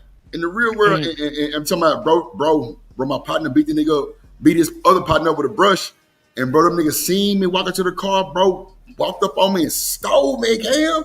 Like, what the fuck? Because your partner got into it with him. Bro, but he seen me with them niggas. So it was crazy because he was already just looking at me weird. I'm just like, my nigga, what's up, nigga? You know what I'm saying? He's like, yeah, bro, you know what I'm saying, man? Remember me, you know what I'm saying? In there, I'm like, nigga, I know the fuck you is. What's up? He's like, nah, bro, I'm just over there fucking with you. I'm like, nigga, I don't fuck with you, nigga. They kept it moving. Keep your distance, little nigga. Keep your motherfucking distance. Bro, it was by 9 of them, Cam. Bro, them nigga walked up on me, nigga. Boy was like, yeah, man. Man, that nigga got his ass up over there. I'm like, hell yeah. Before I even said hell yeah, boy stole me. Nigga, I stuck his ass. Bro, I turned around. And bro, like it was like a nigga swinging at me the same time I'm turning around. I'm talking about, nigga, I felt the wind. Nigga, I put the skaters onto the car, cause my car right there. I'm gonna get my shit. Yeah. Bro, my partner Jay Jones opened the door. Nigga hit about 2-3 niggas at one time with the door, nigga. What? Bro, I'm talking about, nigga, we start scuffling with these niggas. But the Laws grabbed me, nigga threw me up against the car like, nigga, didn't I tell you to leave the parking lot early? So the whole time that my partner was in the car, right, he macking to one of they hoes. Oh, Cam. Oh. Cam. Next day we go to the spot. Cam, I don't even want to talk about it. It was up.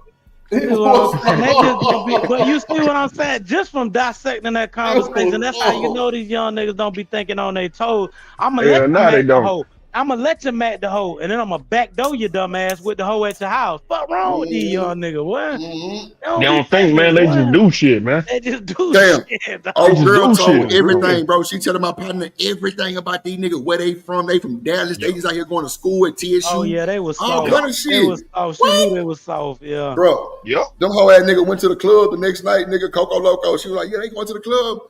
You know what I'm saying? They gonna be in this car. Just giving it all look. Nigga, man.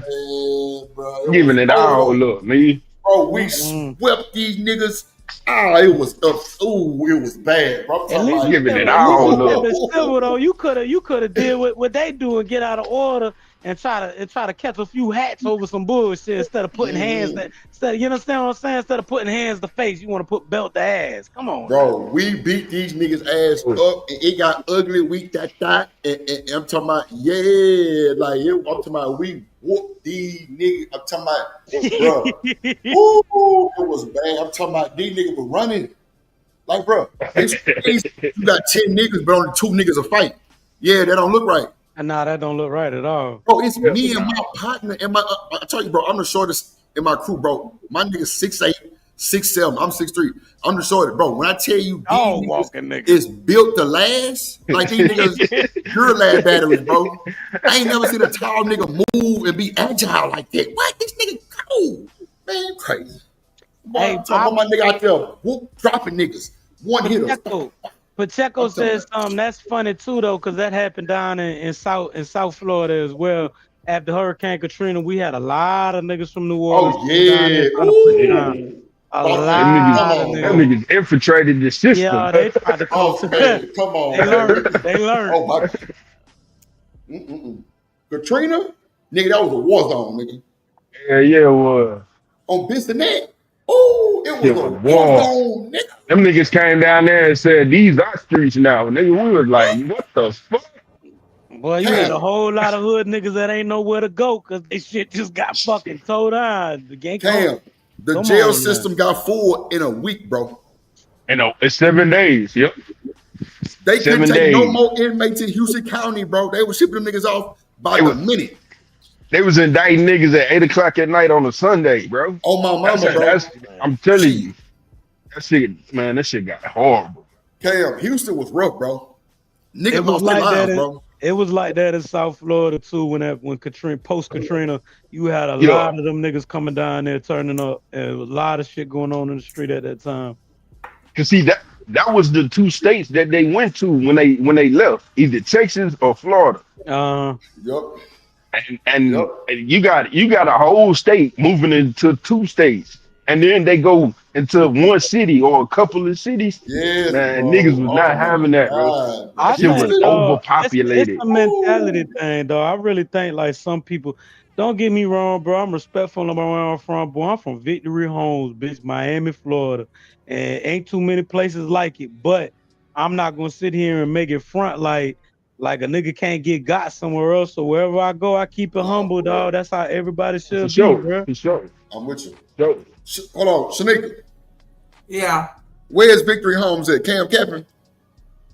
Well, you better. Shanika, tell him. Shanika, tell him, please. I'm Broward, but I did live in Miami. Because my fucking with you, Cam. I know what time it is. In the Bat Blues, Cam. Okay, we close to the Blues, but not that close. I'm 72nd.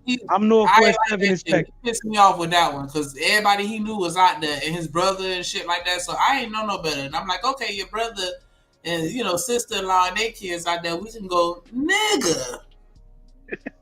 Nigga, I'm from Broward. I did not know. Damn. Hell no. Absolutely not. Yeah, man, you can't be pulling that extra tough shit in other people's hoods, bro. Hell no. And when I was a shorty, used to have a lot of. See, I guess they niggas. I'm not trying to, you know what I mean. I'm not trying to put no spice on us, bro. But they niggas is used to taking that pack and moving to other states and just settling in. We wasn't on no bully shit. I seen so many cats when I was younger that would take the pack from North. And I'm supposing Texas niggas did the same because Miami and Texas niggas got the cheap prices. We was plugged in with the Cubans and the Mexicans. So we used to take that same pack and go to places like North Carolina, Atlanta, and that's why Atlanta is the way it is. We used to head to these places and make money up there, man. Bro, that's just like South Park in the hood. Yeah, you can't go up there on no bully shit, bro. Yes, bro. South Park, them niggas that go rest in the suburbs. And bro, you'll never know them niggas. You'll never know. Shit, boy, I'm trying to tell you. Them niggas know how to adjust. That was so. Them niggas know how to adjust, bro. I'm talking about nigga go move to the suburbs, candy red slab in the front yard. All of a sudden, that whole covered up. Tell you, bro, them niggas know how to move and be cool and like settle in and not be seen type shit. I'm trying to tell you, bro. Niggas that know how to do that know how to move around. That's for sure. Yeah, and they get around too. No, that's real. Mm-hmm. Oh, they had more than one bullet. They had 200 bullets. How many people? No. Oh, no, they are. Y'all know this. Oh.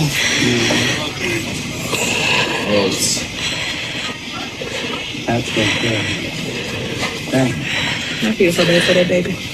That's they can't take no ass with them, but she beat that ass though. At 10:31 p.m., Asia Alice Poole was pronounced dead at the scene. She was 21 years old. Demarion Rankins, her longtime friend who kept hyping the whole situation, was found with a gunshot wound to his leg. He was rushed to UAB hospital where he was treated and survived. But the damage to the apartment complex itself was staggering. Well, I can tell you that witnesses are telling me today that hundreds of shots were fired here last night, and what we're seeing out here in the daylight certainly corroborates that. Take a look at just this one car, a bullet hole here in the trunk, another at the top of the trunk, one through the window, and then one on this other side next to the gas tank. The shooting happened after two women, one reportedly the victim, Asia Poole, got into a fist fight. And then right after that fist fight was broken up, that's when we heard. Hold on, I just need to back it up a second. Am I tripping, or was that a really large? That was a. That was like what kind of gun is putting that into the AR 7.62. That's 7.62, 223. All them hoes blow a hole in your That's shit. an AK shot. AK, Draco AR, something like that. Yeah. So now imagine that bitch hitting your body and coming out the back, boy. It's over. Mm-hmm. Telling you, bro, that be real shit. And see, bro, that's why niggas don't be understanding why niggas be having bullet conversations. Nigga, we ain't buying no Blazers. Nigga, we ain't buying no motherfucking Remington. Nigga, we go and get the motherfucking ones from the gun show. Nigga, we want them hollow. Nigga, we want that bitch to penetrate something, nigga.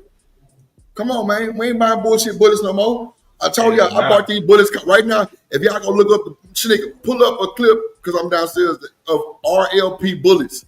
You will see these motherfuckers. It's two in one, bro. And them whole whistle. Two of them come off that bitch, and it's a string that it hit you twice, bro. It can't miss. But that whole $12, $13 a bullet though, Cam. Yeah. That's high as a motherfucker. That bitch gonna put you down, bro. It's gonna hit you twice and put you down. Oh, hollow tip. I'm telling you, when nigga pull it up, bro, you'll see, bro. That motherfucker. Two of them come out, nigga. I'm telling you, bro. It can't miss. Nigga, you hit twice. But guess what? The white boy make them hoes. The white boy make them hoes. Hey, people be thinking I'm tweaking, bro, because, I be into my little conspiracies, but this is why I believe that they got the National Guard out there, because the communities that they know they can't tame when they want to do this martial law shit, you ain't taming no niggas with FRNs. You ain't, you not. I don't give a fuck. You can send in the National Guard, but when shit turn the fuck up, these just is letting loose, nigga. They really letting loose, boy. Cam, I ain't gonna hold you. You sound crazy. I'm gonna tell you why. Are you saying these little niggas gonna fight the army? I'm saying, let me explain to you. Damn. Hold on. Let me give it to you. Let me give it to you. If shit really got out of hand, right? Let's say right now everything's tamed and we haven't had no incidents or nothing like that. No, I don't think niggas can beat the Army. If the Army was fully committed to the cause, that's the biggest gang in the fucking U.S. Come on now. So no, you can't beat the Army or the National Guard, nothing like that. What I am saying is that if shots were to start flying, let's say Memphis, because they got them in Memphis right now. Memphis is loose. If shots were to start flying in Memphis and you got a couple National Guards going down, I think it will be an inflection point where the National Guard will sit there and start realizing that this ain't no game no more. It's like when niggas come back from Afghanistan and shit like that, and they realize why the fuck was I over there? I think niggas gonna be thinking, why the fuck am I in Memphis battling my own people and I could really die? You understand what I'm saying? That's what I'm trying to say. No.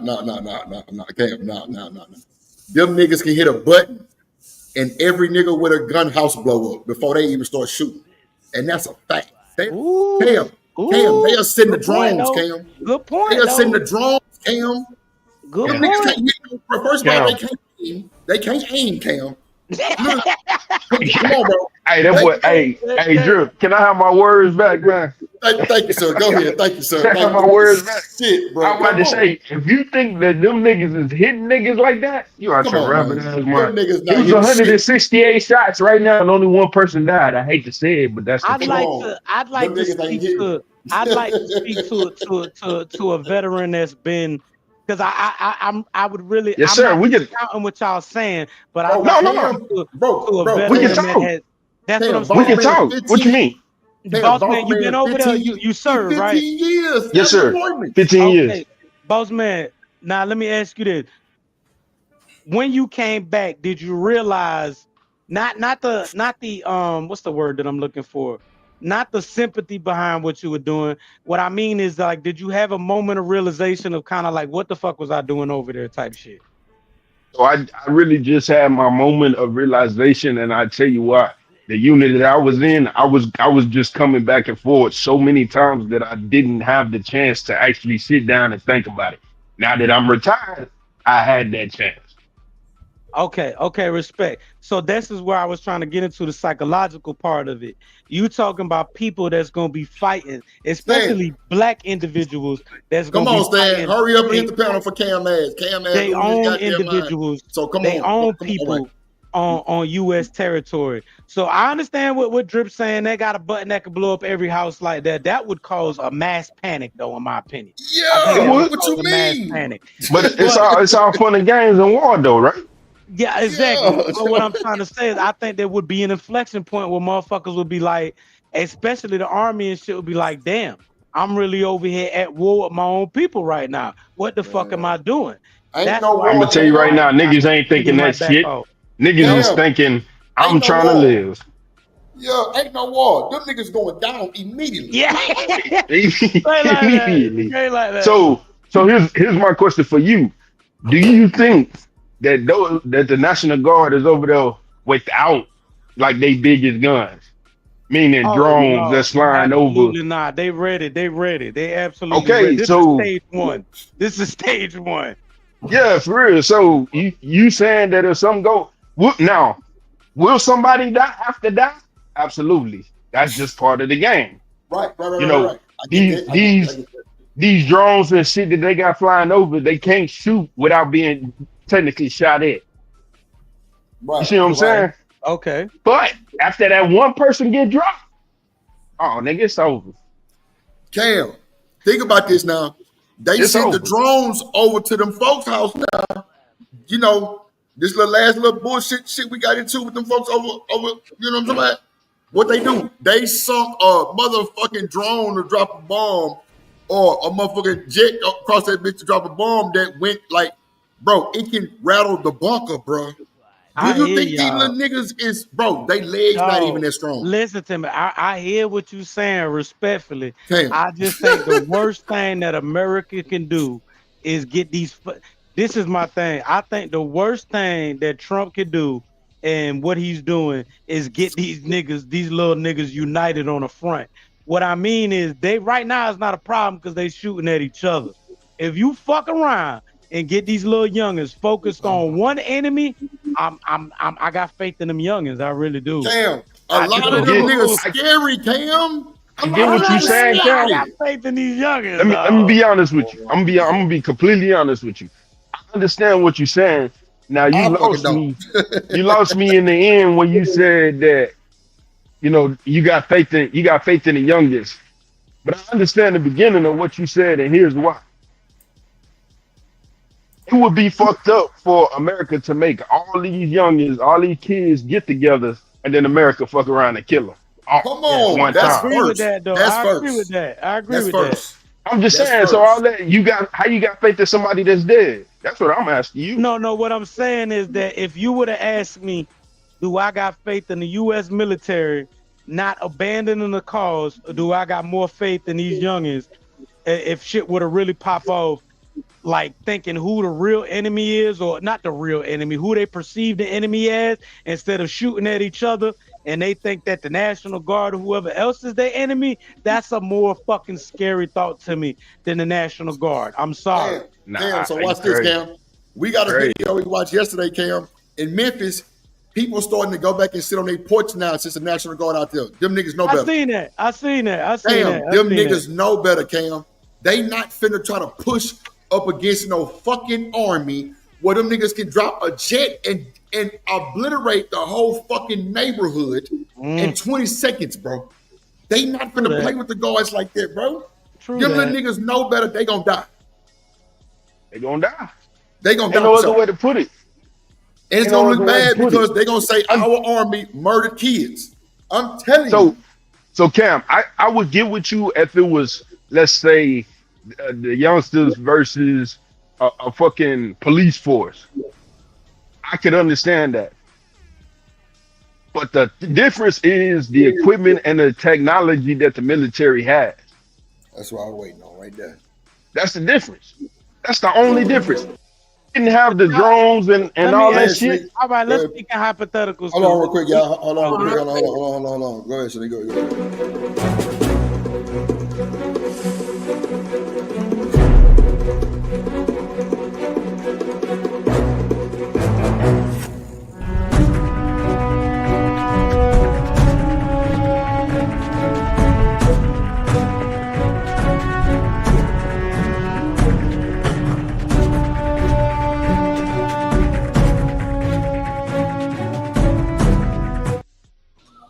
In the building. Now, Cam. Now, you said you wanted some. Now, Boss Man is definitely reputable. Yes, but we Boss got Man was somebody that's exactly. definitely double Boss Man time, but it's all big respect, right? Because for sure. First of all, thank y'all for y'all services. First of all, right? You know what I'm saying? You're welcome. So my boy Stan just didn't goddamn hit the pedal. So Stan, can you let Cam know how we plucking these niggas with slingshots? Well, go ahead, Cam. Go ahead, Stan. You got Stan. Yeah. Oh man, boy, I don't know what Disney. I don't know what Disney fairy tale. Cam, salute Drip, Shanika, Boss Man, Cam. Yeah, hey, man, hey, bruh, man, we do this shit in our sleep. You need to tell me some degenerate jackasses that we just saw a video that they did all those shots and hit maybe 3 or 4 people and only one lost. Man, we don't do it for play. Let them focus. And I'm telling you, that's going to be the end of the plan for them. They wanted to do it. Stan, your shit burping, Stan. Your shit burping. Okay. Hold on one second. Let me rebuttal after Stan speak. Nah, he changes. Let me drop and come back in. Let me drop and come back up. Drip. Yeah, I'm telling you, Cam, them niggas is all right, not to be played with. Let me rebuttal. and then let Stan go off on his tangent. Let me say this. If you talking about dropping bombs and drones in civilian neighborhoods, right? You not only talking about them young niggas no more. Because then, obviously, if you dropping bombs or you using drones in civilian neighborhoods, now you got the citizens riled up. I don't believe Now, there's a certain type of soldier that will go out there and do that type of shit without no type of conscience behind him. And whether it be a good conscience or bad conscience, nobody can say, because we don't know who fighting for the right side. We can't say they wrong. We can't say they right. We can't say the civilians wrong. We can't say they right. They might stand up for what they standing for. But in the meantime, in between time, when you killing civilians, now you bringing up more civilians that are going to be against the cause. So now you only got the young niggas focused in. You got ex-military vets focused in, working with the young niggas, civilians working with the young niggas. I don't see this military occupying the United States or an individual city under no circumstances if shit turn up. I just don't. I'm sorry. Yeah, well, they will get it. It's not occupying the city. They're going to get them. Do you remember this big thing that happened in America called the Civil War? I'm telling you, mom against mom, dad against dad, brother against brother. Let me rebuttal that. Stan. Your shit burping still stand. It's still burping. And the difference between the Civil War and back then and the Civil War right now is that there were clearly defined lines of combat. What I mean was that you had certain states in the South that were against what the Union was doing. So there was a clear define. I think it was North Carolina or South Carolina, but there was a clear line. Now you're talking about a civil war where there's actual neighborhoods. So my neighbor could be a Republican or a Democrat or whatever else, and I'm disagreeing with his politics, which is making me want to enact violence on that person. This would be nothing like a civil war that happened. Hey, it happened then too. But there were lines, Stan. There were no people in the South were fighting for the South. It wasn't neighborhood against neighborhood, Stan. Watch this. They were fighting each other. People in North Carolina were fighting against people in North Carolina. Brothers and them, they decided to go on one side or the other. But I know it's not a civil war because this would be over in 5 seconds compared to how long this went. I'm telling you, if you think that when you raise your hand to defend this country against foreign and domestic, you think that's a joke? You think that's play? You mean that? Because they know if they allow you to win with riffraff and all that, man, this country would cease to exist. We can't have people just running up and down the street doing the things they doing. I'm telling you, it wouldn't last that long. It'll be over, bro. I'm telling you. Man, this plan has already been enacted. And the only thing they have to do is hit the playbook. And I'm telling you, it won't last that long. Because most of you scared anyway. You take the biggest jokers out, they say, man, I don't want that smoke. Yep. It won't last that long. I think it's finna happen, so I guess we'll have to fucking see, because this shit looking crazy right now. It won't last that long. Tell him, boss man, it won't last that long. It won't last, bro. You blinking, it'll be over for real. Yeah, it'll be over. It'll be over. Cam, thinking about a tank. Hold on, boss man. Cam, thinking about a tank coming down your street. I'm thinking about that, and then I'm thinking about normal civilian. I'm thinking about that, but then I'm thinking about normal civilian. We could use what's some good. Hold on, let me we could use Albania. We could use Bosnia and Herzegovina. These are places that have Western civilizations that have been in civil wars to this day. Bosnia and Herzegovina have been in a civil war for damn near 20, 30 years. It is not going to look like what the fuck it looked like back then.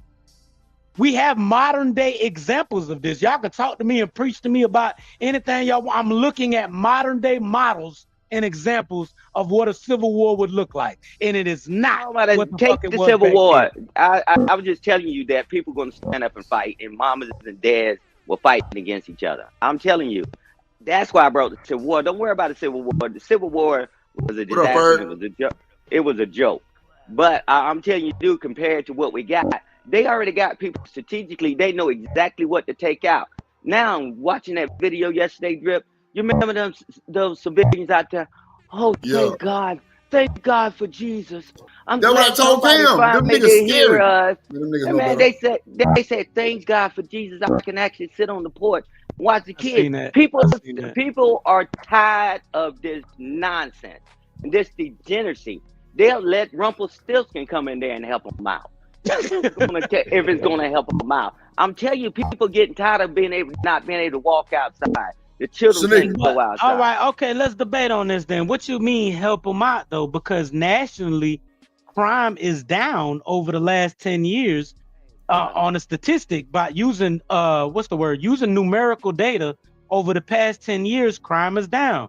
Trump sent the National Guards into DC in a year where crime was down 30%.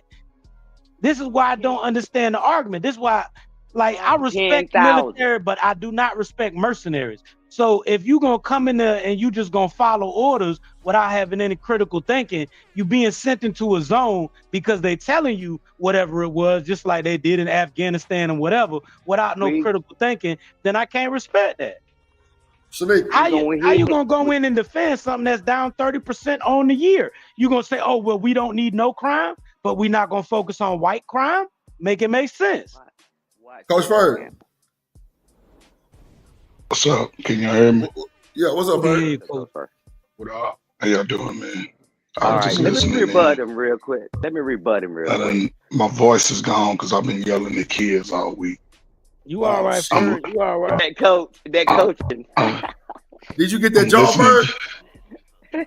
I got one of them. I got the one in the middle school, which I like that anyway. I'm cool with that. Okay. We had trials this week, so I've been yelling all week. I'm listening to this. I don't know what made me just click in at this moment. So I'm listening to these scared ass niggas talk about the military.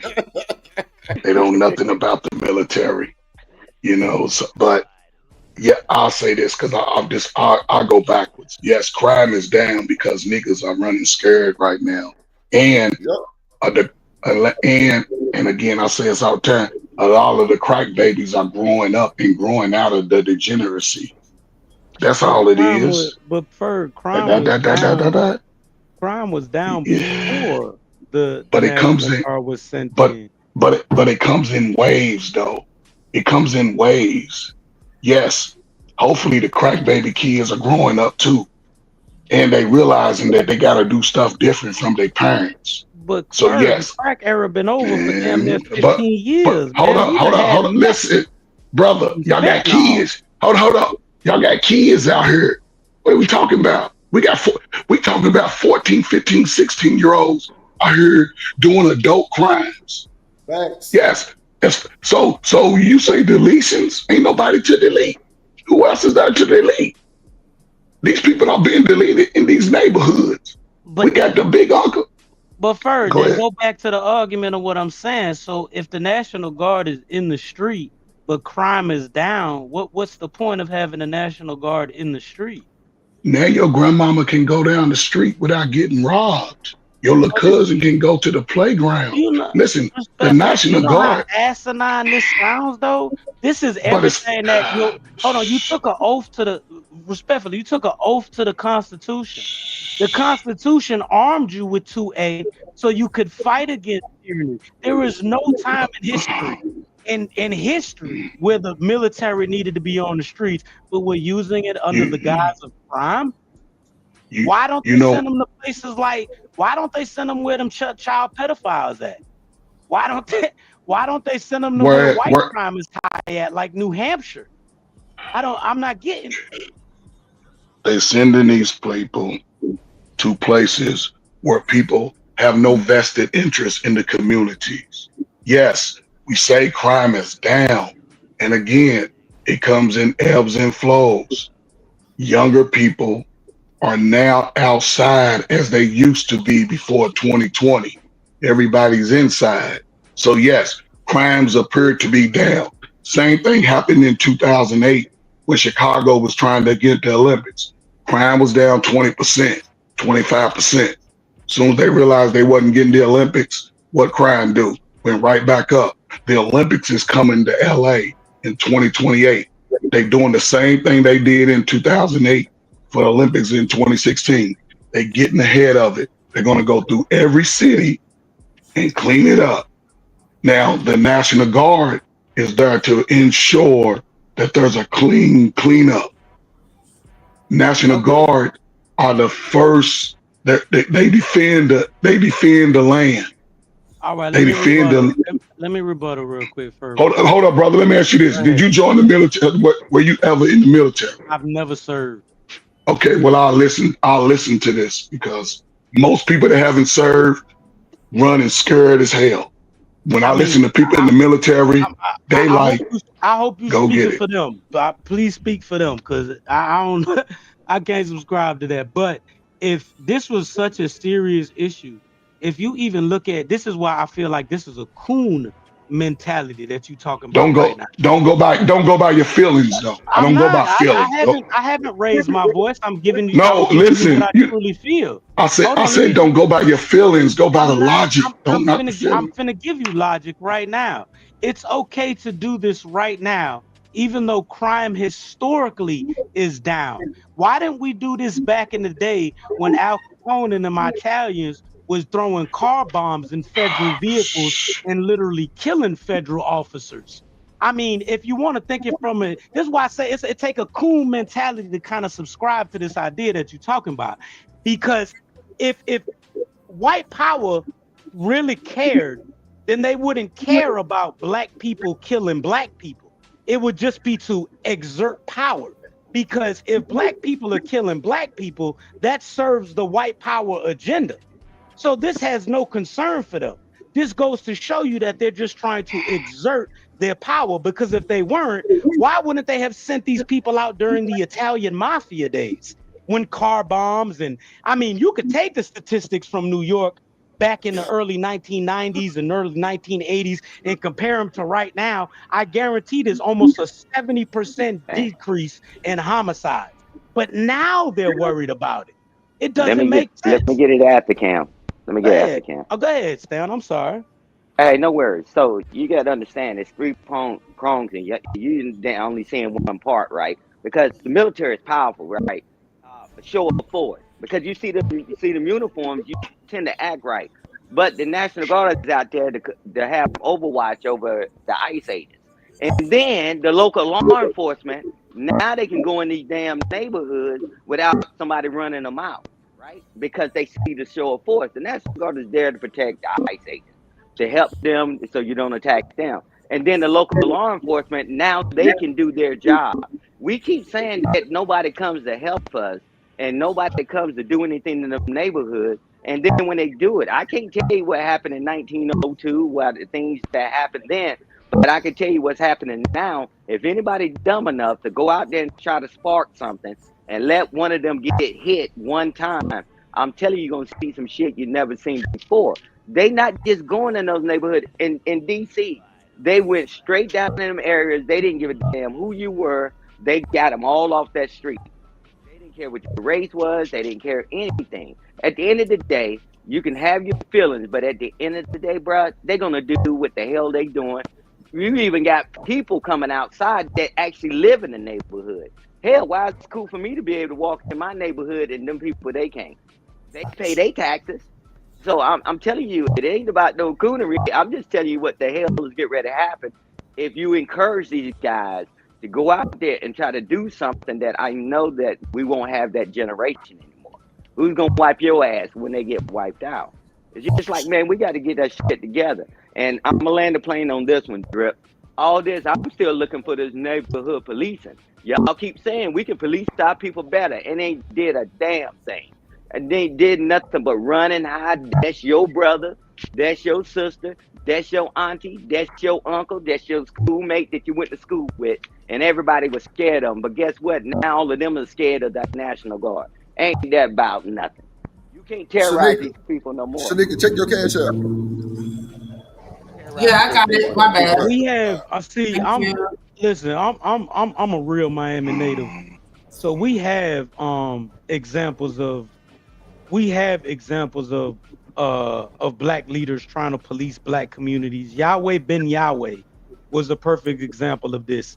And what they end up doing when black leaders try to police the community the same way that the police try to police the community is they get locked up. You sold crack in a Yahweh Ben Yahweh neighborhood, it's got shot. You sold drugs in a Yahweh Ben Yahweh neighborhood, it's got shot. So when you speak on black leaders, now I wouldn't describe him as a black leader because I don't feel just the same way I don't feel like the military or have an excuse to shoot people for selling drugs. I don't feel that Yahweh Ben Yahweh had an excuse to kill people for selling drugs. But there were black leaders that tried to exert the same power that the police force and the military use to this day. But you can't do that. You're not sworn in. You're not at law enforcement. You're not any of those things. If that's the case, hell, let's turn it to the Wild Wild West. It doesn't matter. It's just that instead of them working together, right? But they won't work together. Yeah, you can tell me, yeah, I know about 5 out of 5 people out of, you know, that's just like throwing a pack of Kool-Aid in an Olympic-sized swimming pool. It ain't moving the needle, brother. And since we couldn't do it, now they doing it this way, and this seems to be effective. Our way was an effective weapon. Damn. I don't think that we could ever work together. I don't think that we could ever work together with a mind state like Ferg and yours. I don't feel like that'll ever happen. Overcorrect. Hold on, I'll let you preach. Let me land my plane. I don't feel that we could ever work together with a mind state like with a mind state like yours or Coach Ferg, because there's been repeated. I mean, we could look at Philly when they bombed that Philly neighborhood. We could look at Ohio where they were doing chemical testing and Soviet Union type. Man, what year are you talking about? Let me finish. We could talk about this was actually 1997. So that's what 20 something 28 years ago. Is that far history? So we could never have progressive leadership or a true leadership in the neighborhood with niggas like y'all, respectfully. Nigga, I'm not going to no neighborhood. You 50% achievement rates are living. No, I'm not going to none of that shit. And that's the problem. 50% achievement rates. Yes, Florida. Lord, listen. Hold on, listen. What about Florida? Florida, tell me if I'm wrong. To pass a grade, you can pass with a 50%. I've never heard of that, brother. You heard of it? Well, look it up. You don't heard of No Child Left Behind, Cam. What you talking about? 50% achievement rate? Oh, shit. 50% achievement rate. Yeah, I'm sorry. Even a D is a 60%. So they changed the grading scale from 94 to 87 for it to be an A, and then from 87 to 80 to be a B. And then I think 87 to 80, then 80 to 76 to be a C. So you would need like a 68 or 72 just to attain a D. No, what are we talking about? No. A 60 is a D. Niggas ain't telling me. A 60 is a D, right? No, a 60 used to be a D. It used to be 60 through 70 was a D. I'm looking at it now, Cam. I'm looking at it now. A 60 a D. They changed it from that. It used to be like that, where it was harder for you to get the higher grades. But yeah, they took that shit back. Oh, okay. My mistake. Yeah, because when I graduated, your ass you ain't getting no C with 70%. You know where I'm coming from. Yeah, that's what I'm saying. They done took it all the way back and scaled it all the way to the point where you just gonna get passed through, whether you smart enough or not. And it's not going, the shit not gonna get the fan until it get close to the graduation time. And to touch on Coach Ferg's point, whether it be you gonna keep groaning or if you don't want to, I said I never even finished what I was saying. Oh, go ahead. I apologize. Go ahead. You brought up Florida and then I interjected. My apologies. Go ahead. Yeah, listen. I'm sorry for Florida. I can say Kentucky. It's a lot of states. They lowered their achievement rates for kids to be more successful. There were we say it all the time. Kids can't read past the 3rd grade level, so they lowered the achievement grades. Those kids grow up to be adults in the community. Those adults grow up to be, they're already adults. They don't really get to achieve home ownership, business ownership. They just worker bees. Now, I'm going to just say this and I'm going to shut up. Because again, we're talking about America, that all of our lives, we've been under the feminist movement. We've been under welfare. We've been under all of these things that the Democrats. Who started welfare? The Democrats. No. What race of people started welfare in the white people. Okay. The white people that we vote. Hold up. That we vote for. That we buy their clothes from. That we make rich every day. the same people that you subscribing to their same military mindset. Exactly. That you So hold you up. That complaining you about them, but you hold working up. for them. Make it make sense. Hold up. Did you go to the white man's job today? No. Okay. So everybody else that we know go to the white man's company, white man's factory to support the family, right? Cool. Yes. I subscribe to the military when, and this is me, I did everything America said do. So I was going to get my piece of the pie. I tell every look, I talked to 60 kids this in 3 days. I don't think there's nothing wrong with you going to get your piece. No. There's nothing wrong with that. But when you live by that piece of the pie, when you start subscribing to that indoctrination, is where it becomes a problem. Everybody needs to make a living. Everybody needs to make a living. But when you start subscribing to indoctrination, black folk don't work together. But again, making a living for black folk that came before us, they work together. They built together. Agreed. The modern nigga today, y'all niggas ain't working together with nobody. If it ain't your family, I'm not saying you, but if it ain't our family, then it ain't me until it is. That's the problem. We say we want all of these things, but everybody complains about what's happening, but I don't see, and it's crazy, I don't see the brothers showing up at those spaces. Forget the military. Can you go get 25 brothers? Not you. Can most people go get 25 brothers and say, let's police up our own community? No. People are standing on the sideline when we got an opportunity today to sort of rally together and figure out how we're going to move forward. Because there's no way that you can tell me you're going to trust 25 dudes that are high strung, cussing out the women. Every time you disagree with them, they damn near cussing your grandmama out, that you're going to build any type of community with them. No way. So what's the dream scenario here, Ferg? In your mind, like what I'm saying is, what's the dream scenario here? If the military were to occupy the streets, clean up black neighborhoods, how could you envision them black neighborhoods getting better? And what's the dream scenario of how that outcome would look? Because one thing about the military, they can't shoot until ordered to shoot. A lot of those young soldiers that are in the National Guard, they brothers and sisters. In the military, the way it trains you to fire a weapon, you don't waste rounds. You get 3 rounds, send them ass. By the 3rd round, they go hit you, not the person next to you, not the person running. They're trained to go after a specific target. Also, it's about the education of it. It's not just about a show of force. It's about the education of it. Most people that live in these urban areas are not property owners. They don't own the property. They live in rented property. So they don't value that community. And me, I understand all that, but I still want to get to the grit, to the meat and grit of the conversation. What I'm saying is, how do you envision the dream scenario? So instead of thinking like a mercenary and just doing your job, I want you to envision the outcome of what your job has accomplished. What's the outcome of the mission? How does that look? The outcome of the mission is to ensure kids 0 to 75 can go back outside and play without the threat of someone coming through, blowing up the spot.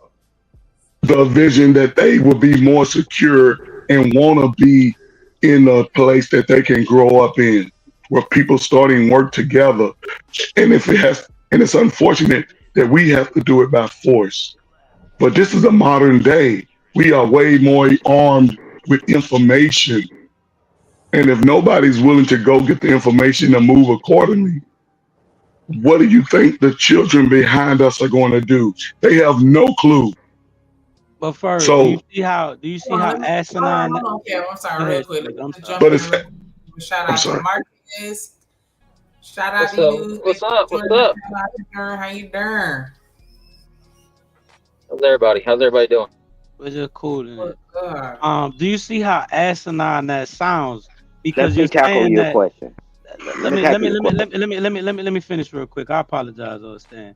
You see You how got it. asinine that sounds, though. You're saying that you want the children to be safe under this imaginary world that you're living in, or that you have. Imaginary world. No, I'm saying because that is. That's what I'm not trying to belittle your idea. I'm trying to say that this is what you have imagined that the world will look like. So your kids step out in this imaginary world that you have envisioned, and then they go to school and get shot by a white boy anyway in a school shooting. So nigga kids ain't going to all white schools, they're going to mostly black schools. Come on now. What are we talking about? Are you telling me all black schools and all black church? What's buddy name? Tyler Hood or whatever the fuck the name was. He shot up an all black church. All black church. You said school. You jumping around. Which one is it? It doesn't matter. What I'm saying is they will invade your community, and this isn't a shot at white folks because it's good white, but you're making it under the guise this coonery mentality that only niggas can do wrong. We need to go control niggas instead of focusing on white crime. This is how you've been conditioned. Niggas is the problem. No, yes, niggas are the problem. Black folk ain't the problem. The black folk ain't the problem. Niggas are the problem. Black folk ain't the problem. Niggas are the problem. That's the difference. That's the difference. Niggas are not the problem. Niggas are the problem. Niggas who sit around complaining and do nothing. They don't even show up to where it's needed. We spend 40 years never showing up, then saying, why is it like this? Come on now, show up. If it's that serious. People that haven't showed up. Can you give me 20 examples? Because I feel like you just shooting off the hip now with your pistol. I feel like you don't even know 20 motherfuckers that didn't show up, but you subscribing to statistics that you done heard from mainstream media source. Nigga, I'm in the schools. I'm in the hood. When's the last time you? I'm really in the hood, and I don't. And that's the problem. But listen, hold on. I don't see showing up in the hood is one thing. Oh my God. I don't see too many niggas not going to they kids' events and stuff like that. Do I see a lot of adultery? Of course.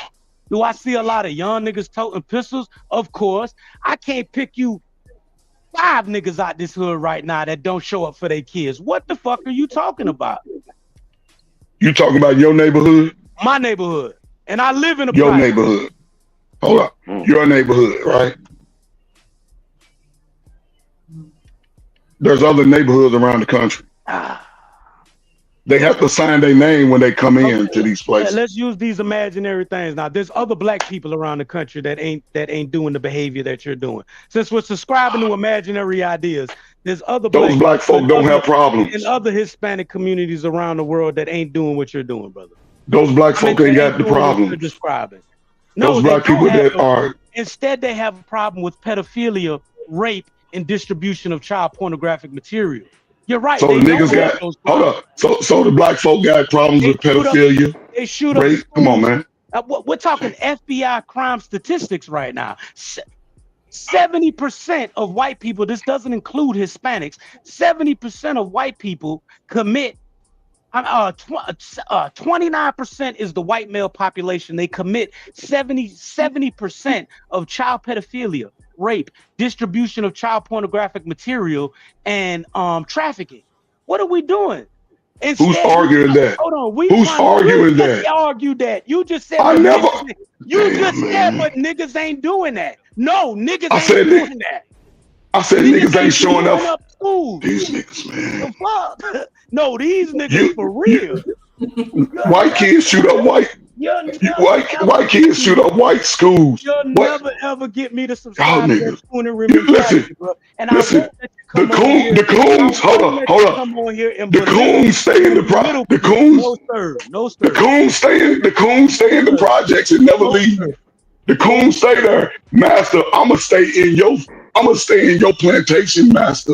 I ain't never leaving your plantation. I'm comfortable right here. Respectfully, I'm glad that you took a low blow, but I don't have. Hold up, nigga, you been taking low blows the whole time. What are you talking about? I don't have to explain my situation. These niggas right here. Yeah, I can show you my passport. I've been around. Nigga, you been taking. Nigga, you've been taking low blows the whole time. Around the world. What are you talking about? I choose to be, crazy, I choose to be in the projects due to taking care of someone that I love that refuses to leave the project. But nigga, I've been around the world. The fuck is you talking about? Really though? Nigga, you've been taking shots the whole time. What are you talking about? Man, what are we saying right now?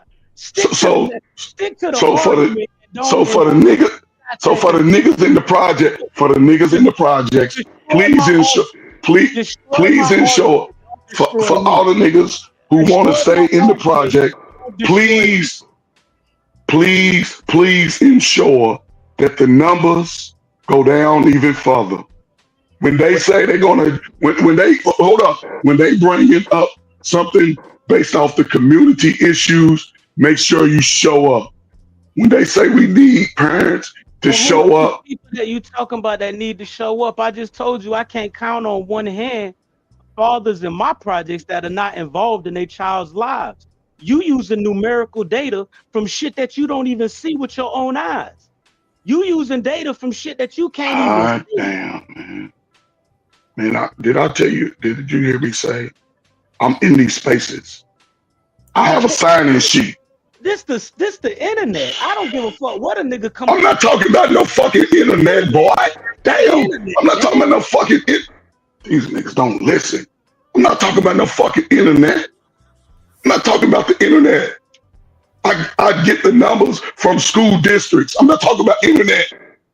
I'm talking about the people who signed in the roster, who sign in. I'm not talking about the internet. Could you point me to those numbers since you get those numbers from school district? Can you get somewhere where I can look up online while we chatting right now that reflects the data that you talking about? Man, you can go to any school district in the country. I'm asking you, can you point me to a website? Listen. Back chat that can point me to the data that you talking about. Coons don't do homework for other people. You do your own homework. Why would I just be bringing up YouTube? Do your own homework. Go to the spaces. Go to the spaces and ask the kids. Go to the spaces and ask them specifically who shows up. Damn, I'm not talking about one project. Come on, man. Oh shit. World is bigger than one space. Go to the spaces. I'll shut up. The man. Stan started this shit. You been quiet. I've been quiet the whole time. I started. Don't get a fucking head drip. Don't get a fucking head drip. Oh shit. God damn. I'm trying not to. I gotta hold my somewhere fucking around. Normally I'm somewhere around the scene of the crime, so you went off on that. Hey, but hey Cam, but you was asking about the dream situation, right? Based on what's going on. What I would like to see, I would like these leaders that now that they have the resources and the funding to stand up their communities while they got the money. Don't let them all leave because they can't be there forever. Standing up these programs. And you know, and talking to them young children and the youth and the adults that's in there. There's no reason why you're standing outside. If you're gonna drink your beer, do whatever. Don't throw that shit on the ground. Talk to the youth. Now they can go back to the dang on community centers without getting robbed or getting jumped on. Take advantage of that opportunity while you got the support there, because the funding is there. Obviously, that's what I would like to see. Respect. The situation, you know, take advantage of the situation and don't let it go back, right? Because a lot of times when people come in to do something, everybody's hiding like they're hiding now. We saw that on the video last night. And then when they all leave, they're gonna go back to doing the same shit. So take advantage of the money, the budget, while we got it. Let's stand up to the communities. That's what I would want to see. But we'll see how it plays out. I just want to see the kids playing at the park. I want to be able to see somebody's house with like 8 bicycles in their yard. Like people playing basketball at the park. Like, I don't know, shit like that. Just being able to walk outside around your block a few times. If you're trying to burn a couple calories. Just regular shit. Not even the extreme shit. you know, like I was saying yesterday, like I felt like I should be able to walk around with no clothes on or walk around with a big Cuban on. Like, nah, just go outside and walk the dog. Like, that's it. Just play at the park. That's it. Shit, y'all had been came up missing, fucking around walking that goddamn dog. Hey, but anybody that's been in the military, right? And I'll talk to them, and I'm gonna tell you, you know, the quickest way for us to lose shit, like the education centers and all that, is always the sign-in roster. That's why all those community centers, people quit going to them. So that was easy enough for them to take that funding away. Now they don't have them anymore. Used to be, man, you could throw a rock to each and every one of them. But when people stopped using them, they shut them all down. Now we where we are today. Now we got the ability to bring all that stuff back, just like Shanika was saying, and like the people were saying on the video. I mean, them children should be able to go outside, ride their bikes, and do whatever. But they got to take advantage of it now, because once some guys leave and they take all that funding away, we're gonna be back to where we are now. Mm-hmm. You lose it. Yep. You lose it. They're not gonna fund something, and they within a week only 10 people showed up. Drip, it costs a lot of money to keep them lights on and the property and all that. That's what I be trying to tell folks. They be like, well, one person can do it. No, the fuck they can't. I remember Ferg was telling us one day, he was like, man, if we make a move, we got to do it all at one time. And I ain't talking about no 200-300. It need to be all across the world move. Like, you know what I'm saying? I remember him saying that shit. So, you know, I understand that. Like, bro, we ain't got no power for all that extra, for that little small class bullshit. We don't. And it doesn't matter what our religious differences are, what our political differences are. If our future's on the line, we have to set aside our egos, men, women, and get out here and just show up. And it ain't even about, you know what I'm saying? We have to, and I'll say this, and I'll just in this record. When Chicago was closing 50 schools, right? You're talking 80,000 kids. In Chicago, they had enough schools to where the kids didn't catch buses. They walked to school. That's how many. So they were closing 50 schools, and now kids were going to have to cross gang territory. So you putting the kid in danger, you putting the parent in danger, because they were taking it out on the kids. So, your father was a banger, then we catch you coming through our hood, even going to school. There was no free passage, right? They were providing buses to go to these school board meetings. The school I was at, they had 3 school board meetings they provided buses to.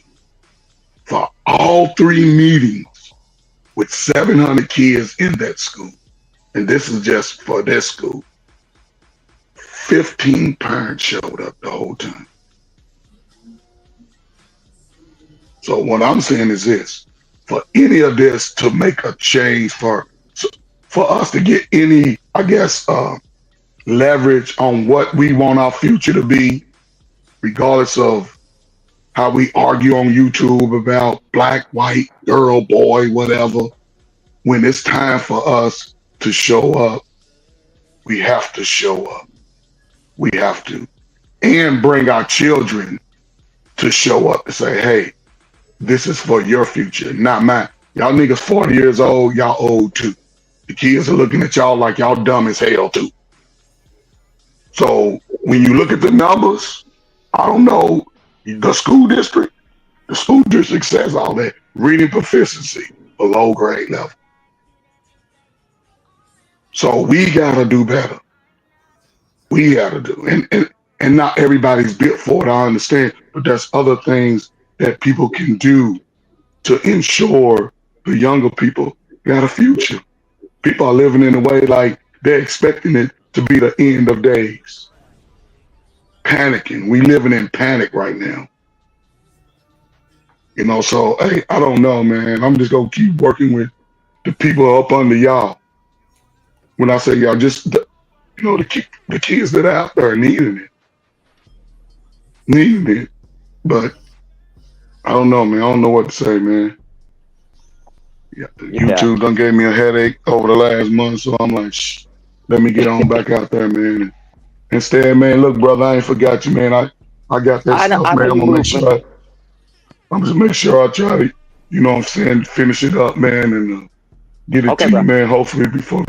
So that way, man, when you go present, man, you have everything you need and you can, you know, get that space, man. So, but yeah, man, listen, I like I said, man, I grew up in a major city. A lot of my friends, we started out in the projects, but we knew it was temporary. Project people used to be some of the best people, caring for community. Now, it ain't a place you want to grow up at. Not shaming, but you don't have no home ownership. You don't have collective bargaining. So when you go to public schools in the communities, they don't have home ownership. You can't dictate what they do in your school. But when you see it coming, you gotta show up. Grab 10 friends. Say, man, let's show up. Let's advocate. But again, not everybody's built for it, so. Yeah, because I think back, where would I have been, right, if I didn't have the USO and I didn't have the community, and then too that parents that had to work or whatever, they would make the daggone make the events later on at night where parent teacher conferences and all that. It was accommodated. Now it's 2025. You know, people won't even get on the goddamn call, and they won't do that, right? And so they're making it easier, but people still not doing it. But growing up, man, I don't know where I would have been, man. I'd have been a knucklehead just out there in the street, just acting the damn donkey. Stan, And, Stan, I'm gonna go and tell you because ain't nobody else told you. Your shit Borgin like a motherfucker. okay, let me just end this bullshit and let me drop the fuck down. You tried to make me come in too damn fast because when I knew you when you called me, I knew what the hell it was. Oh shit, yeah. You know, ain't nobody said nothing to you, but you know, but you cooking. I'm just saying that motherfucker Borgin. You know, you want to change your audio thing out. But yeah, my bad. Stan. Go ahead. Pumpkin head for you because you could have texted me that, you raggedy. Damn, man, shit. Yeah. At least sis would have slid me a note. She ain't said shit. She let you sit up here. Okay, that's a bit. Because like you said, he was cooking, so it was just like, fuck it, I don't want him to leave. I want him. This shit been Borgin. The hell you talking about? It has, but I'm saying every time he started talking, I ain't want to interrupt what he was saying. All right, I got that too. Family love. That's family love. But let me close it all the way out. I'll be right back up, though, brother. All right. Yeah. Nah, Fergie, I'm cooking though. Cam man been playing Grand Theft Audio too much. It's all good though. You love that name.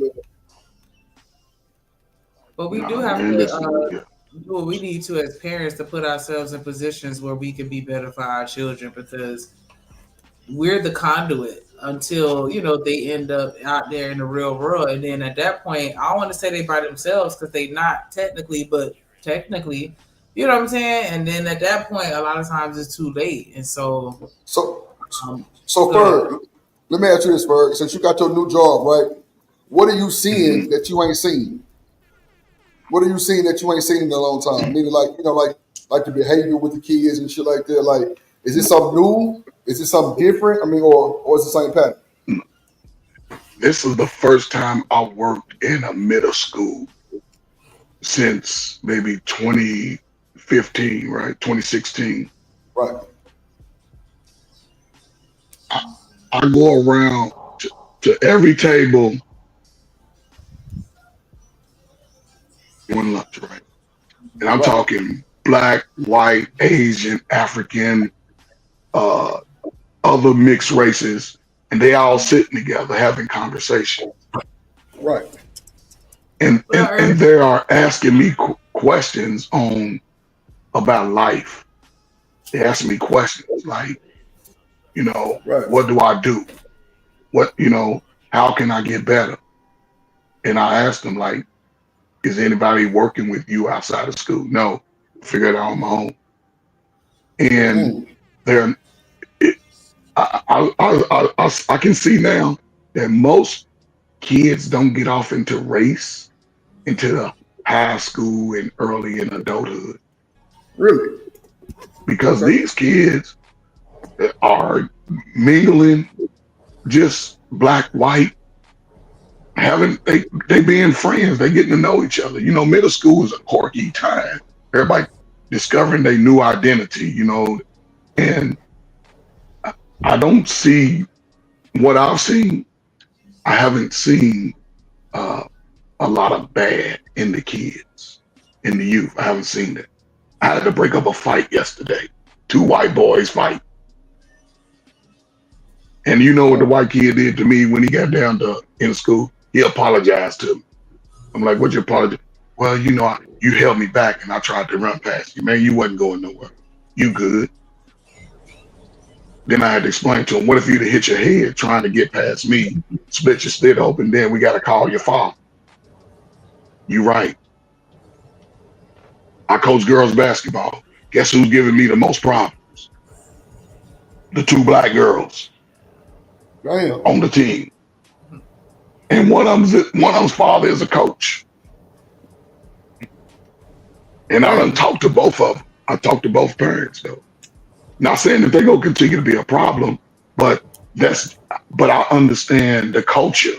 I understand that kids do that. So I'm not gonna just be all unruly to them because that's who they are at this moment. They'll learn when they sitting over holding the clipboard, talking about she got 2 fouls and you ain't playing. They learn. I had a kid cry yesterday because I raised my voice at her. I told her go take a rest, you know. And listen, report card pickup can always tell the tale of the tape. Who shows up at report card pickup?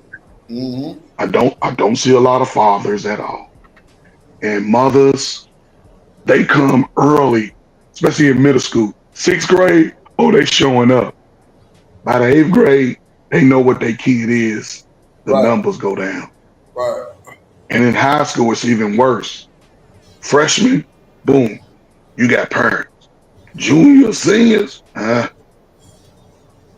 those parents don't show up. And it has nothing to do with work because they already know well in advance. They know the calendar for the year. They know these things in advance. Right. You know, we can make arrangements to babysit my baby and do all this when I want to go out. And jobs are lenient with that. Jobs understand, report card pick up at 9. Yeah, I'll be in at 10, 10:30. Cool. So they understand that. It's not like, you know, saying you got to work past that. They understand it. But parents know their kids. And the parents who show up for their kids, you can see it in a lot of their behavior. Because once you talk to a parent, the kid will come back a whole new kid. Yeah, for the most part. No, for real. Right. That's what my mama was, Bert. If you call my mama, I ain't give a fuck about you calling my daddy because I knew I was a fucked up kid off the situation, and I knew he wasn't gonna touch me because he just didn't want none of them type of problems or start nothing with my mama because he loved my mama. Period. And I respect that shit. That's why now me and him got the best relationship. Me and that nigga went fishing the other day. Goddamn, that's my dog. But I knew, like I ain't gonna lie. They used to threaten me with calling my daddy. I'm like, so what? Them motherfuckers got smart. They were like, yeah, I'm gonna call your mom. I'm like, oh, God damn. Shit. I gotta deal with that motherfucker. Hell nah. Look, I'm good. My bad. Look. Just let me go back to class. I promise I can do nothing else. Boy, the mama called my mom. And first, that's when I mean, and I ain't gonna lie, like, my mama got called since I was in elementary. I ain't gonna bullshit you. I tell you, I was just a bad kid for just certain reasons. But back in my elementary days, first, they gave pops. Yes. Woo! You talking about my ass was just a big ass kid who just knew how to tighten my ass up enough to he swung that battle. I ain't bullshitting.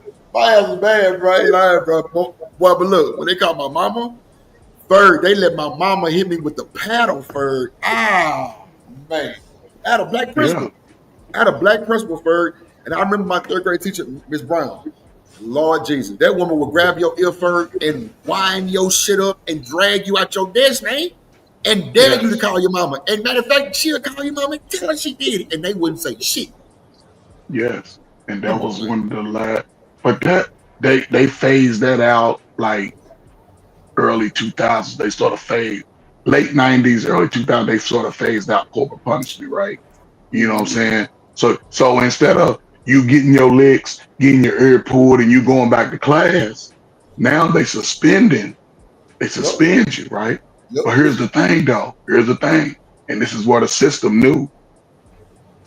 When I was in the 3rd grade, from the 2nd grade, I went to an all-black school.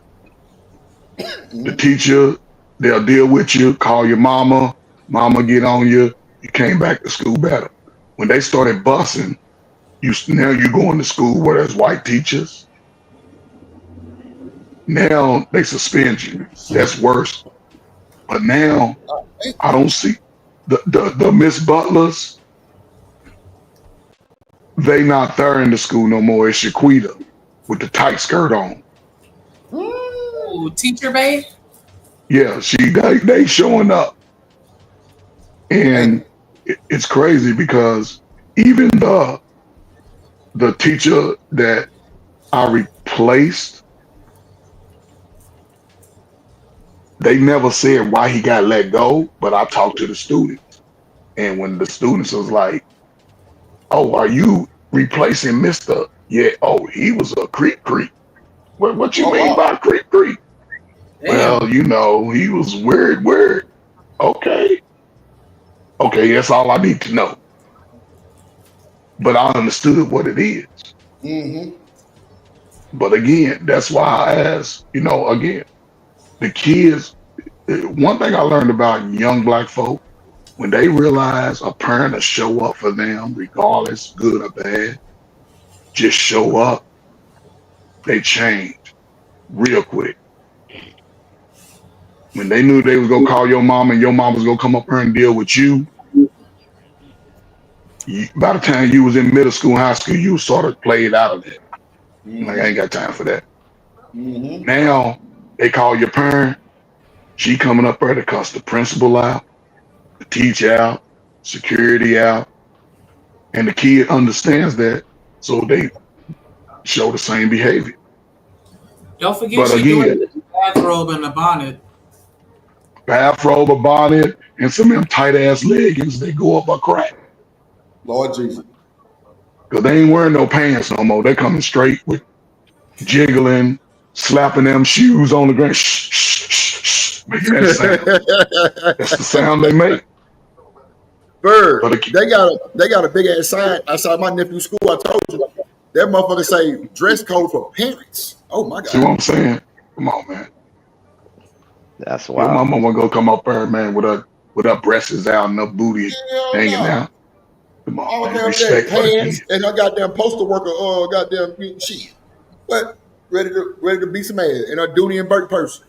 I ain't bullshitting. She came up there not playing with nobody, nigga. She came to whoop ass. I ain't lying. She came to find you. Yep. That's it. But that's a different. But Drip, that's a different time now. Your age is the parents of the kids in school now. That's the generation of your adults, and a lot of your parents, and that's why I pay homage to the women who understand that they have to be. They know who their kid is, right? They know their kid got their personality, got some of the daddy's personality, because we like him little thugs when we young. Had my first baby, he got thug, right? He about one of them dudes. So he got their personality. Right. The kids pick up, but again, man, I think it's not a hard fix to me. I don't think so. It's just that we have to show up. I was just going through calling all of my players parents because I want them to understand practice is about to get real, and I don't have time to be taking time out. Hey, stop talking. Stop. I ain't got time for that. I'll just sit over on the bench and you wonder why. And I got a parent meeting on a Monday after school. And, so I don't know, man. I don't know, man. Over these course of the last 6 months of YouTube, like, yeah, let me get on back to this space where I know they need me. And so far I've had a good I've had a good introduction to the students, the staff. They're like, man, you making connections already. I'm like, it ain't about me. It ain't about me. You know, it's bigger than me. And black, white, Asian, African. It's a lot of mixed kids at this school. It's a lot of funny looking little kids at this school.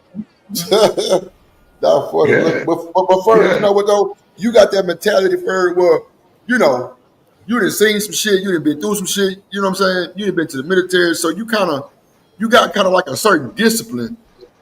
Like, you know what I'm saying? And you know how to talk to these motherfuckers, Ferg, like, because you can relate to some of this shit. You know what I'm saying? That's why, like, I always commend you and Stan and, you know, D-Rock and Bolo and them, because it's like, y'all niggas, y'all done seen some shit, but y'all still transparent and just kind of like, not all the way old school, but y'all kind of still got that same arithmetic. Like, you know what I'm saying? Like, y'all kind of still got that shit on you, but. OG swag. Yeah, like, you know what I'm saying? It just hit different talking to you than talking to another guy your age. Like, I don't think I would get the same type of feedback. You know what I'm saying? But you know, I always gave you like a form of respect for sure anyway, because I feel like you don't you really care about this shit. And a lot of people just be talking shit and they don't give a fuck about this shit. But you truly care and you really get a time. Because now you back at another school. You know what I'm saying? So you know, I commend you for that shit. Because man, these kids is crazy. And their mama crazy and their daddy crazy if you there. But see, Drew, that's what I'm saying. It's not about me. And it's crazy because it's never been about me. It's never. I've had both parents. I grew up with a crazy father. Right. You know what I'm saying? So, and I had 5 sisters in the house every day. Yeah, that's why. So when it came to women, I wasn't gonna crash out because somebody didn't like my little high yell ass. Right. I've been called more names than by black folk than I was called nigga by one white boy when I was 12, and I slapped him so fucking hard. I never heard it come out of a white person's mouth again. Yeah, me neither. First, I ain't even had no actual racist moment like that. But I don't live in life based off what I feel. I just go with what is presented to me and move accordingly. If it's something that I know is always going to have me in an uproar, then I can disconnect from it easy. If I know people that, it's crazy. It's people that know me for football only. It's people that know me from playing basketball only. And it's people that know me for playing both. Right. So I know how to disconnect from some bullshit. My goal was to always make it home. I wasn't going to let somebody talk me into nothing. Nah, that's respect. You know what I'm saying? I never move like that. I'm not going to be arguing and fighting with somebody every day. You're supposed to be my friend. I want you to talk me off the ledge. Don't tell me, yeah, man, fuck that shit, man. Go ahead, man. I followed you. No, nigga, you ain't me. But that was just me. And then once I became an adult, you can do your own thing.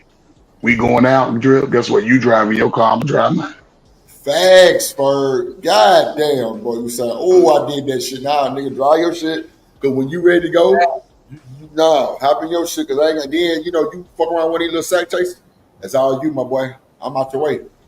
Drive your shit. Right, because if you get into some dumb shit, then I ain't with that shit.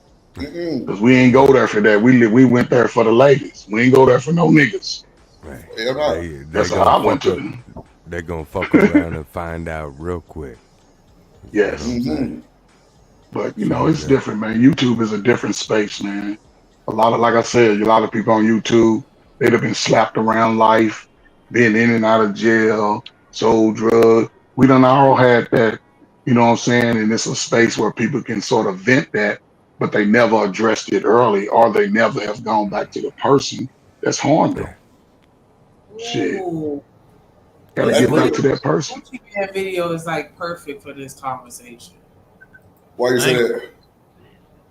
Because he talked about some of that shit as far as Gucci Mane, like just, you know, the grudges and the hate and, you know what I'm saying? Yes. And they hard for other people and like you gotta let that shit go. Nah, I ain't gonna hold you, Bird. Like I told you, it took me up till I was 31. And I told you my true honest story for several times. Like it took me till I was 31 to be able to appreciate and see everything that my daddy really and truly was trying to do. But my dumb ass was blocking that shit and giving him the most outrageous, outlandish time for him coming up, you know, marrying my mama. You know what I'm saying? Like it took me, I was 31 years old, and when I let it go, Ferg, I felt better as a human being. Ferg, you know I just came, bro, Ferg, you know I just got out of an 18-wheeler accident. Man, my femur broke right now. I had 4 bruised ribs. I had 260. Yeah. Hold up, Drip, slow down. What you mean just got out of an 18-wheeler accident? Like 3 weeks ago. What was you doing in an 18-wheeler? I went in an 18-wheeler. Remember I told you my auntie won 80,000 and she had a heart attack? I remember hearing you say that. I was coming back from seeing her and I got T-boned in Orange, Texas. Oh, well, shit. Hold up. Well, hold up then. You playing for what you need my flight information? You paying for the drip when you get your suit? When you get your payout? Look at this. You so light skinned. Shanika, he ain't paying for the drip meet up with the settlement he can right get. Shit. I had like 50 lawyers calling my phone. Bird, I was unconscious for 2 days. Oh yeah, you good. Hey, listen, I'm gonna tell you this real quick. All insurance policies have a max, right? You want the max, especially 18-wheeler. You want the max. The dude drove for Sunoco. Well, you want the max. You want the max. Yeah. And my mama was like, "Nah, we gonna go after Sunoco, then we gonna go after him." I'm like, "Nah, mama, like let's just do the Sunoco and just." She's like, "Hell no, we going after his ass too because he need to know better." Bird, he had weed and alcohol in his system. Salute to moms, man. Salute to moms. Oh, no. Ferg, the 4th day I was in the hospital, Ferg, them some bitches accidentally gave me the wrong medicine, Ferg. Had my blood pressure 220 over 212, Ferg. Bro, my mama cussed they bitch ass out. Filed a complaint, filed a report. Oh, nigga, they ready for us to go. Well, in your new hospital that you build, you got a Shanika wing, a Stanley wing, a Coach Ferg wing. That's all we need is a wing. That's a wing, Yeah, just a wing. Yeah, because I need a private room if I ever have to go to the hospital. Lord Jesus, that's crazy. Shanika, you gonna have a whole wing. You gonna have a whole wing. Shit, fuck a room. You got a whole suite. Take me to Texas. I want to go to. Matter of fact, helicopter me to Texas. Yeah. Hold on, first. Say it again. First, helicopter me. Yeah. Yeah, helicopter me. Matter of fact, we all got a helicopter. Shit. The Shanika. It's gonna be called the Shanika. The Shanika don't come in there and lift you. He say helicopter me. Yeah, come get me. Yeah. Fly me out there, motherfucker. Nah, man, I'm glad as long as you're all right, man, you know, I would hate to hear about anybody from this space not being here, you know, with an accident like that, you know. So and I was gone off the stream for about a week, man. Shanika was up here crying and everybody thought I was in jail and shit. I'm like, damn, why they thought shit? I called Stan and told him. Then my mama got the Discord and was talking to Big Bad Bull and everybody else and shit. And, you know, she was kind of telling them what was going on and shit. And she gonna put in the chat, the first thing he did when he woke up was ask, what's Shanika? I'm like, mama, why would you say some shit like that? Like, really? Like, come on. Why not? Shanika like your family. She like your family. She say, well, nigga, that's what you said. After you tried to jump out the bed. I'm like, jump out the bed and run. She say, yes, when you woke up, you tried to jump out the bed and you hit the floor. Like, not knowing, nigga, you was being in the accident. I'm like, damn, for real. She say, yeah, but they had to restrain your ass to the bed because you didn't know where you was. So Ferg, I ain't gonna lie, but the first day I got back on screen, boy, I was in this bitch in tears, boy. I'm talking about Ferg, like, bro, I had Ferg, the glass kind of did me worse than the accident. I had 268 stitches. But you still got stitches, don't you? Hell yeah. I'm down to like what is like 86 now because Ferg, both my bottom and top lip had my whole damn mouth imprint like busted through my shit. So my shit back straight now. I had a black eye, that's straight now. I got two fingers broken, my index finger and my middle finger broken, and my nails are ripped off those fingers. Well, look, I'm gonna email you, right? Oh, and no, listen, I'm gonna email you, right? Because you've been given a second chance. Nah, Ferg, that's for real. That's for real, Ferg. That's for real. That's for real. So you can't be going down buffoonery alley too much no more. I ain't shit. You've been given a second chance. In the first place, hell no. So, like, I even told my mama, I'm like, man, I feel so happy for, like, I don't know what the doctor did. Like, I was on a liquid diet for like 9 days. Man, I lost some weight and shit.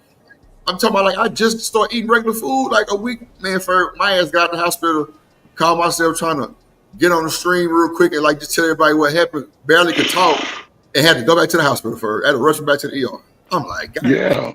So let me ask you this. Discord, hold on, look. My mama get a Discord and say, everybody, if y'all see this nigga, this she calling by my government name too. If y'all see this nigga in the goddamn stream, block him, drop him, and everything. I'm like, damn. Yeah. Really? Your mama's a real one, man. She care about you more than she care about this shit out here. That's the real thing. Hell yeah. You know what I'm saying? So, I mean, listen, man. You, when you get chances like that, man, you got to do right. You got to take advantage of them, man. Hell yeah, bro, I've been so happy. I've been going to sleep regular time now. I ain't been up all night, not sleeping. Like, everything been, the only thing I'm having problems with is, like, even seeing an 18-wheeler or hearing the motor of it make me just really try to jump in the back seat. But, other than that, I'm healing. So again, right, when you get your hospital, right, Shanika Wing, Stanley Wing, Ferg Wing, right? D-Rock said name the park after him. Name what he say? Name the parking lot. D-Rock, hit the link, D-Rock. Hey, now listen. He said name the morgue. He said the morgue after him. The morgue. The morgue after because that's what he's sending it to the morgue. So he's sending them right back to him.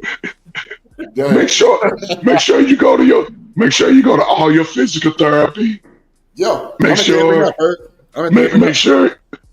PTSD is always there. It ain't never going away. Ferg, that shit had me tripping for real.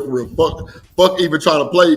Like, Ferg, the other day, I was coming from therapy, and bro, I was just so beat, and I kind of fell asleep in the car. Bro, my brother was like, he had the radio up loud, and Ferg, I heard that motherfucker truck coming damn near 2-3 minutes before he even got to me. Ferg, you had to see me trying to get out that seatbelt. Oh, it felt like it was so real, Ferg. I was like, oh my God. Like, this shit got stopped. Oh, this shit got stopped. PTSD is at least 400,000 alone. Shit. Yeah, PTSD, man. Well, Ferg, my lawyer, Big Angry, this nigga was a judge. Yeah, big old 7-foot white boy. No bullshit. Big old 7-foot white boy. He cold. He used to be a judge, a sheriff, all kind of shit. Like, that nigga Bun B lawyer, everything. I'm like, yeah, I fuck with bro. He called me like, look, man, this is what we can do. It ain't gonna take long because they failed the drug test. He say, but just tell me how you want to do this. And you know what I'm saying? We can talk numbers. He told me I'd rather be paid, halfway through the case. Whatever you win, he said I get 3%. I'm like, damn, that's it. He said, yeah, because you paying me. Like, Ferg, this nigga so cool, bro. He's 7-foot white boy with a nigga attitude. He cold. And then he know everybody.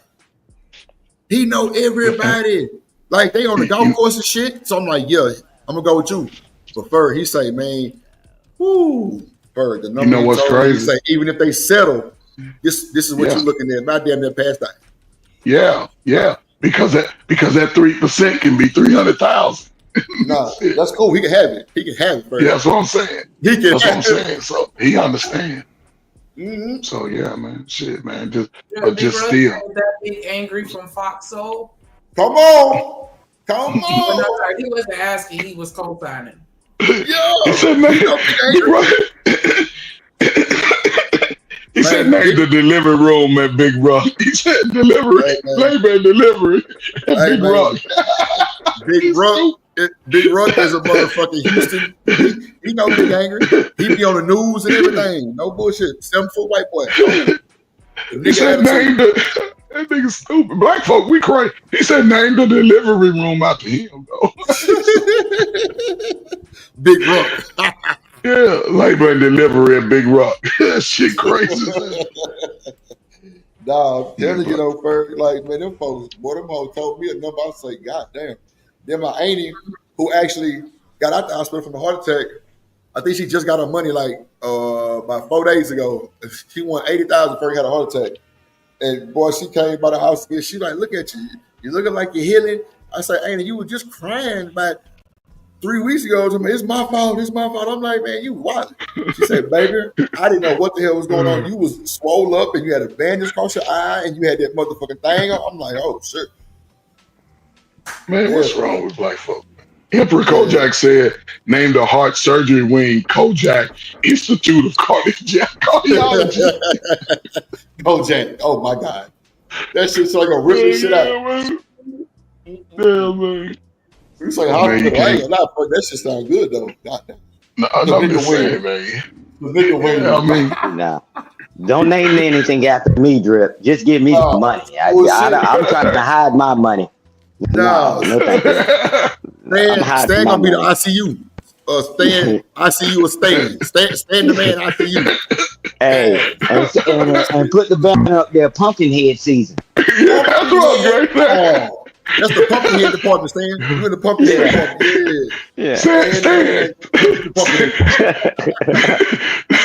Stan, that's gonna be the logo. That's gonna be the logo in the front yard. A big ass line, Pumpkinhead. Ooh, this could be you. Oh my God. Oh shit, bro. That's crazy. Yeah, but now, bro, I'm in therapy now making my motherfucking femur broke. I broke my femur, so they definitely they definitely taking the light on me, man. I'm talking about I'm going through all kind of therapy. I got this brace on my shit because I had like an air cast, which I was loving because I could like kind of bump my shit and it don't phase me. But now they got this Forrest Gump thing on me, man, Ferg. And with pins in my shit too, so like, oh, that shit, boy, you touch the dough, your shit just, oh my God, I'll be ready. Ooh, come on, stop it, stop it. Then Fergus got that 5'4" white woman built like a goddamn teeny bopper. She working my ass in therapy. Oh my Jesus, I'll be ready. Yeah, she gonna work the shit out of you. Ooh, I'll be like, man, stop. She's like, nah, you got to like stop resisting, like stop trying to baby that motherfucker. Give it to me. I'm like, wow. You gonna just take it from me? Well, first she had me turned upside down. I'm like, oh my God, you gotta stop. You gotta stop. She be working my motherfucking ass. God damn. Yeah, just do the techniques, and they'll eventually probably put you in a swimming pool or something to take the weight off your body. I already know, first, that's how they did my knee. I was underwater, a treadmill, bike, all kind of shit. Yeah. Mm-hmm. You'll never be 100% again. That's your word, man. I ain't gonna never be right. That femur fucked up. That femur is now they talking about they might have to do surgery. So I'm just like, fuck.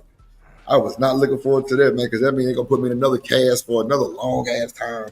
That shit be depressing, man, because like it bring me back triggers from my knee. I'd be like, fuck, here I go again, motherfucker. So man, that shit crazy. I'm talking about I got a wheelchair right now. My shit propped up like that motherfucker. Man, I can't play with that bitch. Cause the pins on that motherfucker. I'm talking about you touch anything, them hoes feel like they just digging in you. Oh my God. So yeah, for my ass been on shit. This what going on. I'm talking about I got doctor's appointments every morning for something different, like for my lungs, you know what I'm saying? Cause my fucking ribs was bruised all up and banged up and shit. Oh, kind of shit. Now they got me going to this they gonna have me start going to this therapy lady to talk to, I guess for the PTSD and shit. Cause for man, I be having nightmares like a motherfucker. I ain't gonna that shit be like it's real deal. I don't mind being transparent. It'd be like I'm finna get hit again every time. I'd be like, oh yeah, Like, you got PTSD. Oh my God. Oh my God. Yeah. PTSD. That's all you got, man. PTSD. You're gonna probably need therapy for the next 10 years or so. So 10 years, you know. Lord Jesus. Well, Drip, listen. Yeah. Yeah. Bert,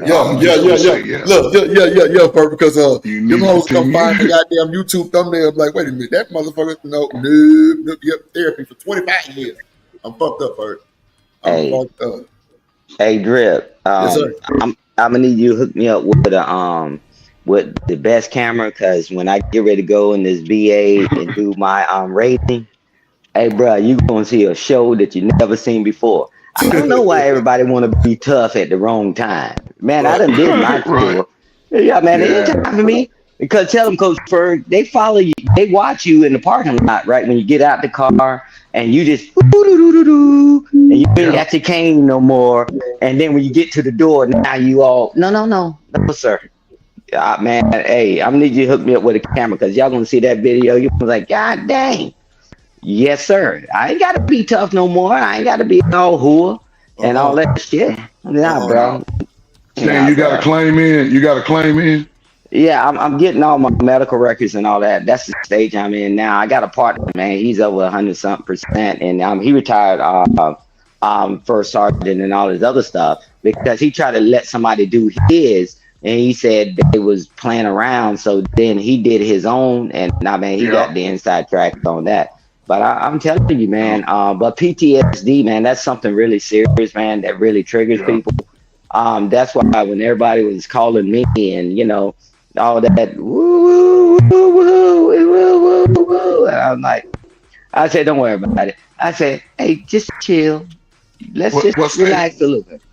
Go ahead. Brother, when you get your first check, man, make sure you get a good microphone, man, for real. Oh, yeah. Nah, you've been borging. Yeah, it's borging up. Let me see. I might need just to log straight in the StreamYard. Try to turn it down also. Okay, hold on. Let me try to turn it down. Is it better now? You say when you get your first shit, get you a microphone. That's fine. Man, my shit been working a whole while. Look at it. See how you try to play me? Hey, I'm just messing with you, man. I'm gonna go over there and I'm gonna make sure I'm gonna bet against your team, and I'm gonna pay them girls to give you all kind of hell. How about that? Oh shit! Don't do it, man. They already giving me hell, saying, man, don't do it, man. Don't do it. He said, don't do that. I'm going through enough. What a B-Rock? She ain't got no voice. What's good with everybody? What up, B-Rock? What's up, brother? You gotta pour some water. I can't call it. Was good.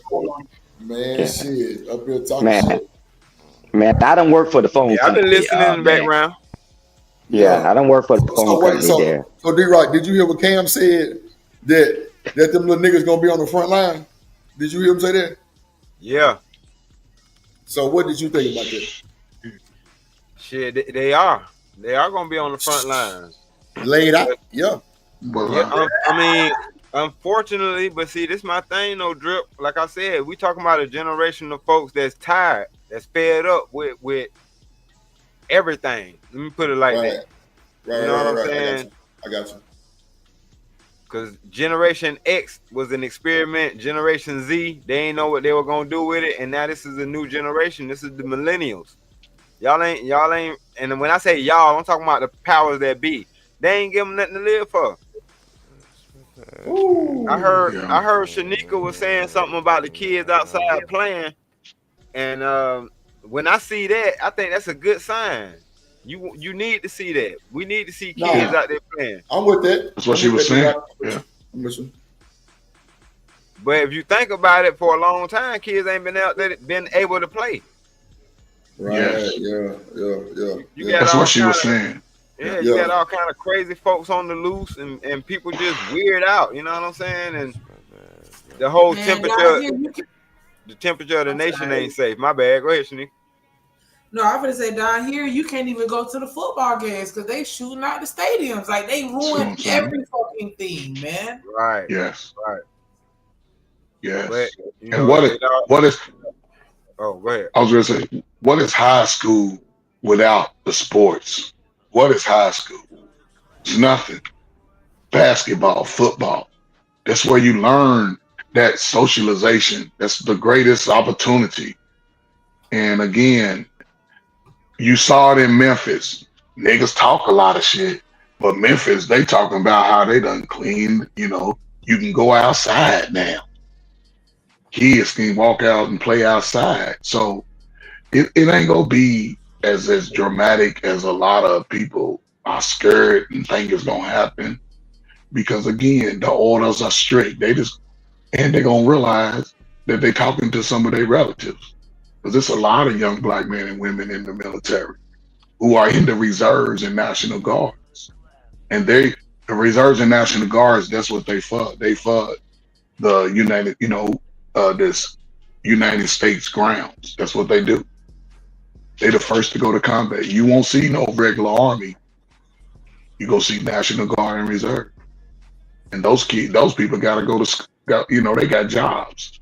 Cause they're more relatable. Yeah, more understanding. But see, Drip, also though, when it comes to them young bucks being on the front line, when you talking about people that's on the front line, them the ones who ain't got nothing to live for, really. Yeah. You know what I'm saying? Like older people, we got kids and we got things that we trying to do and we trying to see. But when you got young folks, like I said, they don't see no out. They don't see nothing better. Then they ready to give it up.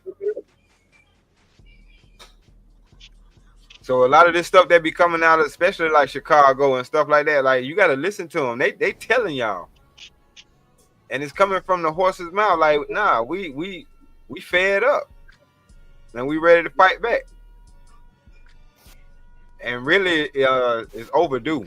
Chicago, it's not really like you were talking about it get out of hand. In Chicago, you really not feeling that get out of hand like that. That's can't hear you. Yeah, I can't. I thought it was just me. Oh shit! Yeah, can you hear me now? Yeah. Yeah. I was gonna say, if you go to Chicago, it's really not the National Guard acting out of order. That's really ICE and shit like that. They're doing what exactly Ferg was talking about. They're there in a backup capacity. So, right. You know what I'm saying? You can't really say they're getting out of hand as of now. Yeah, I know, but see, that's it. But yeah, I ain't say that because the thing about it is, I understand the whole Reserve and National Guard aspect. You would actually have to bring National Guard from another state. Yeah. Because the National Guard in that state are people that go right back to them same communities. They're not fighting against their own community. They, you know what I mean? Yeah, and that's what they're doing though. They sending them from other states. Right.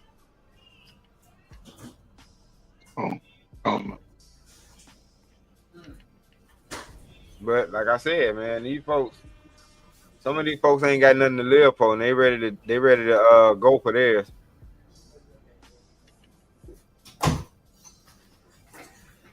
But yeah, I want to before we go, I just want to play this one last video. This is Gucci Mane talking about like a situation he had some beef with Young Thug because apparently Young Thug was in jail just gossiping his little mouth off about everybody, including Gucci Mane. So, and Gucci Mane gave like an interesting perspective on like just beef and holding grudges and, you know, all this other stuff as far as like, you know, how people be ready to just, you know, go from 0 to 100. I thought it was interesting. Don't lie. This is real deal, like a prime example of how grown men handle the situation. I know on social media, a lot of people want to see drama and, you know, it's good for the clicks and the views, but in actuality, this really how grown men handle problems. And I'm happy that he's saying this on the podcast because I feel like moving forward, a lot of men should handle a problem like that. Because I promise you, if a lot of men put their pride to the side and start actually speaking and forgiving people, a lot of things can be prevented, bro. And I mean a lot of things. Is that Chris?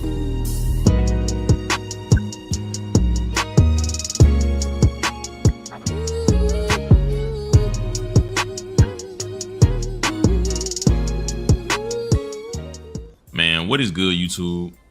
Y'all already know who it is, bro. It's Lucas J here, y'all. Back with another video, man. And tonight, y'all, we got a crazy and wild video to talk about. Now, it seems like in tonight's classroom, y'all, we got Gucci Mane on the roster. Yes, y'all, we got Gucci Mane on the roster. WAP, whatever y'all want to call him. And it seems like he finally responded to the leak call of Young Thug, pretty much calling him soft after going back, hanging around Pete after he allegedly ratted. And his response just make him look more mature and make the whole phone call situation look goofy. Now, we're going to talk about it, and I'm going to show y'all this video because I don't want to make this video longer at all, but y'all just hit that like button though for me real quick. And y'all comment and tap in if you tapped in down below, and also smash that notification bell. So for one, I can keep y'all updated on this situation, but also y'all could be notified anytime I drop a video in general.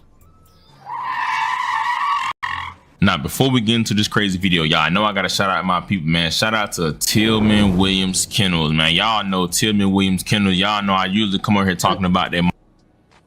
Okay, we like the doggies. We like the doggies.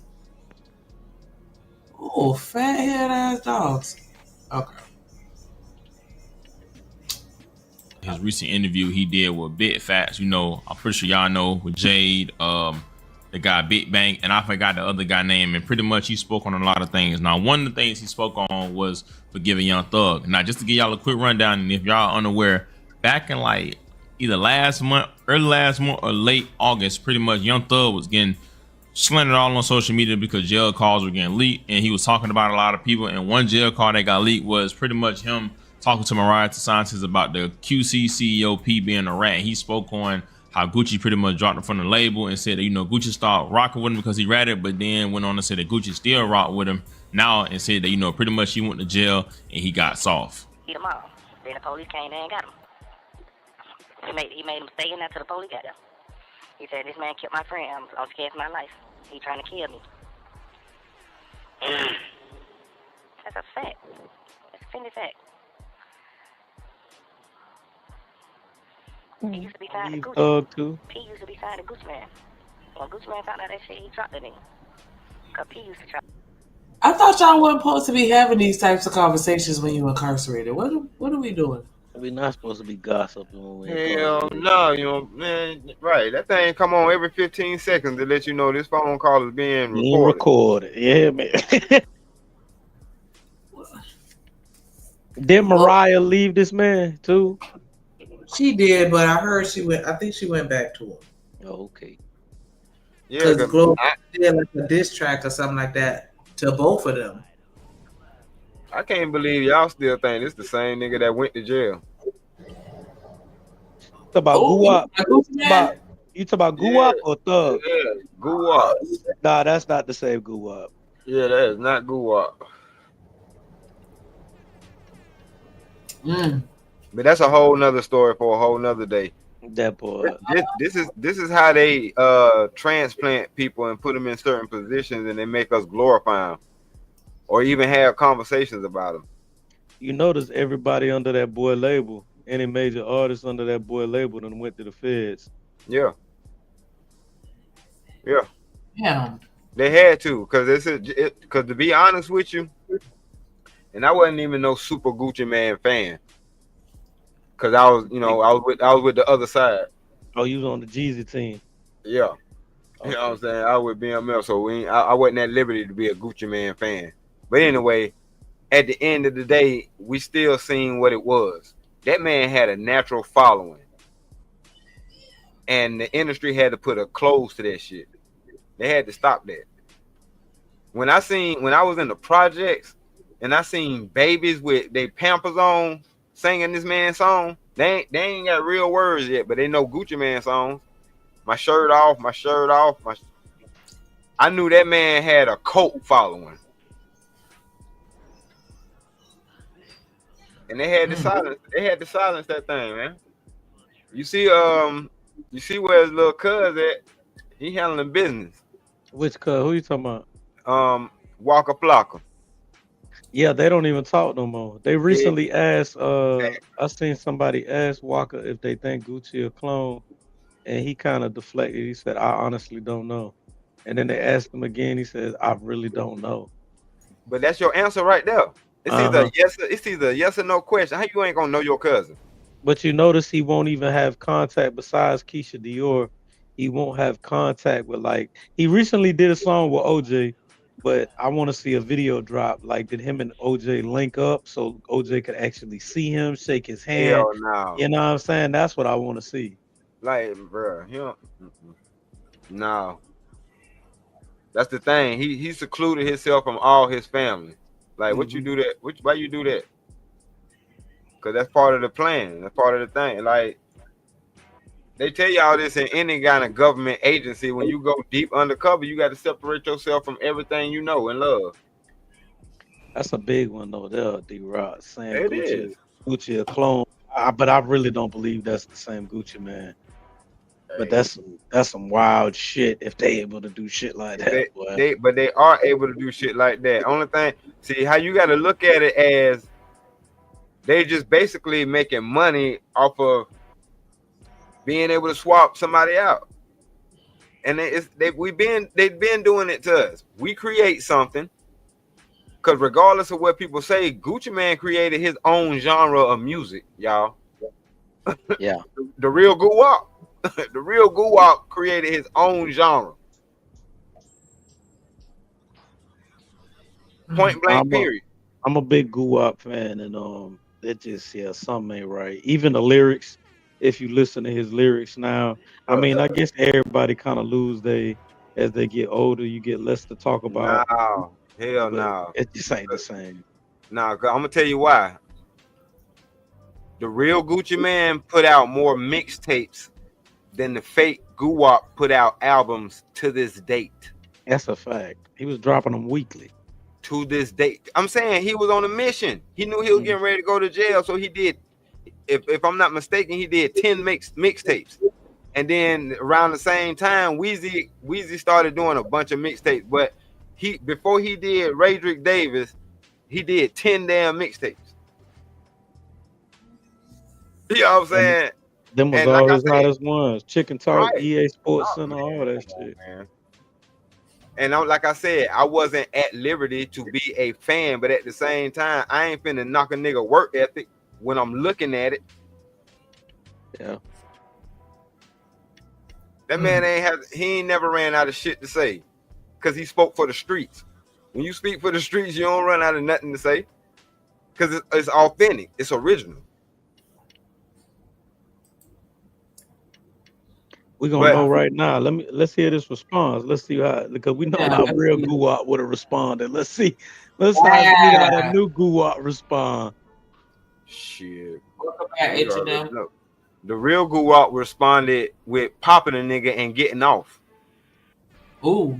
You see what I'm saying? Even that, but even when he had, like, you got to think about when he went on his little tangent and started, I forget what happened, but he had beef with one person. And he decided to start exposing Nicki Minaj, Selena Gomez. He just went off on the entire industry because of a problem with one person. So this isn't like him keeping a cordial like this. This isn't even in his character. Yeah, this isn't even in his character. Come on, man. You can't call out these folks like that, because by somebody like that calling out them folks, that'll end their whole career.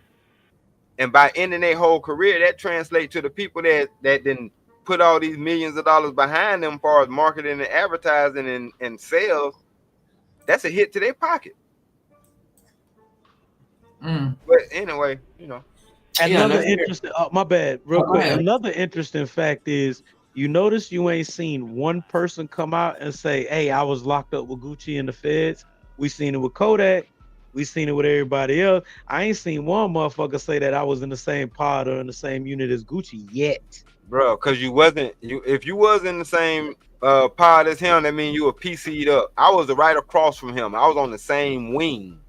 I used to watch this nigga play basketball. I was locked up during the same time. Oh, you was locked up when he was locked up? Yeah. You don't lose. Wow. You don't. First of all, if you know anything about jail or prison, you don't lose weight in that motherfucker. Unless you starve yourself. Yeah, unless you starve yourself or somebody's taking from you. You get bulky. And you don't get clean in that thing, because there's more drugs in jail than it is on the streets. Play with it if you want to. No, that's not true though, D-Rod. A lot of people do go in there and get clean, then they jump out and do the same shit. But a lot of people do go in. I know plenty of crackheads that got locked up and get clean because they ain't got money for canteen. I know, but you can get clean if you want to get clean. I'm just saying, when you got access to that shit, ain't no when you reason got for you money to like get that. clean. Yeah, and you got money. Bro, it was folks losing their damn jobs here. They was trying to get pussy to this nigga. You think they wasn't gonna lose their job trying to sneak some dope in there to that nigga? Was he still fat when you seen him? Did he Yeah. still had a yeah? Yes, he still had that weight on him. Like, you don't lose. It's one thing to lose weight, but it's another thing to lose whole body mass. This wasn't no little nigga we talking about. Guwap wasn't no little ass nigga. Nigga 6'4". Look up the interview when he was had a talking big about. ass belly. He had a got big. Come did. on, man. That's a big ass nigga for real. Because even if he would have lost weight, he still would have had that big ass belly. He wouldn't have had no damn 6-pack. Come on, man. And he was PC'd up because he know he had too much beef on the streets. Like, he wasn't no regular nigga. He had to be PC'd up. Them niggas don't hit the weight yard. Usually you got to be General Pop for that. Usually too, if you You have any beef on the street, you know what I mean? Sell your key. Regulators. Mount up. If you like famous, if you extra famous, they usually throw you in PC by force anyway too. Like they won't let you hit General Pop if you famous. Yeah. Well, we was on the 6th floor on Rice Street. So PC is when they have the people like the guards protecting you. Protective custody. Protective custody. You can request PC. You don't go out with everybody else like y'all call it general. Yeah, general population. Now you ain't finna go out there. You can see them sometimes at like cause sometimes them niggas gotta go to medical. So a lot of niggas like putting their hands on the child predators. So we catch a child predator going to medical, and we're gonna do their ass in. But you really don't get to see them like that. Nope. So they be stuck in their cell the whole time, or do they have their No, they just have to move around differently. When they move around, that mean everybody else on lockdown. Okay. Okay.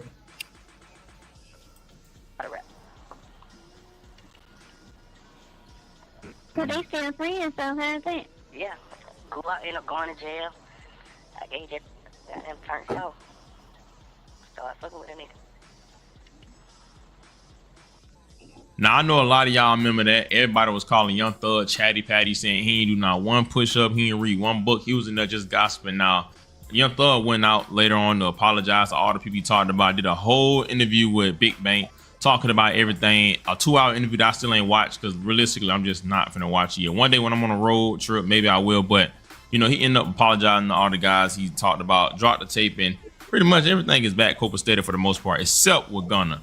Now, Gucci got asked about, you know, pretty much forgiving people and talking about his new book that he's gonna drop, or a new tape 1 to 2, and he spoke on pretty much Young Thug saying what he said to him and said that, you know, he forgave him. I forgive you, Gucci. You know what I'm saying? Like, Yeah. I said some bullshit about Drake.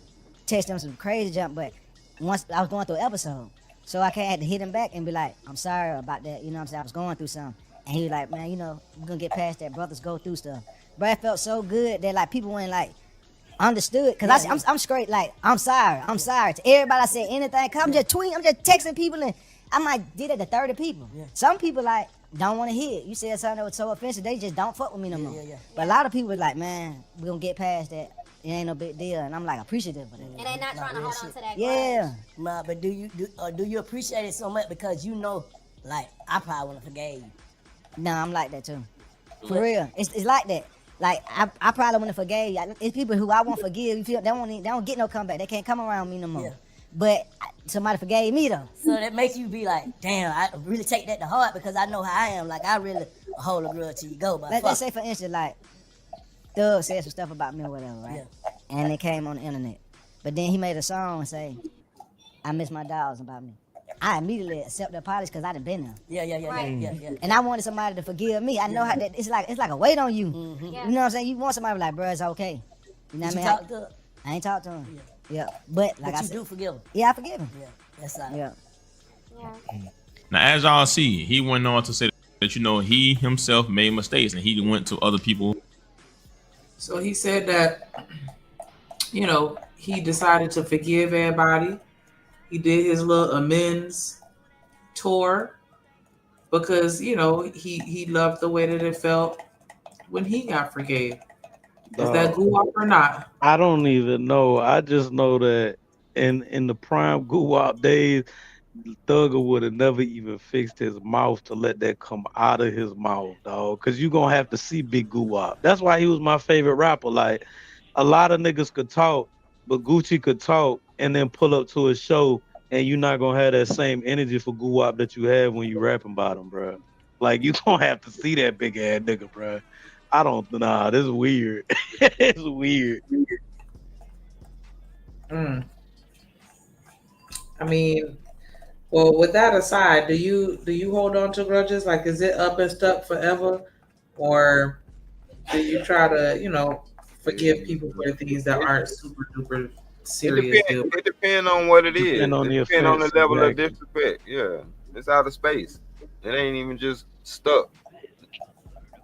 So is it just solely the level of disrespect, or does the relationship kind of balance it out a little bit? Like if I've known you for 30 years, then maybe, you know, even if it's super disrespectful, you'll forgive it because we just been fucking with each other for so long. Hell no, because sometimes that adds to the disrespect. The fact that you known me this long, you should have known not to play with me like this.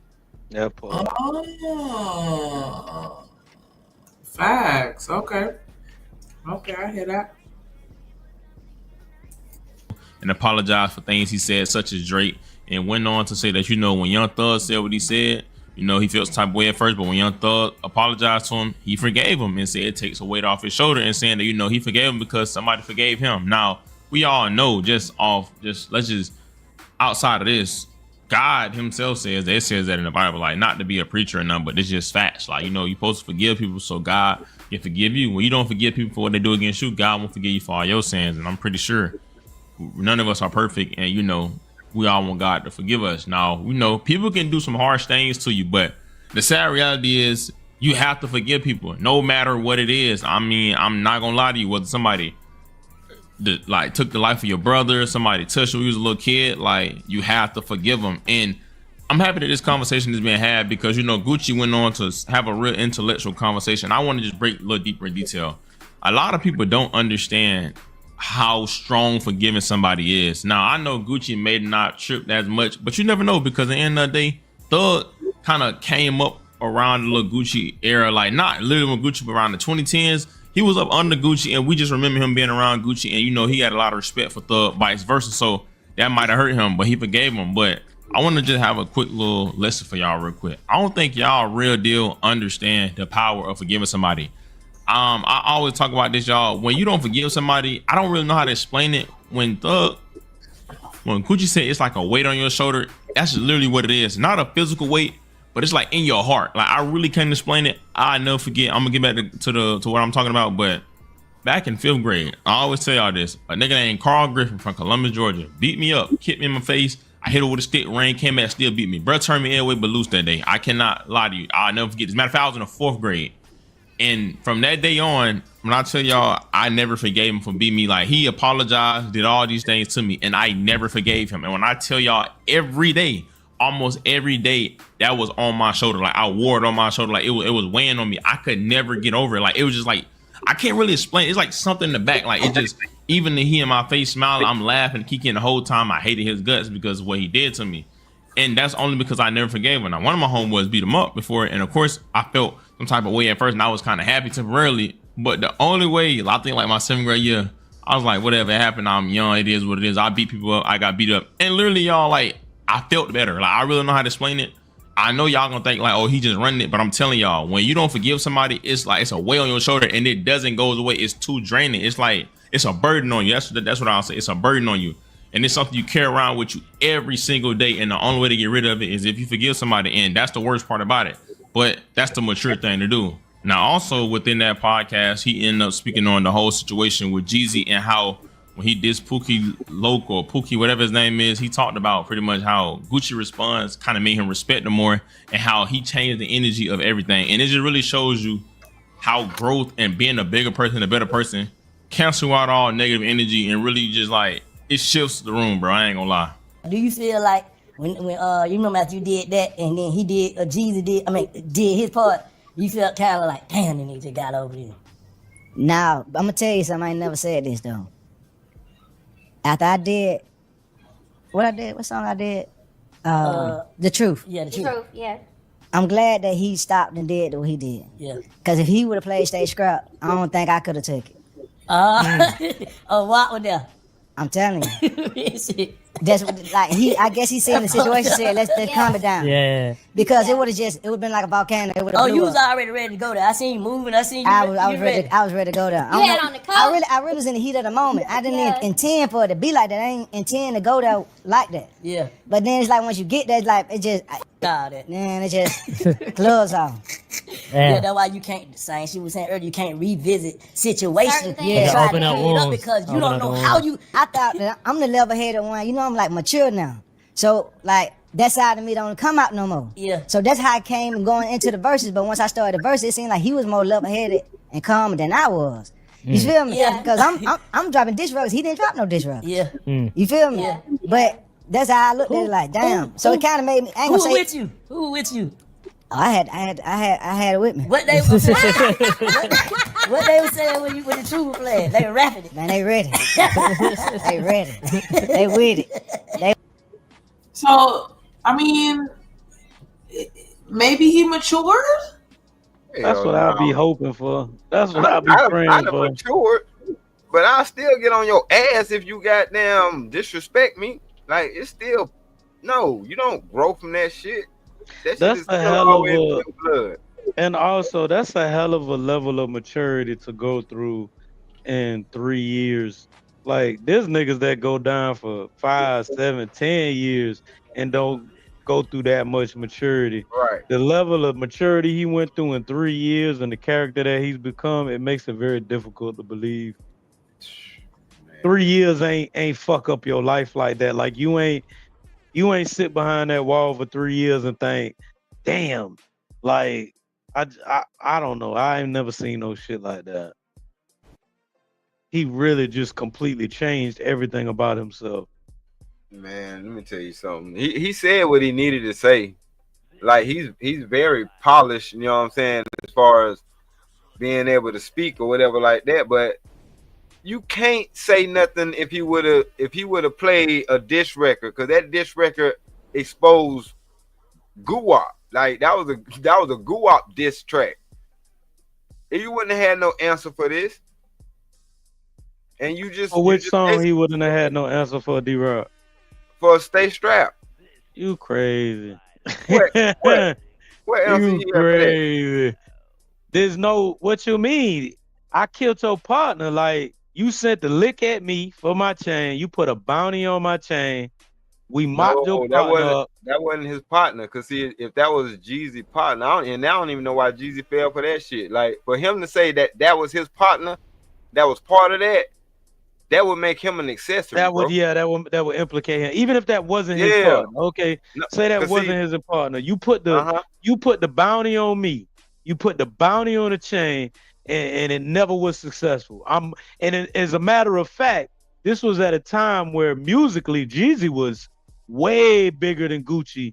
Like the Snowman movement was fucking huge before Gucci really got popping like that. So a nigga that you tried to Gucci brought Jeezy in.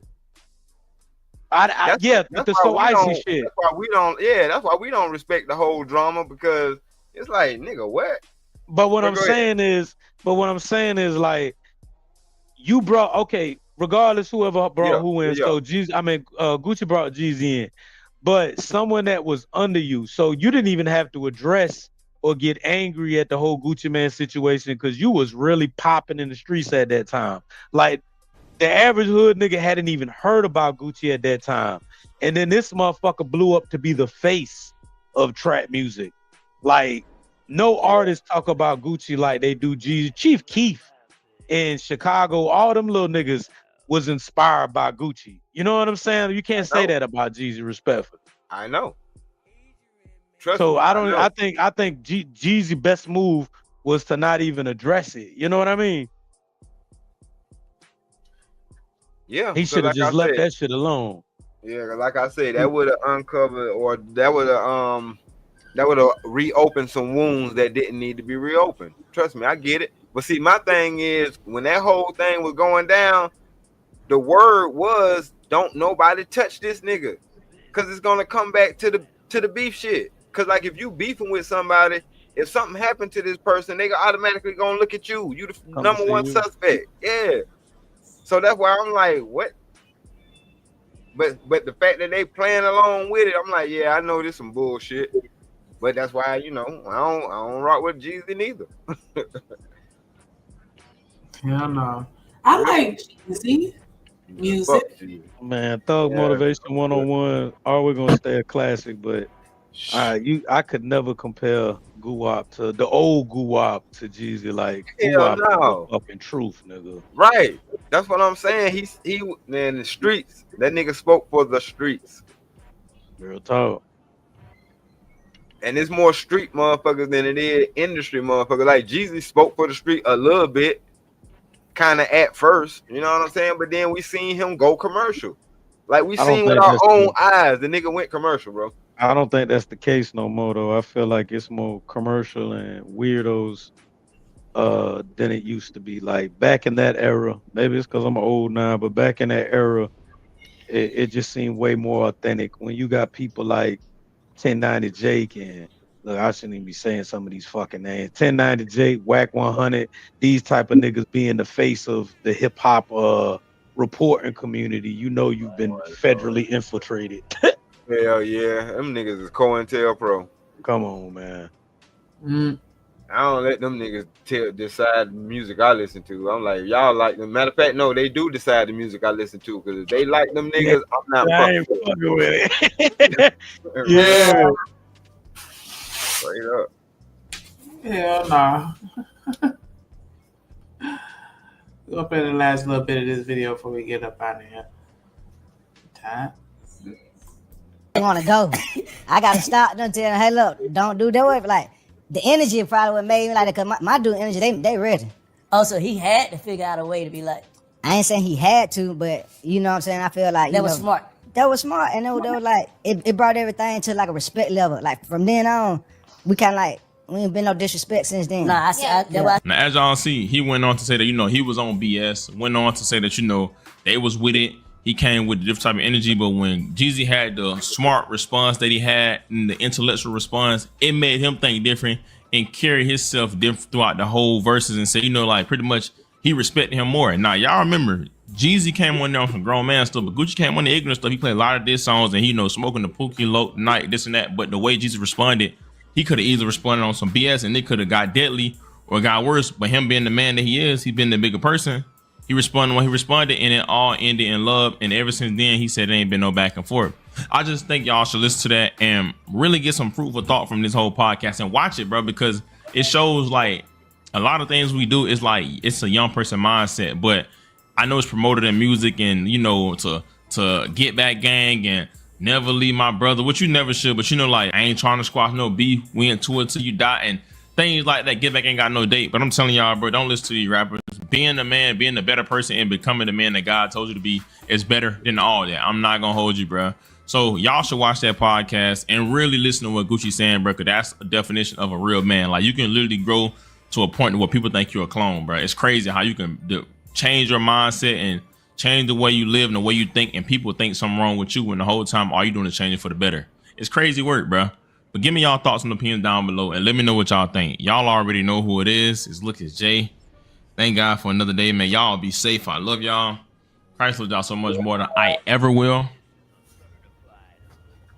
He said we crazy, D-Rock, for thinking that man a clone. You hear that? He said we crazy. I heard that monkey shit because somebody trying to, bro, you can change all you want to. You can change, do all that extra shit, but how you changing equate to you losing body mass? You ain't even the same height, nigga. Like, get the hell out of here, man. I appreciate him finding a good woman And I could dig it. You gave your girl $2 million. Guwap had plenty of good women. Yeah, what I'm talking about, you gave your girl $2 million and she flipped it and came back with whatever. But Guwap ain't love these hoes, bro. No, like, bro, that was but that was a Guwap lovely. ain't love these bitches, No, bro. bro. See, that's a lovely story. That shit don't even make sense. It don't. It When really don't. When the hell have you ever gave somebody a woman $2 million? Your last $2 million? Come on on now, boy. Get out of here. But see, my thing is, this is how they play with us, and they play with us in our face.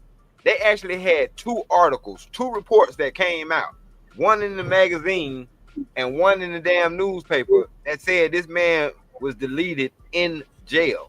Really? Yes. Yes.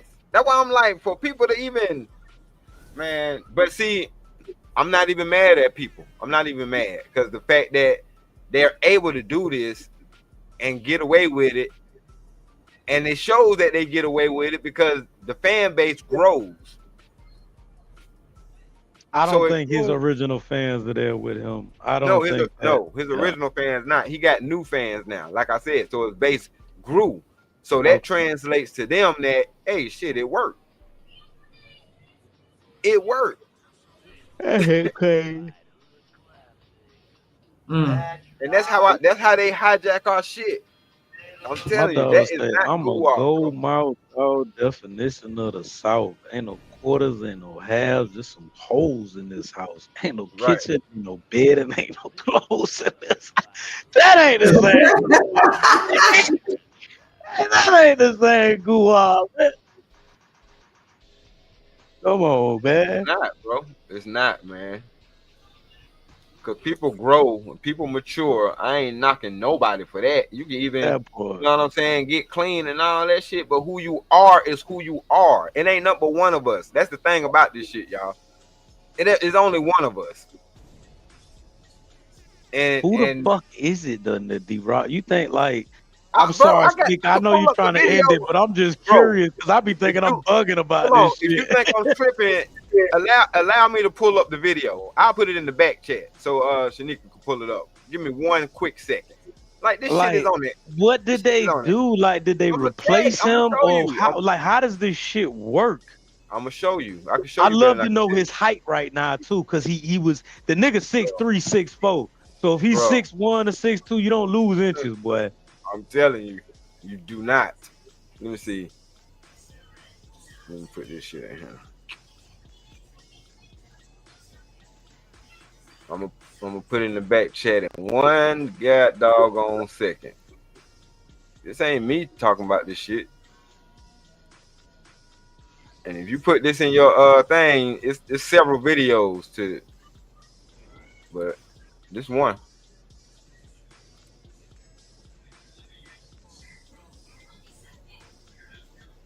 I don't see it here on my end. Hold on, I ain't put it in there yet. Hold on. Oh, okay.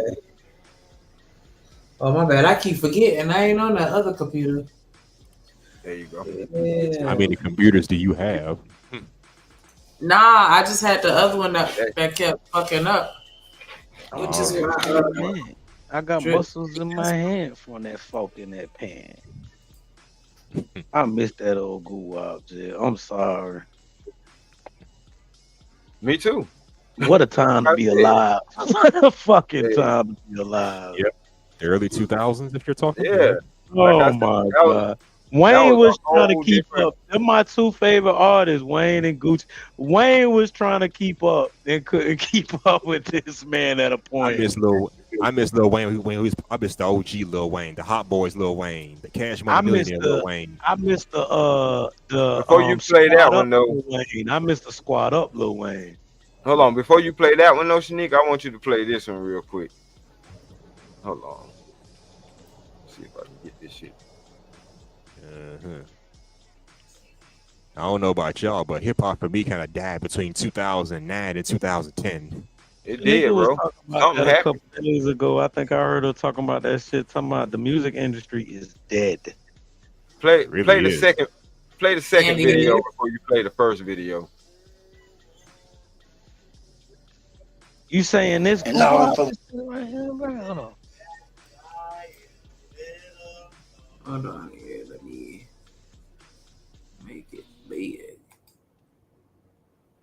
Wait, we all see. Okay, yeah. They used to always shut the door on me and be so antisocial with me. And now I ain't fucking with Gucci because of jail. I ain't fucking with him because of this. I ain't fucking with him that. I already robbed. It's just like Blue Dimension. But I wanted to be BMF so bad back in the day. I'm going to be real. Where the list Guess went? what J-Boy Where me the told list? me? Ain't You no gotta list get you no more. Two gangster. Keep the scrap. Get what the nigga Blue said, man. That's why I fought him to the day. Yeah, How I solid just had to this sit nigga down is. about shit. That could be the Yeah, we pills, don't though. let you in. That could Yeah, be be the robbing pills. too much. But we fuck with you. They used to always shut the door on me and be Just look how solid this nigga is, bro. Look at this nigga statue, bro. But anyway, now you can play the other one. I'm telling you, bro, that's not the same mother. They ain't the same guy. Hey, what's going on, everybody? How y'all doing? This is your boy Hopkins, admitting that he's a Gucci Mane. You know, one of my subs sent this to me. I thought it was very crazy, and I thought it was weird because they put this shit right in our face. But y'all check it out real quick. Shit, I've been personally playing for about 8 years now. It started around when around Illmind 5 when that came out, because the song was so big, and then they told me I had to like kind of sacrifice something. They said you're gonna have to pay it back because you just put this information out there, and this is gonna put people in the wrong mindset of what we're trying to do in society. So they told me that if I don't do these list of things, then they're going to hurt my family or hurt, you know, people that I really care about. And they told me to go to this office. It was on Wilshire Boulevard in Los Angeles. And then when I went in, I asked them over the phone, what are they going to have me do? They said they couldn't tell me. And then when I went into the office, they sat me down, and it was like an all white room, and they opened one of the doors, and it had a Gucci suit. A Gucci bodysuit. And I said, oh no, please don't tell me that is what I think it is. They said, yeah, it's exactly what you think it is, pal. And I said, no, please no, not the Gucci suit. They said it's the Gucci suit. This is the only way that you can repay for what you've done. And I said, not the Gucci suit, please. And they said, it's the Gucci suit. They said, we've ran some facial recognition programs on you, and you're going to need to be this man, and you're going to need to also contradict whatever you speak about so you can create a balance in this scene of hip-hop. You can stop it right there. Because you're the only one who can really pull it off. So now I have seen, right, where they talk about like with not even just really Hollywood, but like even the police, like when they be doing their little undercovers, and like they have the masks, and like Yes. people completely change their whole identity. You know what I'm saying? So I know that people do shit like that, and like with the stunt doubles and stuff like that. But that is just, that's crazy. Somebody, they just gonna take you out and then put somebody in to pretend to be you. Like, Shanika, look at what's going on right now. This nigga is he's still that guy. Think about it. The industry is still using him to this day. If that ain't enough proof as to why would they do that, I don't know. I don't know what to tell nobody. He's still marketable right now. Talking about Hobson. No, I'm talking about Gucci Man. Oh. No, if you look up Hobson, if you look up Hobson, he ain't post nothing since. Yeah, he ain't post nothing in a good year. Shit, couple of years. That shit wild. Damn. These niggas got clones running around and shit. Yeah, but I'm saying, shit, who cloned Tyrone? And look. No, but look though, you know they say they did that to The Rock just recently. Y'all ain't heard he about that? lost a lot of weight. Yeah. Dwayne The Rock Johnson, the People's Champ, the final boss, the great one, Brock. Yes. He done lost a lot of weight unnaturally. Yeah, they said that nigga don't He look was like sick. Yeah, they said they don't know what's going on over there. Damn. I thought he did it. I thought he did it intentionally for his next movie role or something. But you never can tell with these celebs. Like you would think that, but like I say, once they put this shit in the ether, people start waking up. All right, you did it to one. Okay, we'll let that slide. We're not sure. You know what I'm saying? Then 2 or 3, then 4 or 5, then you be like, oh, hold up, what the hell going on? Because they did it to Jamie Foxx, whether y'all know it or not. Right? You know what? I ain't gonna hold you. I was looking at him like, what happened to the tattoo that was on the back of his head? Okay, come on, man. Yeah, tattoo on the back of his head. I don't remember him doing that. Yeah, he got a tattoo on the back. Got Like a one of them barcode, ain't it? tribal Was a barcode, wasn't it? No, I thought it was one of them tribal looking tattoos that he had on the back of his head, and then I noticed like after shit happened, it was gone, and he had a whole new hairline too. Right. Yeah, that like I say, and it's man, look. I know a lot of people call this shit a rabbit hole, but it's almost like get famous for what? That part. Either they're gonna flip you like they did, and if they can't flip you, they're gonna clone your ass. Or they're gonna take you out. If they can't control you, they're gonna take you out. That's the name of the game. So it's like I want to make mine, but I want to make mine quietly and behind the scenes. Real talk. Yeah, I hear you. But we better go ahead and get on up out of here. I'm exhausted. It's me. Hey, you been rocking out, man. We working out. Wore her out. We've been running, but it's absolutely been a pleasure. I'm definitely appreciative that y'all came and be rocking with me while Drip, he's still, not all the way there, and that's why he be out early. Big dog recovering. Yeah, going to bed at 6:30. How many more months he got? How many more months he got to fully heal? Somebody might have to get another surgery, so it's like I don't know. We just gonna see. As many as it take, bro. That's a process. Heal by next year. By New Year's Day, he should be healed, right? Hell no. Oh boy. Okay. That's a good 2-3 months. Yeah, I know that. That's enough time. No. Yeah, because he got to get now. Because physical therapy on something minor is 6 months. Drip a big motherfucker too, though. So yeah, it might take some time.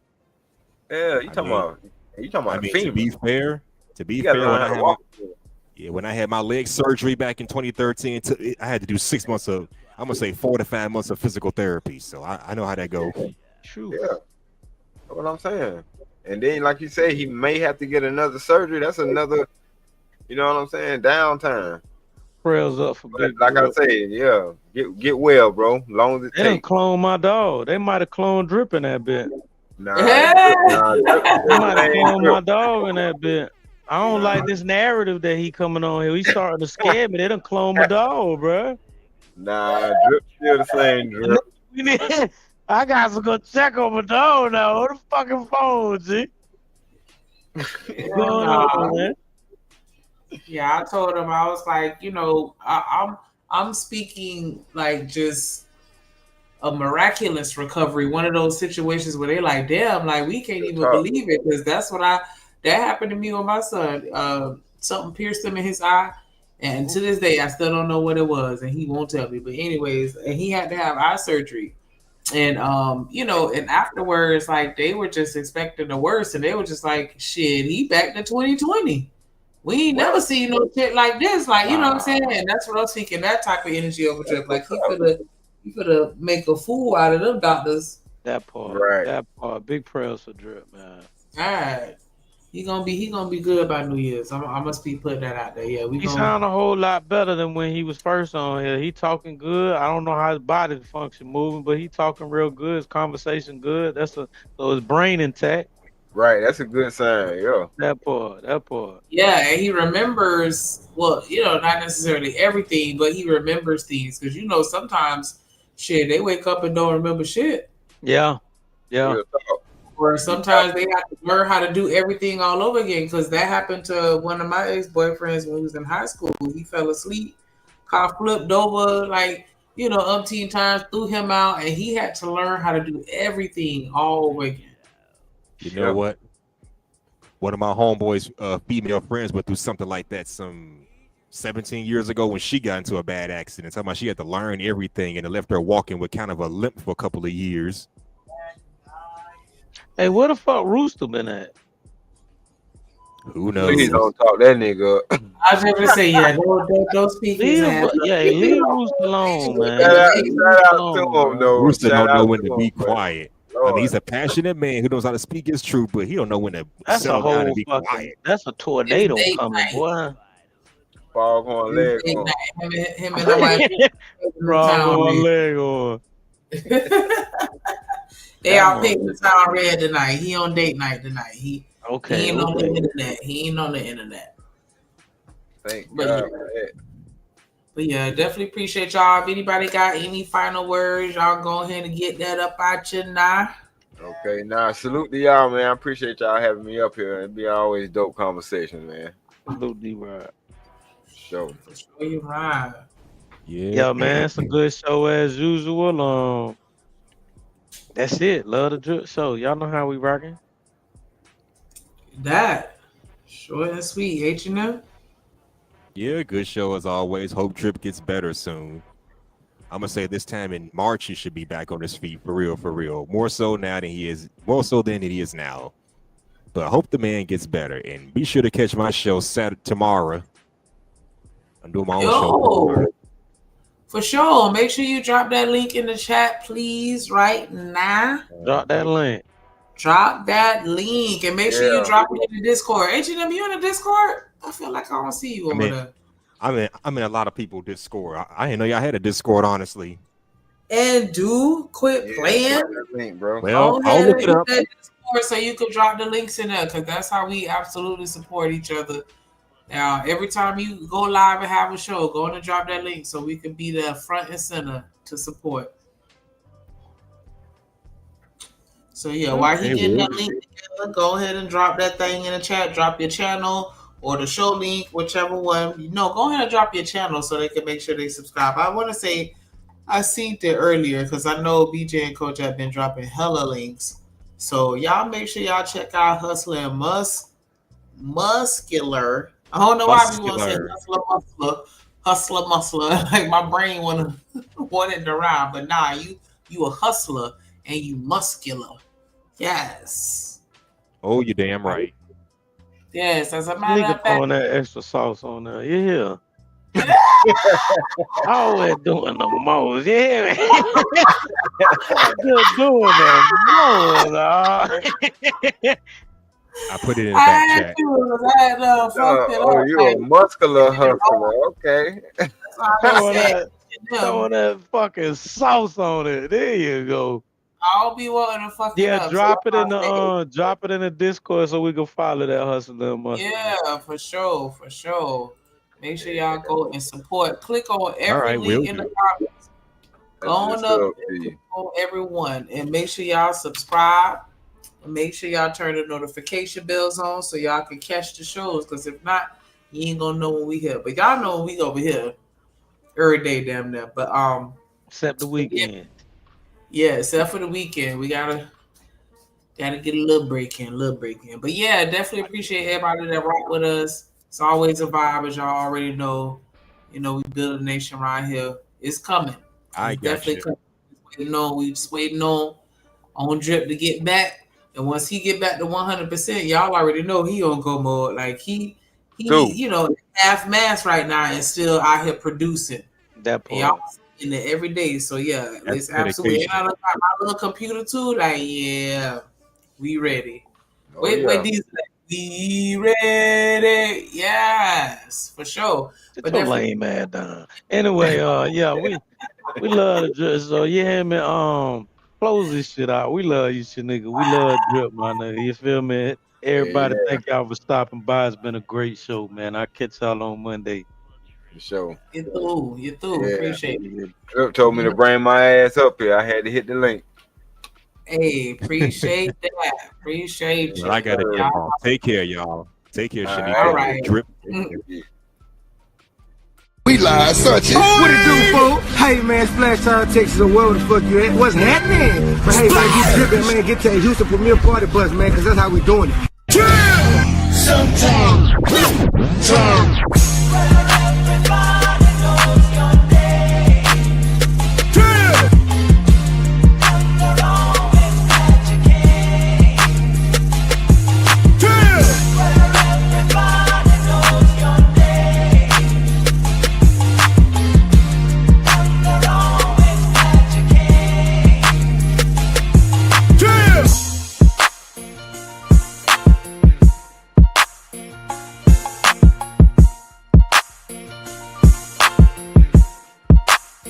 Yeah!